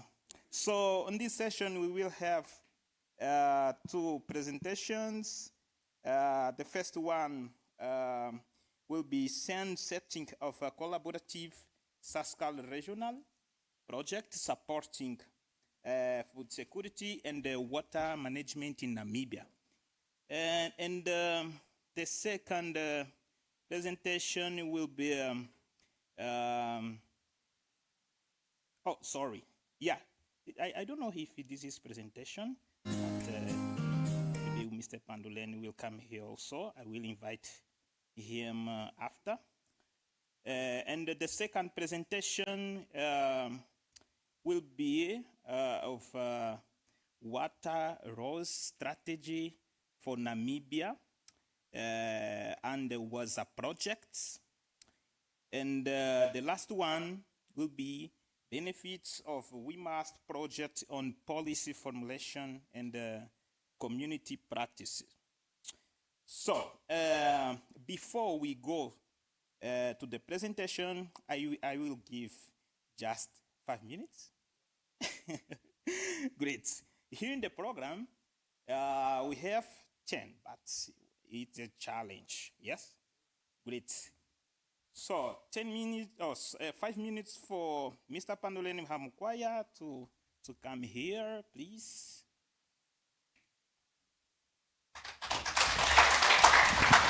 Muito obrigado, Senor Anacleto. Thank you very much. Yeah, I was asked to share with you, maybe you can just put that one slide or two slides. As you are aware, Sasscal does not only focus the national activities or within Namibia, but we have some collaborative projects. And the two projects that I'm going to introduce to you, they will be presented in details by our colleague, Sophia. I think she's online. I hope she can hear me. Sophia, can you hear us? Yes, I can hear you perfectly. Thank you very much. And another one by Albano. He will be presenting another project that we are collaborating at the regional level.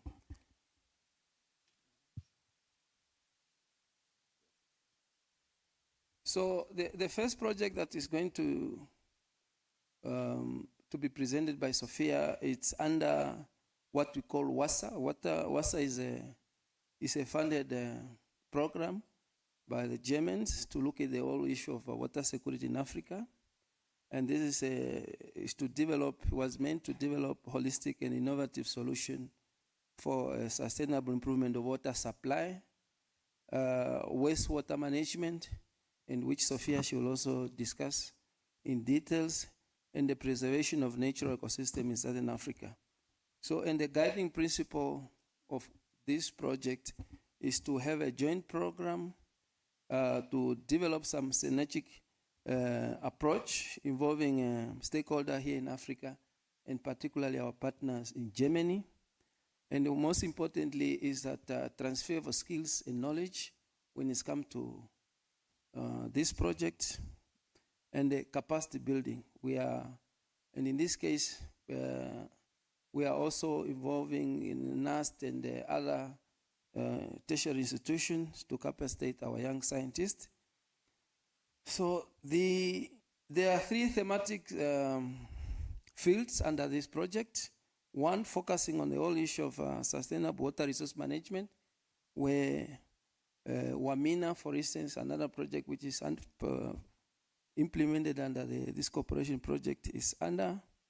And then we have water infrastructure and technology, and hydrological forecasting and management of extreme hydrological flows. Perhaps because of time, I thought just I should look at the two projects that is directly, where Sasscal is directly involved. Is one what is called WAMISA, which is to look at the sustainable climate adaptation management, looking at how do we manage to reuse water from the mining sector for agricultural purpose or any other land use activities. And with this project, our integrated water resource management postgraduate school, they are very much involved. I think the coordinator at NAS, she's also very much aware of this project. And those are the selected sites.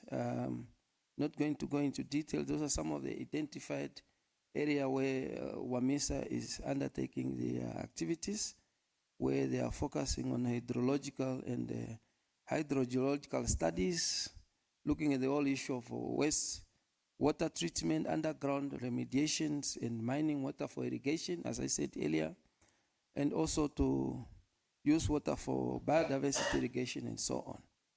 And so to look also the whole issue of economic studies around that project. Yes, 2 minutes. And Sophia, she will speak about multi-scale water use strategy for Namibia. What is the potential relevance of a national water use strategy for Namibia? And this is a very important project for not only Sasscal, but particularly the Republic of Namibia through the Ministry of Agriculture, because it speaks very well to the strategy which was developed here in Namibia on how to diversify water use and mitigate the impact of drought through the use of wastewater treatment. And this is going to, we have a different site identified under municipality areas, like I think Swakop, Oceana, and so on. Sophia, she may speak about that one. That is just the regional collaboration and governance under WASA.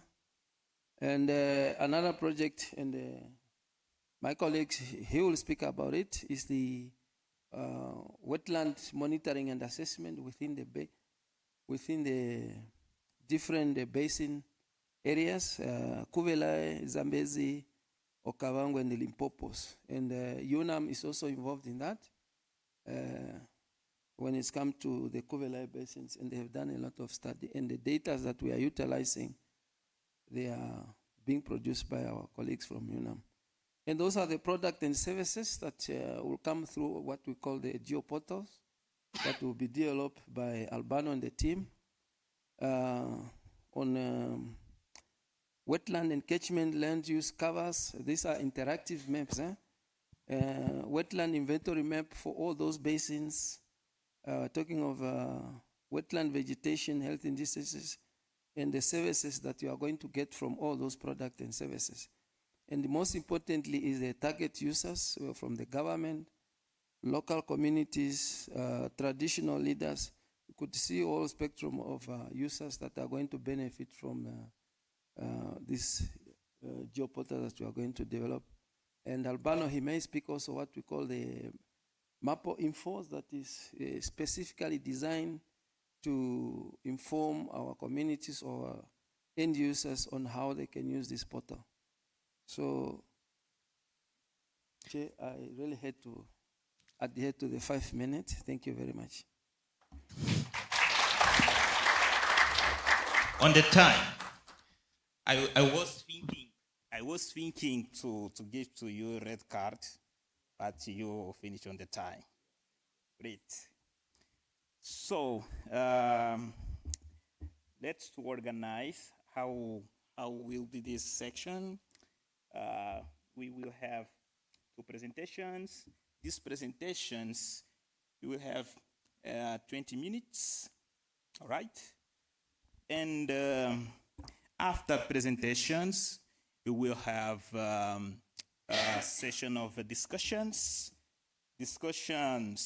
5 questions for 30 minutes or 30 seconds for the questions. I will cutting, and 1 minute for the answers. All right, let's go.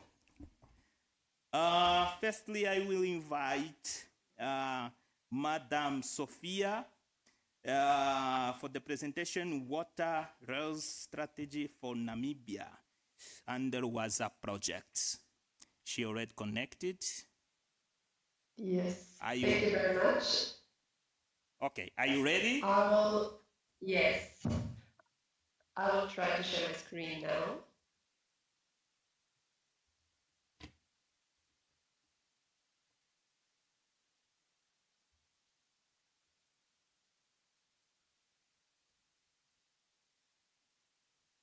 Can you see the presentation?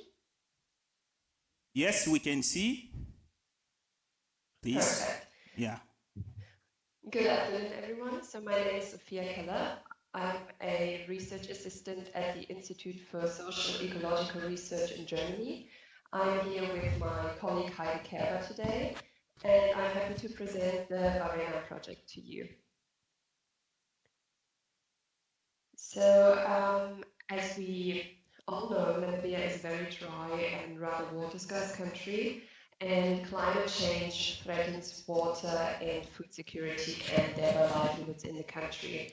And Please, Madam Sophia. Yes. Yeah, can you put the full screen, your presentation? Yes.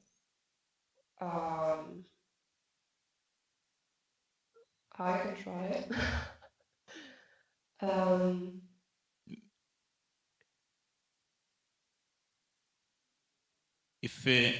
If you are on the laptop, you can close the presentation and open just in the presentation on your laptop, put on full screen. After that, you can share. Okay.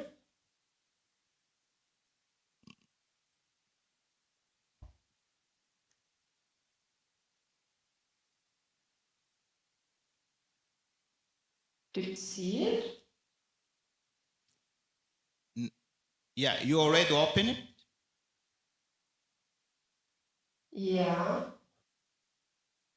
I think I have the problem because I'm working with two screens. Maybe my colleague Heide could share hers, the presentation. Is that possible? Yeah, it is possible. I mean, you have two screens, right? Yes. So you can put one the presentation just on one screen, and you share that screen. Let me try to.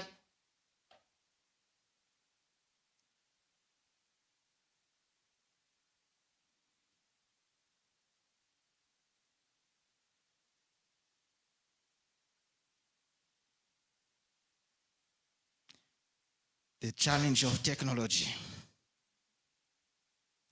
Oh, now.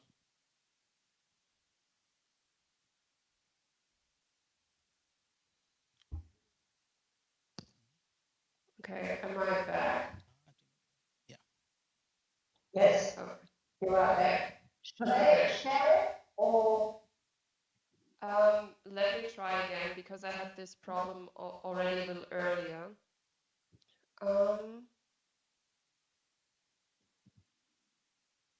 Okay, let me try again.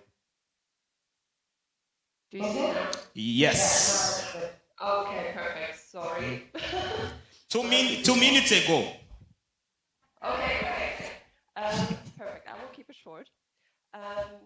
So, as I already said, there is, besides the best practice example in Windhoek and other sporadic applications of water reuse in Namibia, there's widely untapped potential for diversifying water resources and thereby saving drinking water by reusing water, either by treating wastewater and reusing it, or, for example, rainwater harvesting.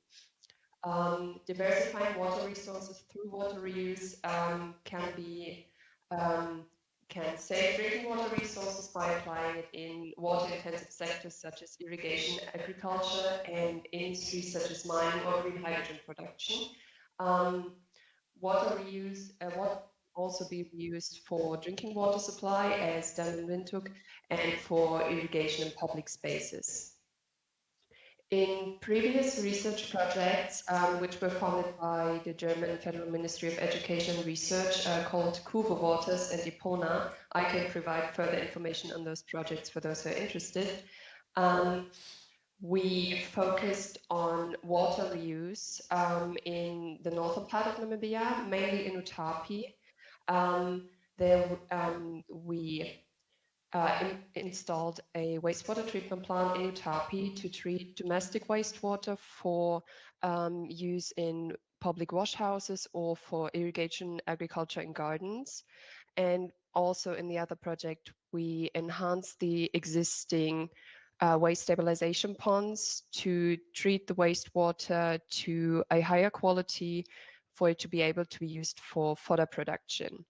This can contribute both to water security and food security in the area, and it could also help to reduce health hazards which were caused by overflooding of the waste stabilization ponds, as this happens regularly, especially in the rainy seasons, which we also saw this year with the wonderful rains Namibia experienced so far.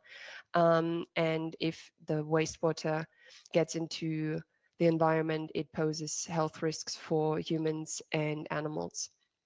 So applying wastewater reuse on a local level can not only save drinking water resources, but also create business cases to contribute to food security by using it in irrigation, agriculture for food and fodder production. We Besides these technical approaches to water reuse in these projects, we also looked at capacity building measures for different actors, for decision makers and technicians to operate the reuse plants, but also looked at what governance structures are needed or how communities can support each other in the topic of wastewater treatment and reuse. What we also found after conducting these projects is that there are still challenges remaining in implementing water reuse on a broad scale in Namibia and as well on local, regional or national level. Besides the technical challenges such as not the lack of necessary technology and infrastructure for water reuse, as well as procuring spare parts for operation and maintenance, and the financial challenges to procure them or maintain these plants or even install these plants. There are also challenges in the capacities, as the personnel is of course not used to the practice of water reuse, as it is, as I said, a rather untapped potential still in Namibia. And also there are institutional challenges, as water reuse so far lacks institutional support or governance structures that support reuse and the implementation of it on a broad scale. Therefore, we figured that it would be an advantage or necessary to formulate and implement a water reuse strategy for the country. And this is how we came up together with our Namibian partners with the current project Varenam, which is funded also by the German Federal Ministry of Education and Research. It is a Namibian-German consortium, and the project is running from 2024 to 2028. So far we cannot present results or findings from the project, but rather I will present the concept of the project to you today. So the main aim is to support the Ministry of Agriculture, Fisheries, Water and Land Reform in the development of a water reuse strategy for Namibia. Therefore, we apply a so-called living lab approach, where the Namibian and German partners co-design and co-produce technology approaches, adaptive governance structures, and capacity development measures on various levels to provide insights on and recommendations for a holistic water reuse strategy that can address different purposes for water reuse in different sectors and on different levels. This is an overview of our consortium. We are quite happy that we are such a big consortium. As you can see here, we have Namibian and German partners. So our main partner on the Namibian side is the Water Ministry, but also, as you can see, Sasscal, we have the universities NUST and UNAM involved. We have NemWater and NIMD as associated partners. We have Kuvocom as a project partner, MURT as an associated partner, and also several town councils as partners under a letter of intent. So we are also looking into engaging further with SADC and the AFASA to looking into transferring the insights, the findings, and also the concept of a water reuse strategy throughout the Southern African region. So the Varenam project is built on the three main pillars: technology, governance, and capacity development. In our technology approach, we are looking into testing innovative technologies adapted to a specific local context and for a specific purpose of water reuse. So within the project, we have two pilot sites involved. The first is the piloting for Wolfish Bay, where the aim is to treat domestic and industrial wastewater for reuse. We are not quite sure in what purpose we are actually practically applying, but we want to use membrane filtration to reach highest water quality. So it could be used for either drinking water or, for example, green hydrogen production. The other pilot plant will be in Oshakati, where the aim is to reuse domestic wastewater for agricultural irrigation, and I will look into that further a little later. As the project centers around the development or the support of the development of a water reuse strategy, the aspect of governance is the most crucial within this project. Within the initial phase of the Varenam project, so we're currently in the main phase, in the implementation phase, we co-designed this governance structure together with the colleagues from the Water Ministry. And this governance structure is to be the link between the project and how can I call it, the real world, where the water reuse strategy is aimed to be developed and formulated. So this governance structure consists of a steering committee which overlooks the activities within the governance structure, collects all the reports and insights, recommendations, or inputs on current challenges and experiences, and collects the recommendations for a strategy and draft formulations to, at the end of the project, report them to the Namibian Parliament or Cabinet for it to be set into implementation. The steering committee appoints several task forces, specialized task forces on different topics, for example, the formulation of the strategy itself, risk management when it comes to water reuse, or maybe reviewing and adaptation or revising existing policies on water reuse, as some policies address it, but not on a very holistic, broad scale. So this could be examples on what the task forces are about to do. Then there's going to be a round table which brings together actors from different sectors and different levels, for example, agriculture, industry, research, NGOs and CSOs, society, politics, to discuss experiences, challenges, and demands when it comes to water reuse in their specific sectors.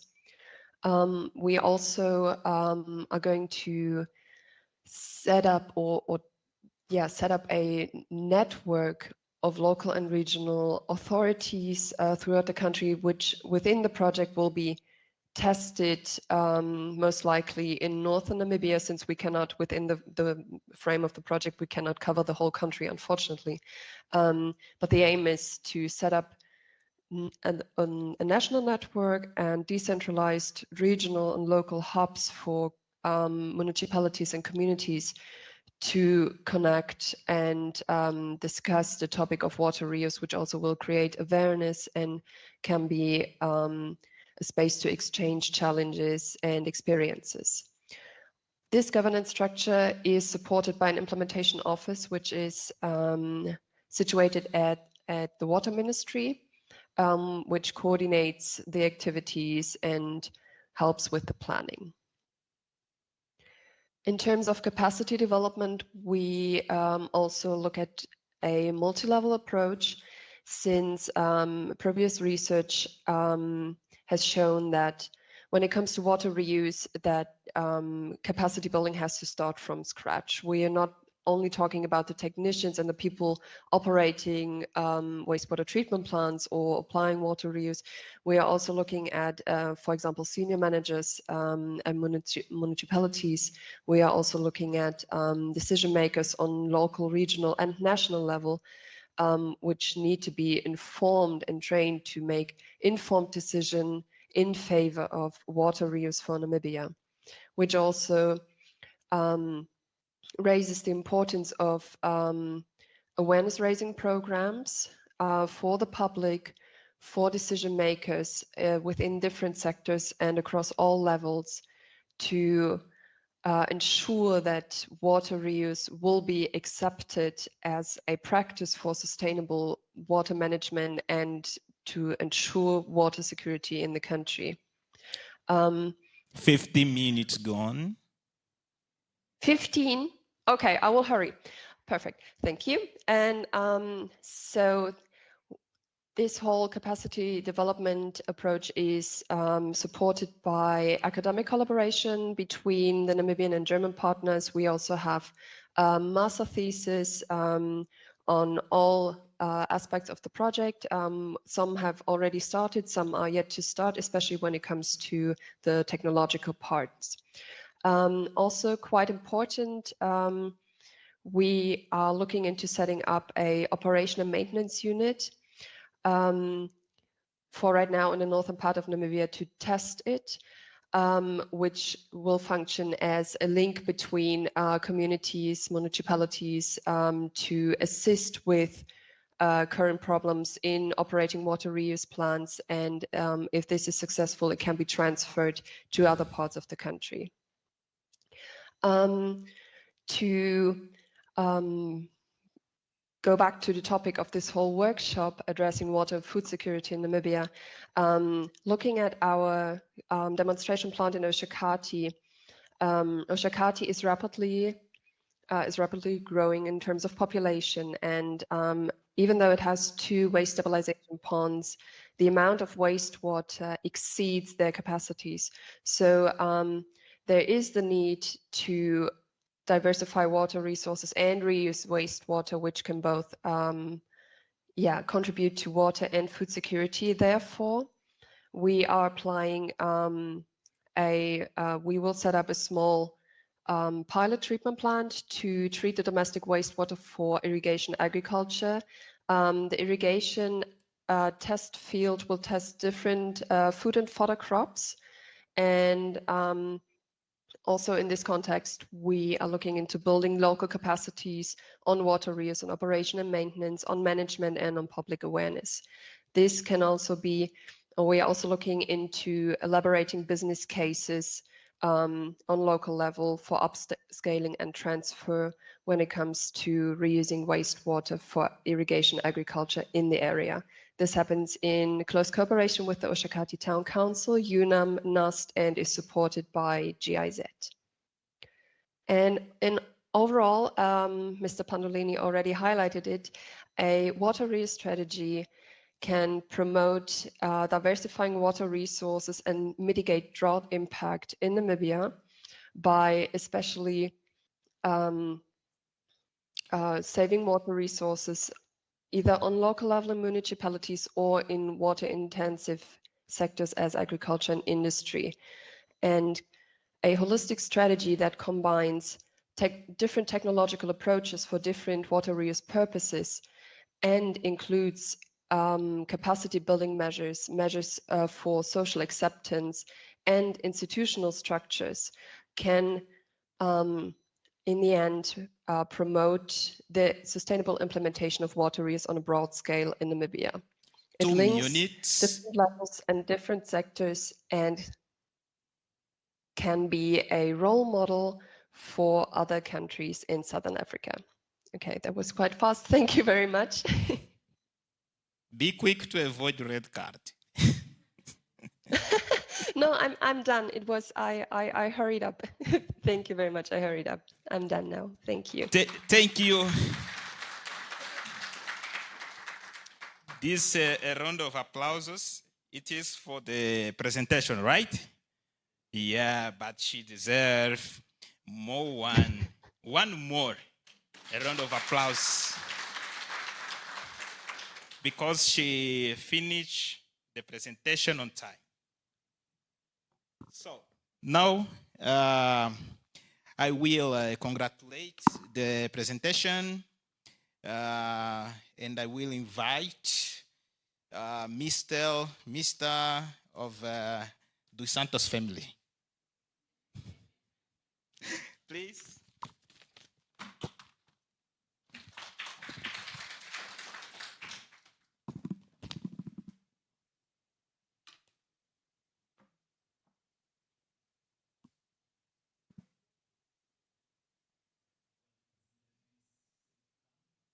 like to once more say good afternoon to all of you.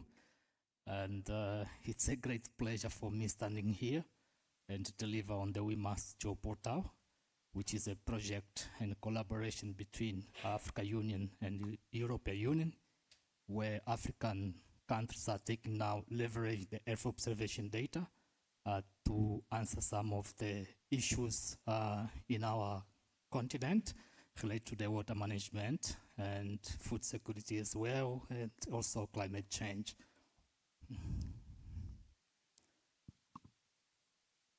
Oh, okay. The presentation is on. And my name is Albano dos Santos. I work for Sasscal as a software developer, part of the team who is currently developing the We Must Job portal. Ideally, this would be my second last slide from the bottom, but I decided to bring it up as a first slide, just for us to have an intuition of what the impact of the climate change. I will leave these photos or pictures there, maybe just for you to appreciate, and after 2 or 3 slides, I will come back to this, my first slide, so we can have a quick reflection if wetlands are here addressing the impact of climate change and water management in our continent, if yes or no. Before I continue, because some of us may have a different understanding of what is wetland, I decided to bring here a slide to a few intuition, which comes from the Ramsar site, and they define wetlands as areas of marsh, fen, peatlands, or water, whether natural or artificial, permanent or temporary, with water that is static or flowing, fresh, brackish, or salt, including areas of marine water, the depth, or which at low tide does not exceed 6 meters or more. And then we have some of wetlands there. We have a marsh, and also because marsh wetlands usually they are either fresh water or salt water. Basically, these wetlands we're gonna see it more for flood mitigation, and you can see from the picture some of the how they look like. When I talk about marsh, they are basically more with grass, reeds, or seeds type of plant in. And then at the top, on the left or right side, you can see the swamp. We have 2 types there that I list. We have the trees and also the shrubs. Trees where you can see more or less like mangroves, and the swamp we are talking about also very less as wetlands. And then we have the bogs and fen. Those are more where we can find some biodiversity or ecosystem biodiversity. And then at the bottom, we have the peatlands and riparian. Peatlands basically are the bogs and fen, while riparian are the swamps type. Because I decided to bring it here, because sometimes we see an area, a wet area, we classify as a wetland, but there is a standard for you to classify it as a wetland, just for us to have an appreciation. In a simple way, I always say wetlands is an area, covered with water, which doesn't exceed 6 meters, and that can offer some ecosystem service. That's it. And the We Must project, which the name We Must stand there, you can see at the top as a wetland monitoring assessment service. for tri-boundary basins in Southern Africa. And what are the objective, or what is the rational objective of this wetland project? Just assessing or monitor wetlands. And I will come back to my first slide. I didn't forget the first one. Then we'll understand why assessing these wetlands or monitor for what. And then, of course, these wetlands are critical for, we're gonna see now biodiversity and water supply and also flood control. Now we start align wetland with climate change and water management. So, and then we have here the importance of wetlands to be clear. And they are saying the water filter. Do we understand what does it mean, water filter? Okay, great. So we are saying water filter. Before water goes to the river or before it flows to groundwater or to the lakes, comes to the wetland. And wetlands absorb some of the sediments, some of other matters. So avoiding what? The government to spend a lot of money in water treatment. And interesting now, you will see when I go back to my picture, some of the population just access water straight from the river without any treatment. Why? Because wetland exists, right? And then we are saying biodiversity, we are talking about what? We are talk about some of the species that can habit there in that areas, which also contribute to what? To the food security and also for the wetlands resilience as well. And ecosystem itself resilience. Then, but then we have the bottom, the carbon sink, which is very important. Now we've been talking about the greenhouse gases. When we are talking about carbon sink, we are talking about what? The global warming. We are talking about what? The impact of, the real impact of climate change. So wetland is also present in this chapter to support, to help us. So there is a need or not for us to assess, and monitor those wetlands. In addition, last but not at least, we have what? Flood control. What does it mean, wetland flood control? Before this flooding goes, destroy our infrastructure, these wetlands have the importance to what? To slow down the flood, to slow down the water. So to avoid what? To protect what? Our agriculture, our infrastructure. And now I will take you back to my first slide. So wetlands need to be assessing and monitor, yes or not? The audience tell me. Let's see the impact of now where wetland is important. Thank you. Now we are talking. And of course, for us to come up with this project, we thought first let's understand which impact the wetlands are going through. And then we came up with DPSR framework, which help us to understand the drivers, which talk to the population growth, the one that are making or giving pressure to the wetlands. We are talking about us. we are giving the pressure to the wetlands. And then there is also a pressure which has to do now with some of the effects after population implies this growth. Growth after the drivers, we have now these pressures to the wetlands, and then the consequences are deforestation and also water abstraction. And then we have a state. Now state is where we are seeing water level are what? Decreasing. Decreasing because now the wetlands were under pressure and they cannot cope anymore. There is no water there.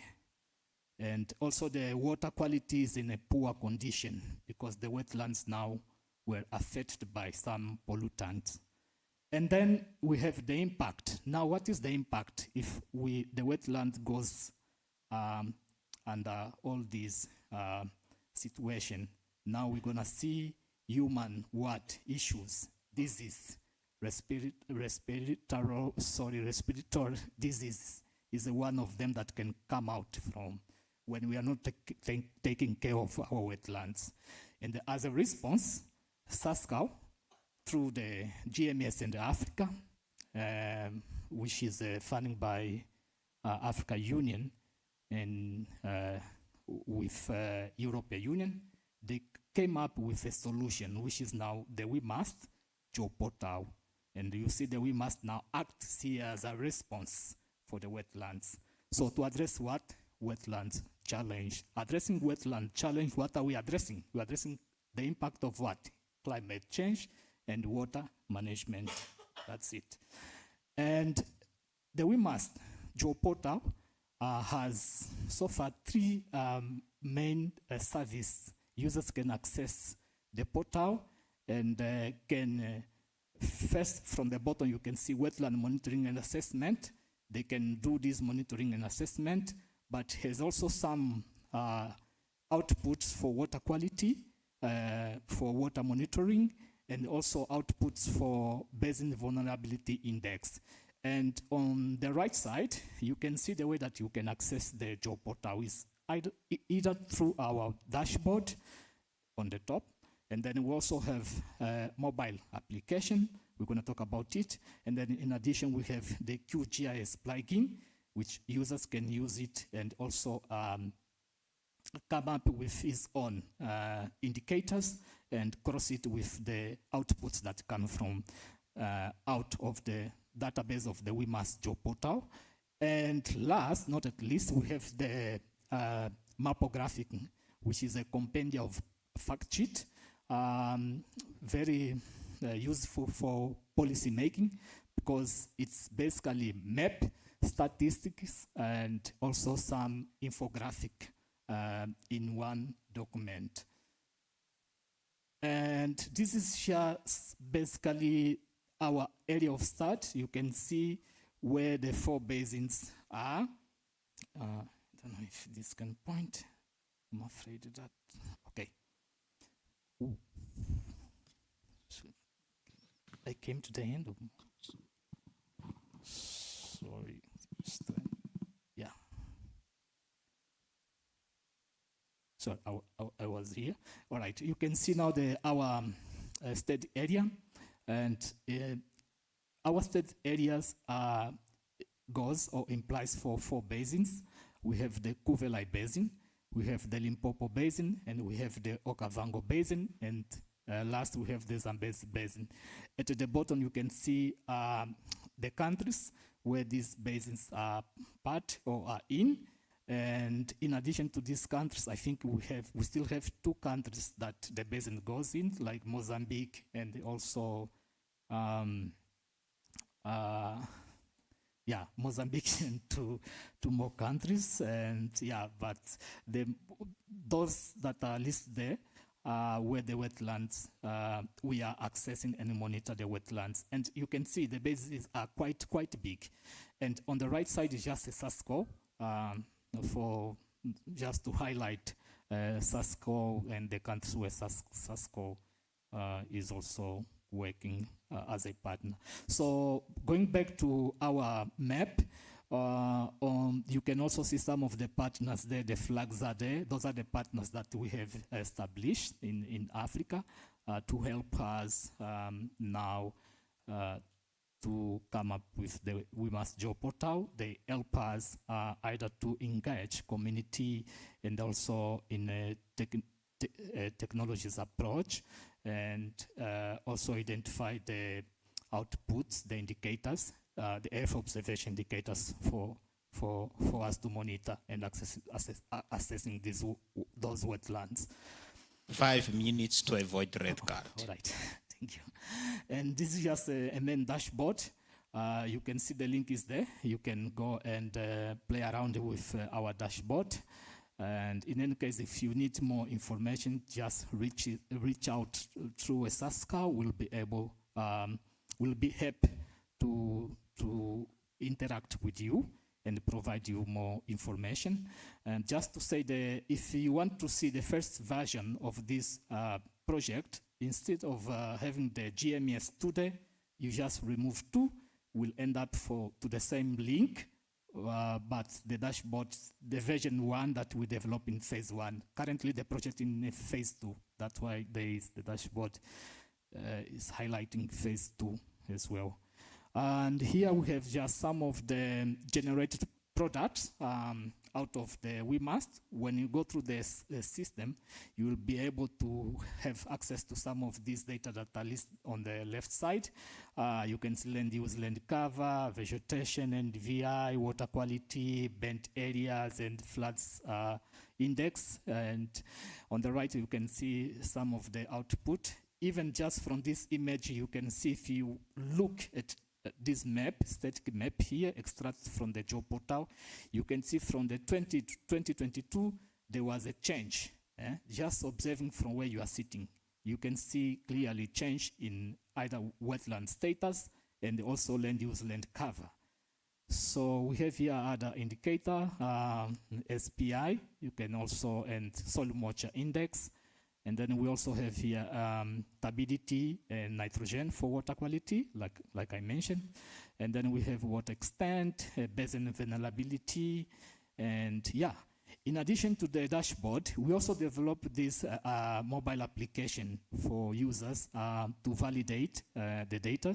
Basically, they can take this mobile application to the field. As you can see, the picture they're showing now, some of our stakeholders, they went to the field and collect some points to validate the Earth observation data that we are storing on our database, if they talk to the same information that they are able to capture on the ground.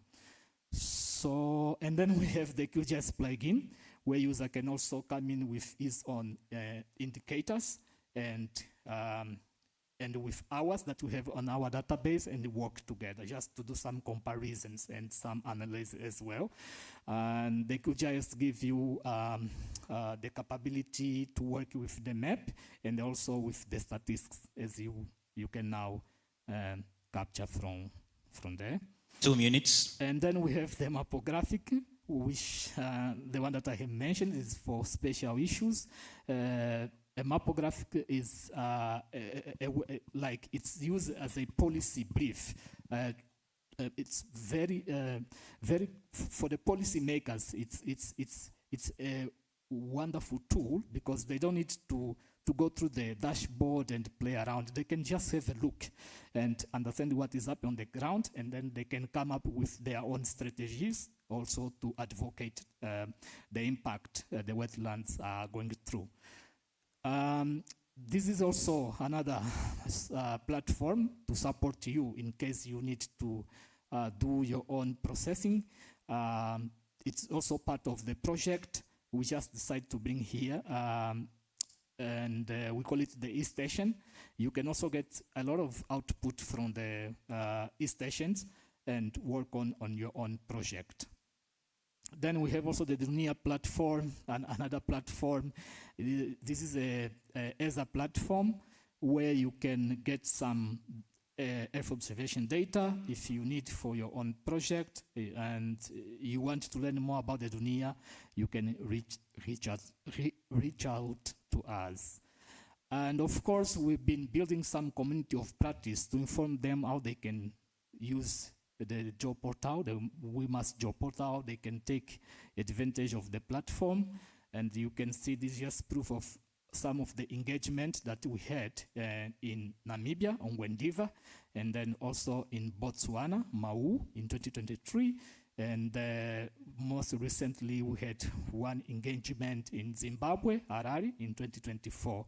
So, and we want to continue upscaling on that chapter with our community. And this is one example of how the WeMust job portal, if it's well taken, can help our community. You see here is a Kuvecon. Cuveco, which works as advisors, the two countries, you can see there, Angola and Namibia, in water resource management. They said they have severe climate change impact, including droughts and floods, and also land degradation and deforestation. So we came up with this SMEI, which is Soil Moisture Index, one of the indicator extracts from the WIMAS. Time is over. To help them, okay, I'm just concluding. Yeah, to help them to, you know, to give some suggestion when the flood is higher, or suggesting flood, sorry, when the moisture level is higher, suggesting some flood risk, while when is very low, the moisture is very low level, indicating drought risk. So, and there also the policymaker can come in with strategies and help the community how they can survive during these two seasons. Thank you. With that, I want to thank you.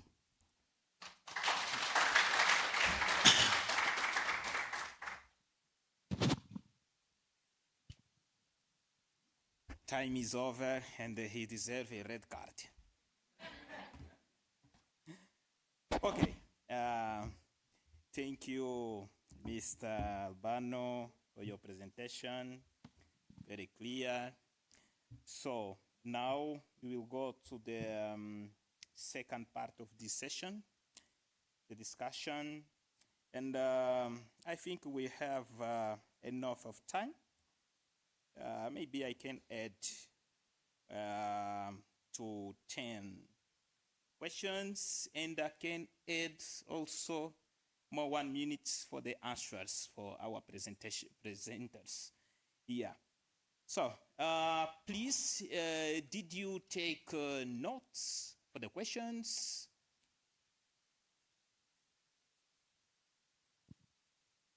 Questions, please. We have one.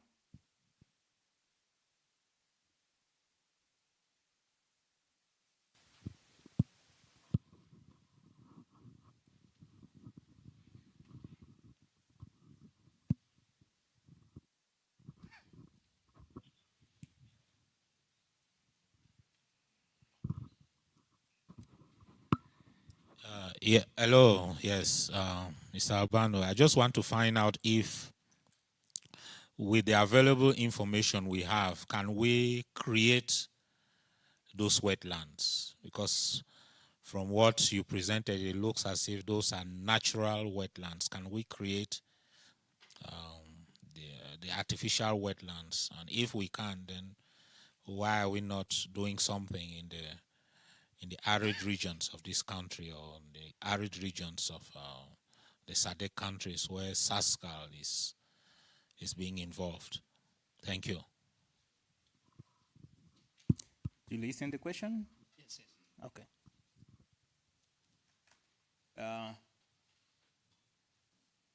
One more question? Not? We have two.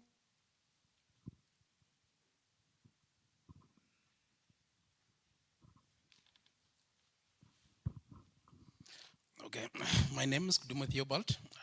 Actually, working for NNFU as the regional project coordinator. Actually, my question is regarding to those wetlands. It's already identified, is it? Then I don't know, what is the recommendation to the government, since those wetlands normally collect a lot of water during flood season. I don't know, what is the recommendation, what to do actually with that water?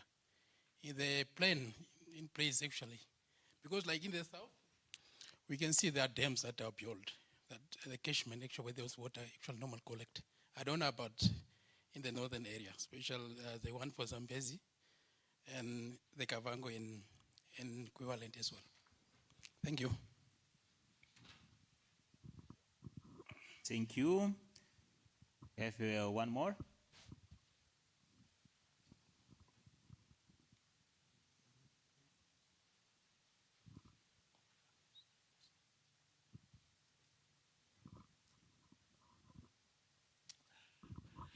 Thank you, Chair. My question is to Sophia. I hope you hear me.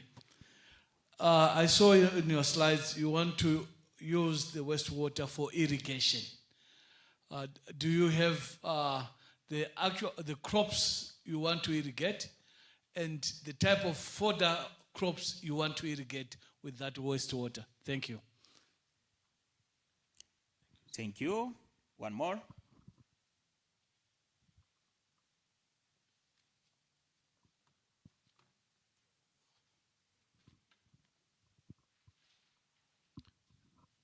Yes, thank you. Mine is also on the water and sanitation project, and it's just that trying to get to, we're trying to treat wastewater, reuse into the different aspects. In terms of the Ministry of Agriculture and Water, I know there is existing task forces on water and sanitation, and I'm just looking at, in terms of, are we reinventing the wheel? Are we starting new task forces? How does this project and what is already existing within the country, working together? Because otherwise then we might be just duplicating what is happening already, because I know there's a national task force and the regional ones, and even up to the municipalities in the different areas. So just looking at how that might reinvent the wheel. And in terms of capacity building, this day and age, if you ask maybe who are the first people in the world to have, taken a drink from reused water, Namibia would come up, Windhoek will come up. And we are still not at a level where we are able to capacitate ourselves or replicate what is in Windhoek in the other towns. Yeah, I will leave it at that. Thank you for your question. One more.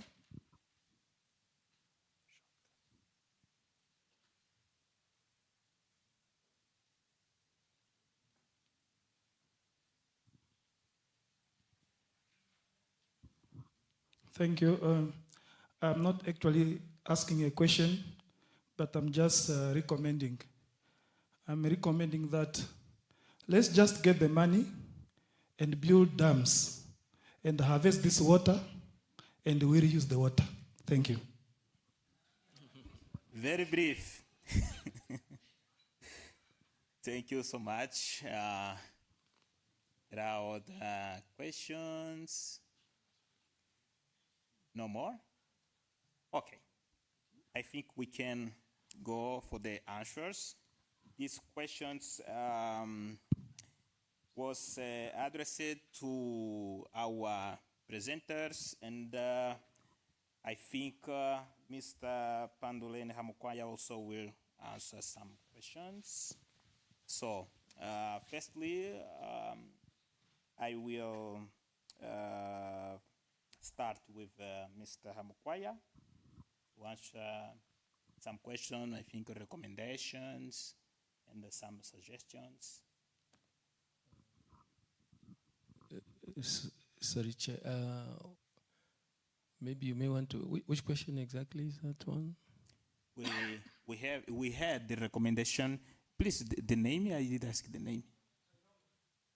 Yes, and we have also one question of Mr. Chiho. Ah, yes. Please, can you repeat your question to Mr. Hamukwaya?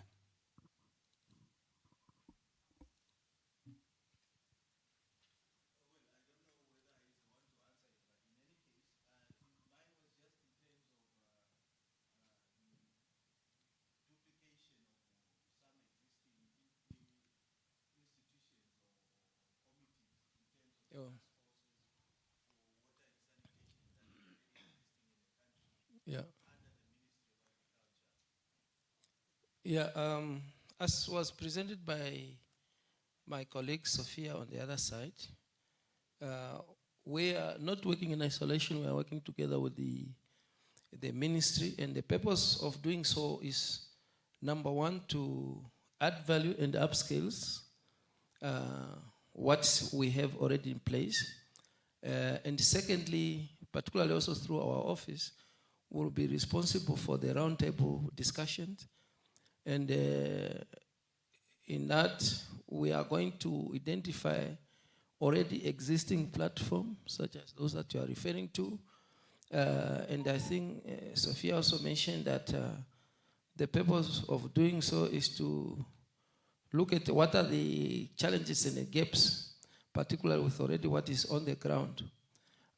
We are not going to duplicate, but we are going to strengthen what we have, working with already the platform that we have. If you can see already from the either national, regional, even at the regional levels or local levels, we are going to work with all those existing structures that are in place. So, yeah, there's no duplication of effort. Chair, I may have missed the first question from the gentleman, maybe. Yeah, the first question was just a recommendation, right? Okay.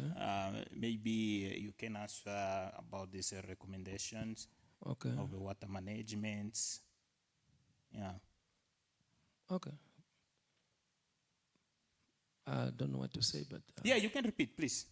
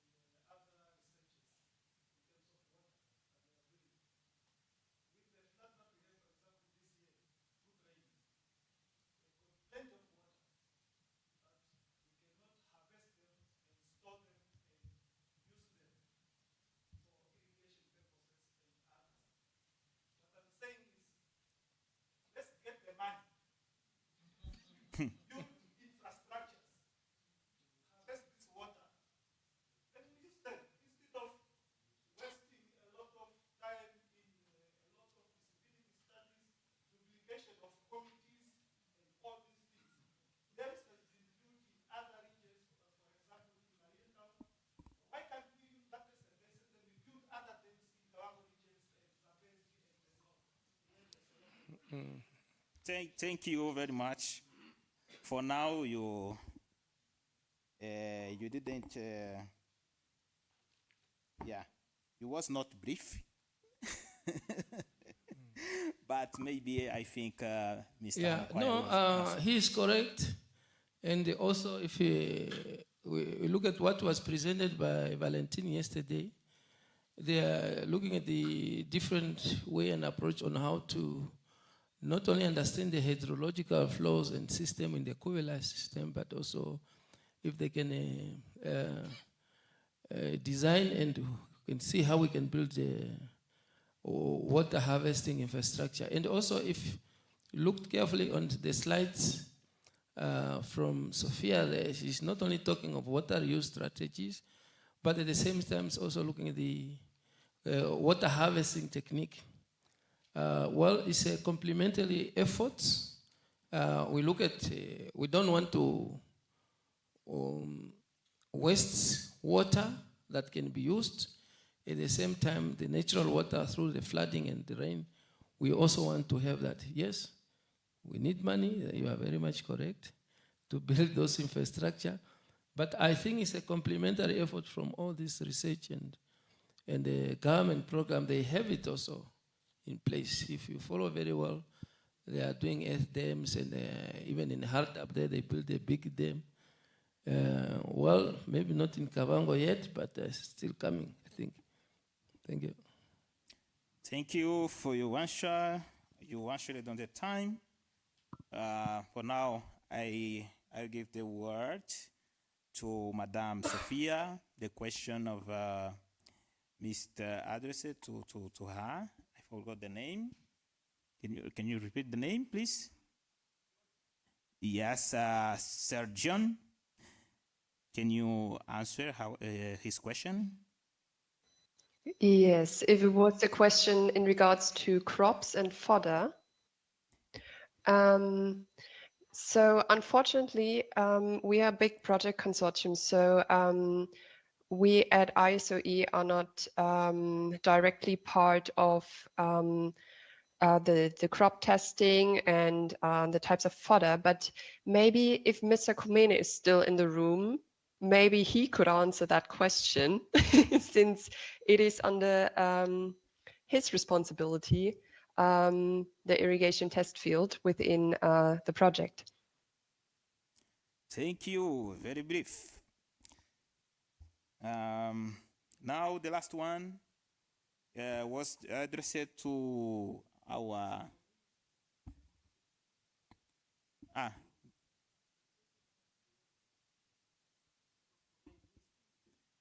yes, yeah, he's not here. Where is he? Yeah. Yes.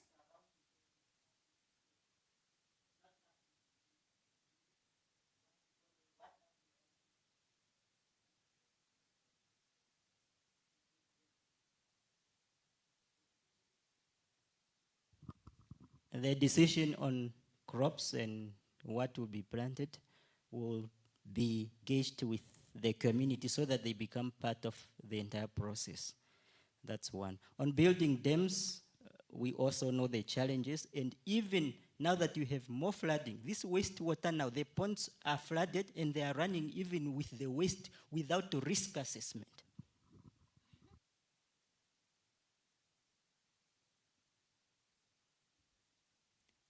So, one question, please. I think it would be a suggestion.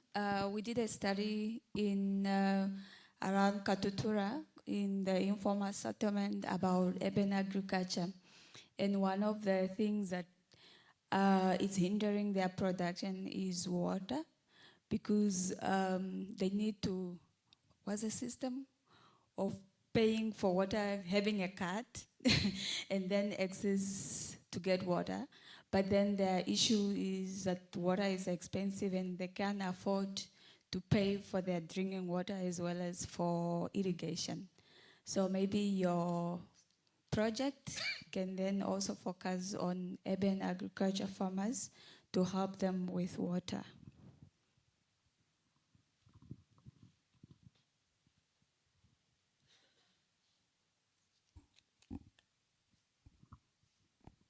Please present yourself before. Yes, my name is Rhoda. I'm in University of Namibia. My question is to my neighbor and yourself. Okay, to my neighbor on the opposite side, yourself. You said there are many bodies now that are dealing with the water issues in the country regionally. Of all the groups that are dealing with water in Namibia currently, which one is actually, what are the current outcomes of the group that you may know? Is it planning to supply dam water in the all regions? Is it planning to open more green schemes? Are we getting water from Congo River? How useful is are we getting more water from Orange River? How much of the Zambezi water is going away? I don't think there is any serious irrigation in Zambezi. Perhaps you know one, because you said there are many. And then to the presenter. Madam Sophia. Finally, my last question is how can we convert the oceanas in the north to become dams? And perhaps for water to remain there, if the rain rains now, it can stay there up to next year before it rains. Can we deepen the dams and make them more firm to contain more water? Thanks. Thank you. The last one. Thank you. Mine is more of a comment. I am Albertina. I come from UNAM, Ogongo campus. I had a privilege to visit the water recycling plant that is in Otapi, that was mentioned by the presenter. I also visited another one in Ohangwena, Helaona Fidi, Yeah, Helaona Fidi town. Yeah, I looked at the two and compared the old happy one. It looked like the planning did not start at the bottom. So we now have the water being processed, but it looked like it's not being used for anything. So just maybe, hopefully they will also then use the lessons from the existing water recycling plant to plan better for any upcoming. In Ohangwena, it seems to be working well. There is facility to distribute water back to the houses. The issue is that just then buying the water for doing urban agriculture. Yeah, but we are looking forward to these consultative workshops so that we can also come and contribute to see how this strategy can better be shaped to address the needs of the people on the ground. Thank you, Madam Dr. Albertina. We have one more question. Is the last one.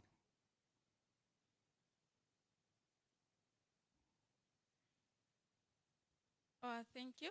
My name is Victoria Shifidi from the Department of Water Affairs. I have a question for the both of you, perhaps more for Sophia, sorry. Your project, do you have a component, does it trickle down to household level or you limit yourself to municipalities? Because when it comes to especially rural areas, almost every household now wants to own a flushing system of some sort. There isn't any formalized reticulation or reuse system there. And so the household owners would then typically hire those truckers to come and empty their tank. And sometimes they just, dump this water elsewhere in the oceans and whatnot.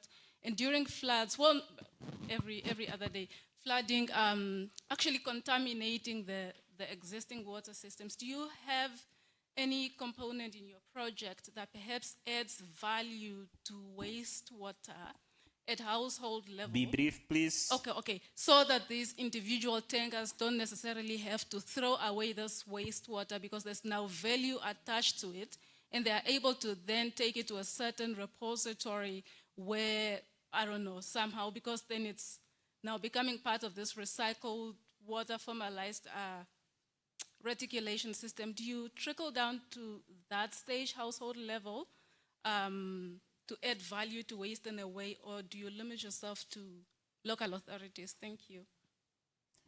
This is actually a welcomed, especially when it comes to water quality issues. I think it can augment existing water sources.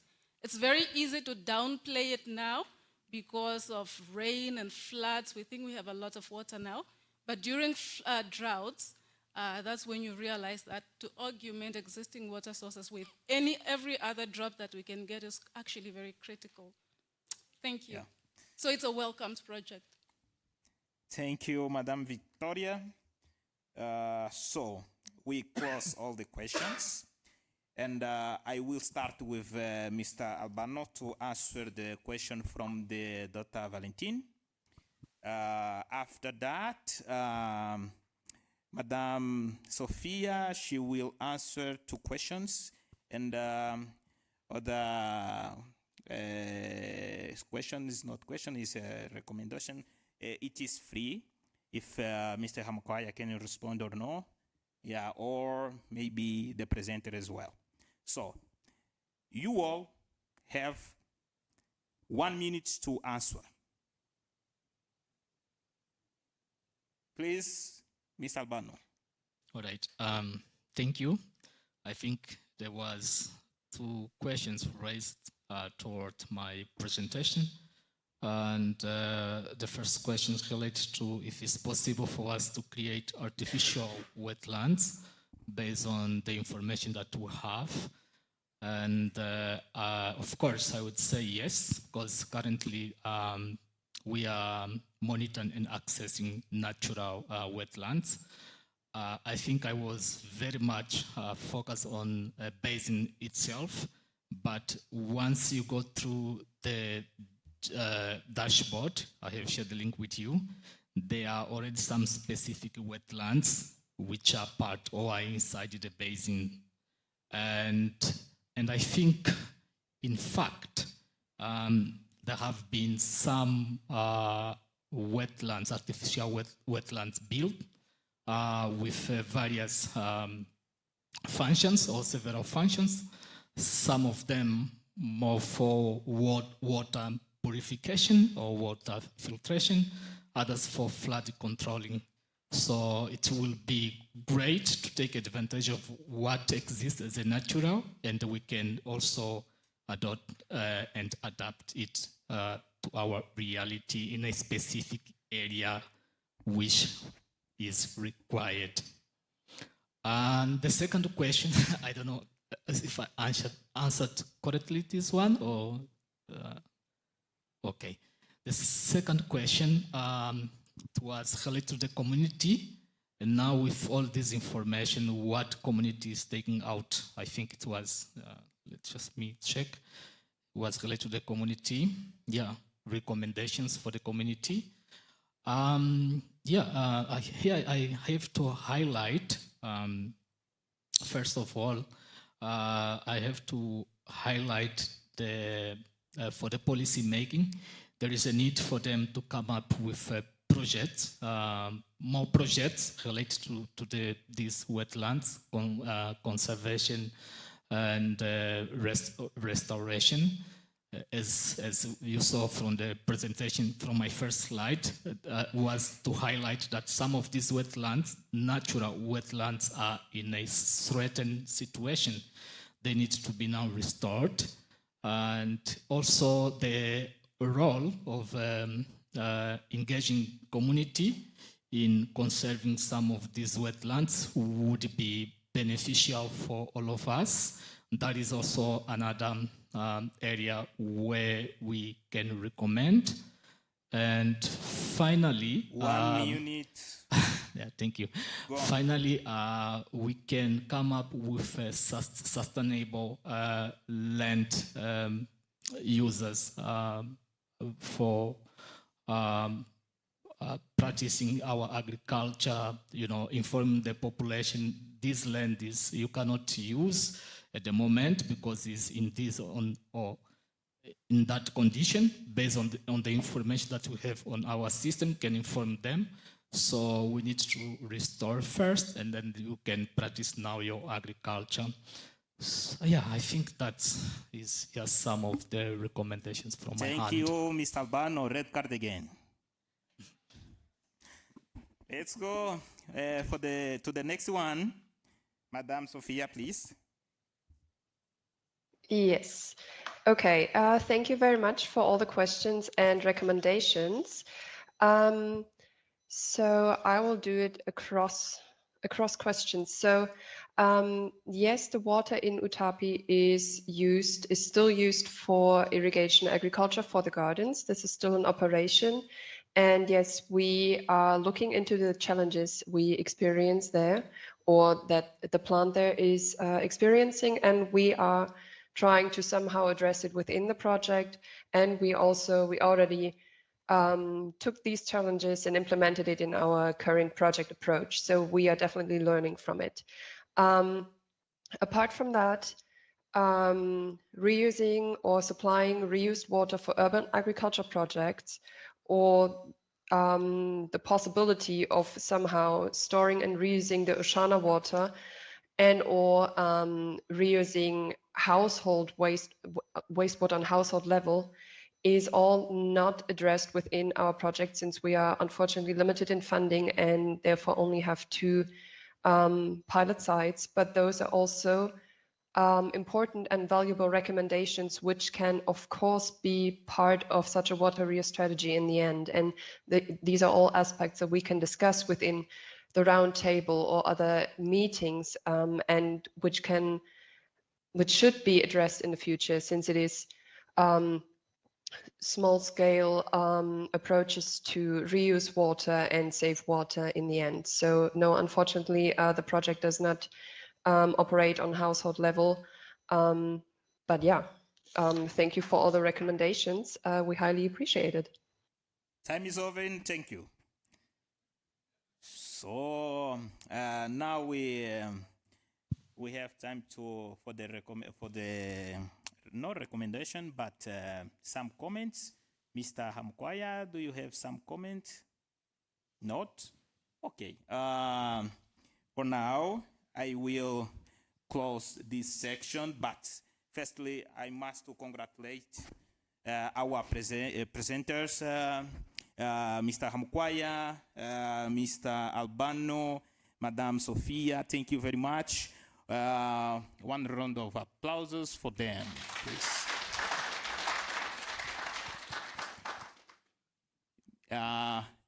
Yes, Maria?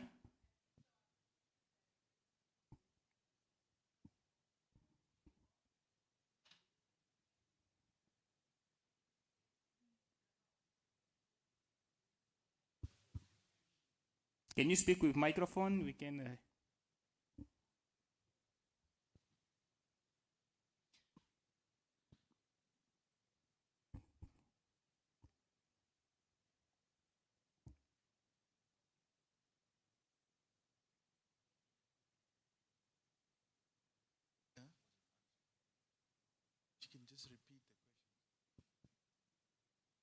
Yes, the colleague said that there are many groups already, it's like they're already duplicating, that are working on water issues in the country. So out of those groups, is there any that is conclusively handling use of the water bodies that we have in our transboundaries? Like Kunene River, is there an irrigation scheme there? Zambezi and Orange River and any other?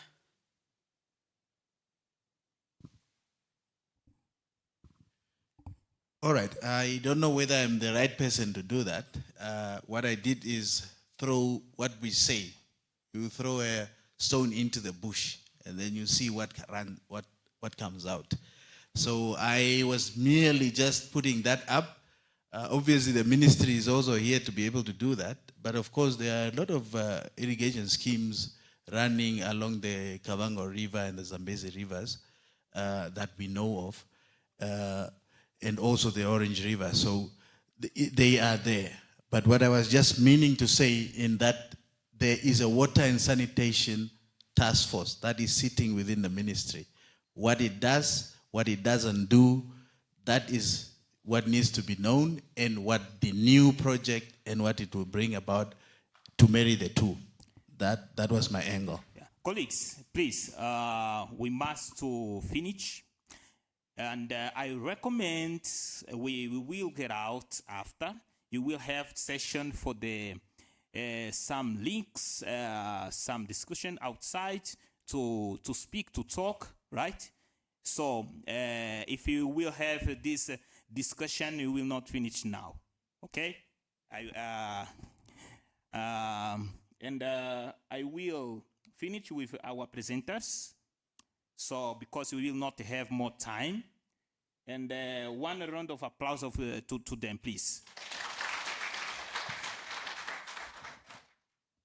Please take your seat. So, now to close the event, I will invite here again Dr.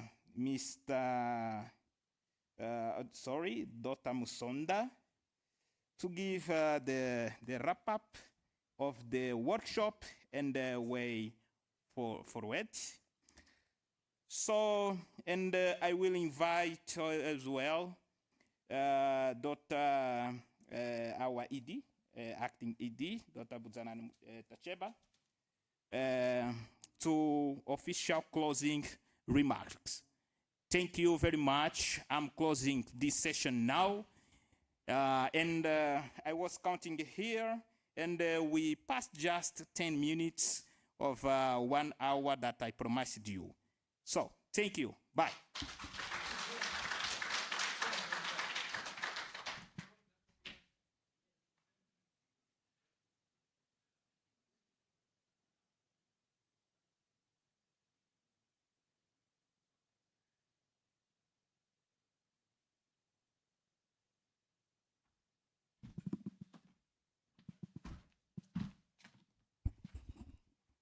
Thank you very much. My role this time is quite simple. I just want to take you through or to just wrap up on the Sasscal 2.0 workshop, which was held here in Namibia. Windhoek or Windhoek? Okay, thank you. So basically, if you remember very well, yesterday I was trying to talk about what we are going to focus on in terms of the sessions and in terms of what we want to achieve at the end of the day. And basically, I think we have done a favor to ourselves because we have looked at the policy framework, we have looked at the achievement under Sasscal 2.0, we have also made some headways in terms of partnerships, which we have tried to build.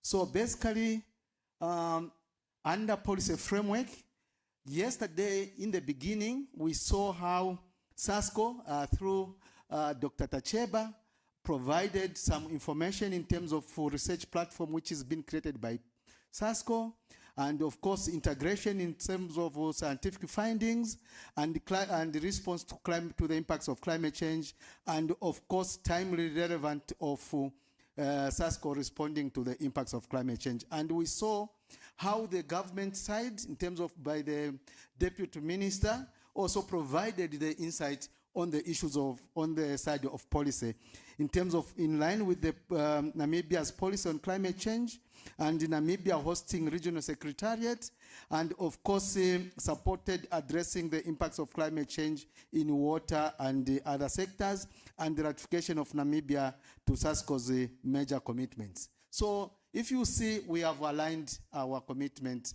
we have aligned our policy framework in terms of the way we are implementing, and this workshop has really confirmed that. In terms of the results, RIBS, we had, of course, different projects, Sasscal 2.0 results. RIBS, it is coming out to say mechanical bush thinning and the application of arboricides is highly effective in controlling bush encroachment. I think that result is quite clear.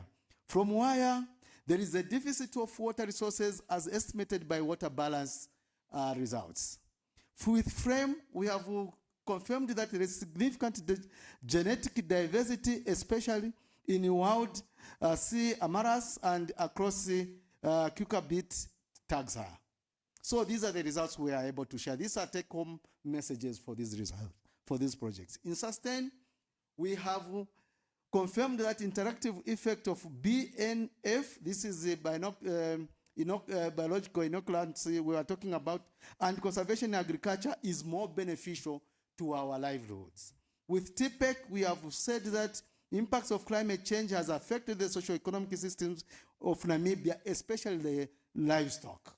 With EONAC, we are saying that enhancement of socio-economic and cultural value of those resources is important in order to create an incentive for good governance. For Fosrex, we have said that drought-tolerant grows widely, nutrient-rich seeds with high fights, 40% to 50%, high protein, 18% to 30%, also plays a major role in desert areas. These are the drought-tolerant crops which were being cited by Fosrex. In terms of climate-smart crops, we have taken up we have understood that interactive effect of drought-resistant crops like pear, millet, and cowpeas, and conservation agriculture through reaping methods proved more effective results. So, ladies and gentlemen, on the project results, I think we have got the message. In terms of partnership, we can't do partnership without talking about challenges and opportunities. From the private sector, we said that we can partner in sharing information on the lessons learned and building synergies in trading, especially on crops. During panel discussion, we came out with this conclusion. And we were able to partner on those lines. In terms of water sector, we are saying that we can partner well through information to to inform the designing of infrastructure development in water sector. That also came out. In terms of the researchers, they said that develop long-term strategies on climate change adaptations. With government side, I think someone coming from Minister of Agriculture was saying that use of information for policy to increase productivity, it is quite important in our sector, in government. And at the same time, to support the support that is coming from Sasscal in terms of capacity building for sustainable development is quite recommendable. And that is also an area of partnership. With the community, our community sat here, I think this afternoon, very late in the afternoon, and we concluded that increased farm level productivity they're benefiting from that because of Sasscal intervention, and they are able to partner with that. And of course, they said that they have gained benefits of rangeland restoration and of course conservation agriculture. Of course, this didn't go without challenges. We realized that there is information gap which still exists between researchers and the users of that information. And it was also alluded to the fact that there is a limited translated recommendations. When research is performed, very few information is translated to capture the audience of the end user. And then they said that less contact, the government workers or the researchers have less contact with the farmers and yet they are paid. I remember that comment coming from there. Of course, from this workshop, we have realized that we have opportunities. We have opportunities that, if you remember in my beginning, I said there are variable policies that can guide the implementation of these projects and enhance productivity. And of course, we have Sasscal researchers who have demonstrated to us that they can identify the problem, run with it, and provide solutions. And above all, we had these willing farmers who were willing to adopt recommendations. And with this, please allow me to say thank you very much to you for this attendance. And of course, thank you very much.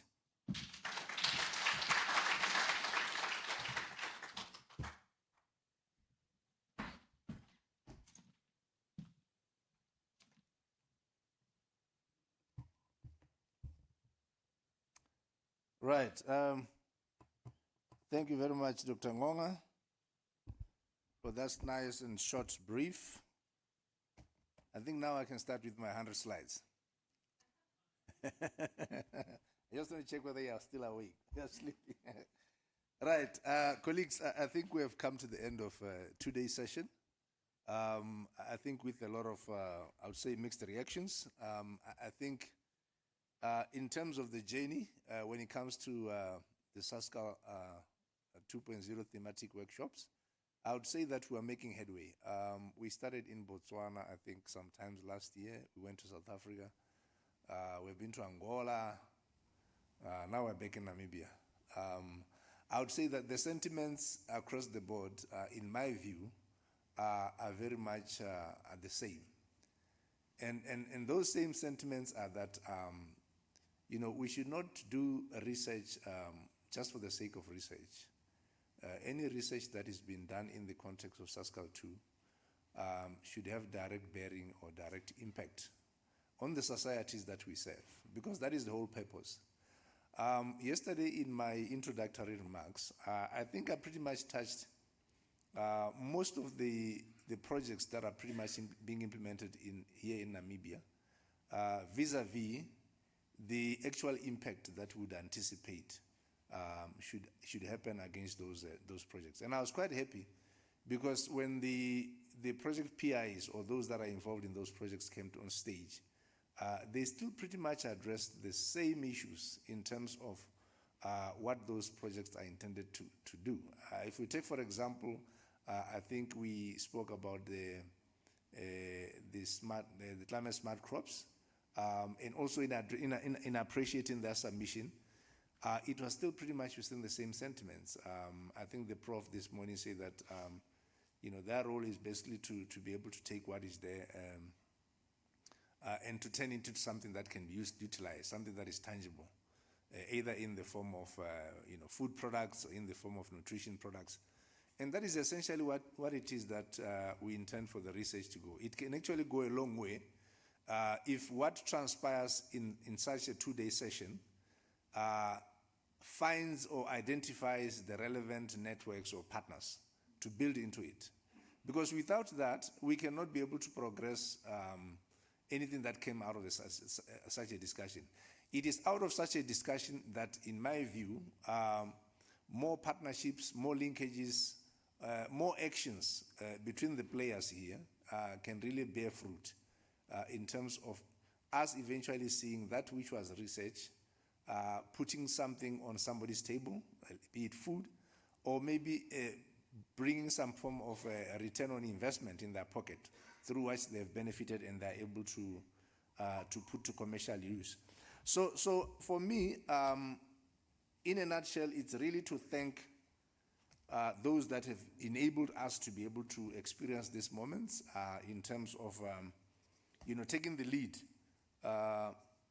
in ensuring that they give us direction, and this is from a policy framework.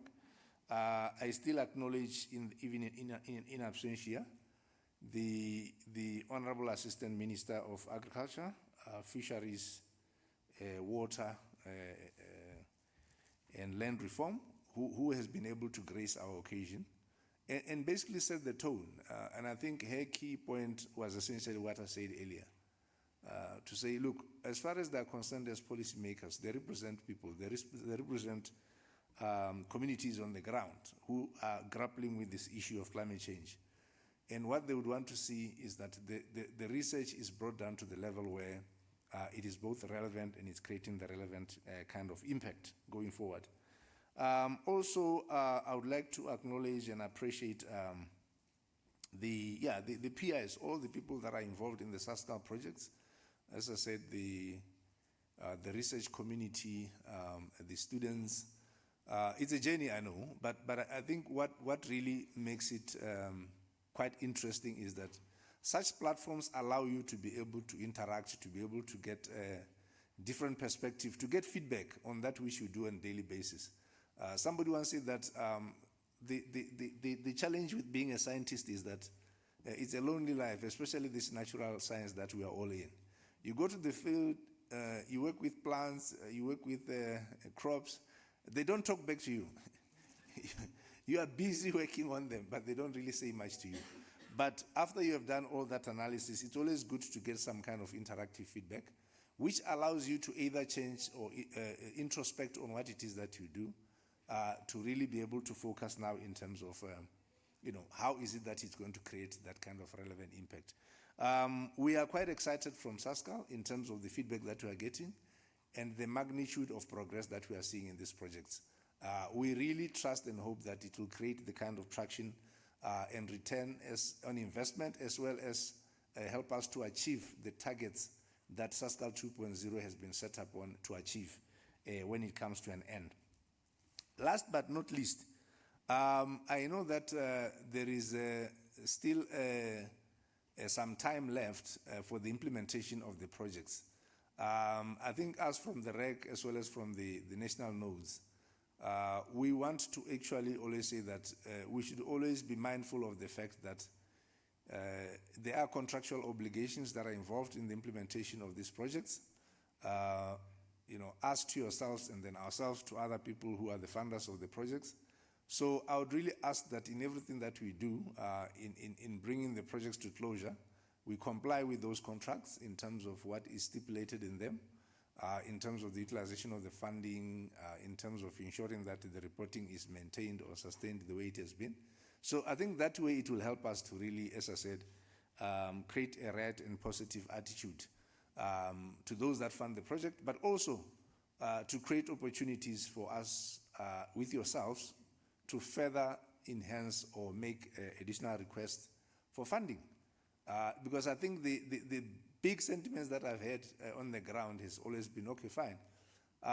Let's see now then what would come next. How do we now formulate or come up with other ideas of getting funding? Now, to answer the question, funding for what, is essentially what comes out of the research.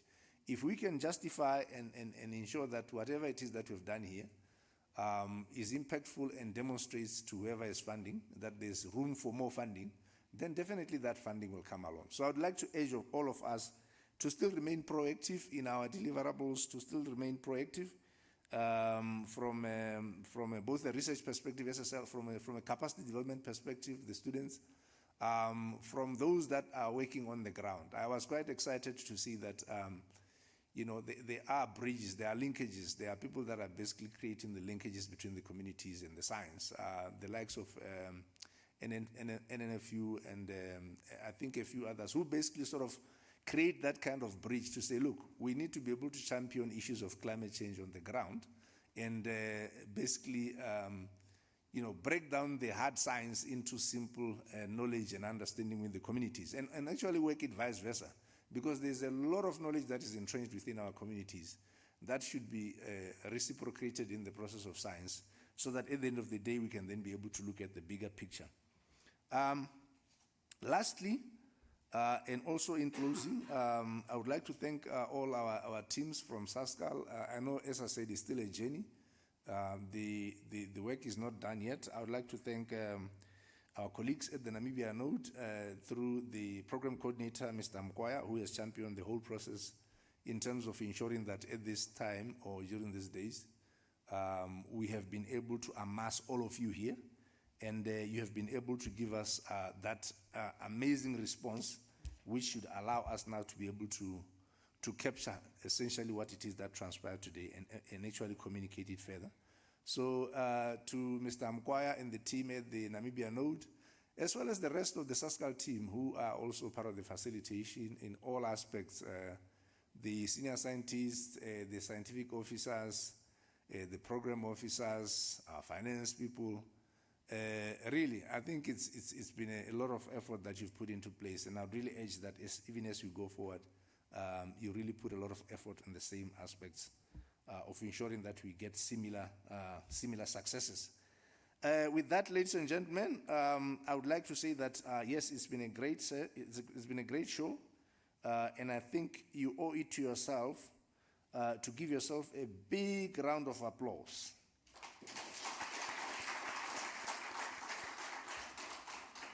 And by so saying, I'm signing off.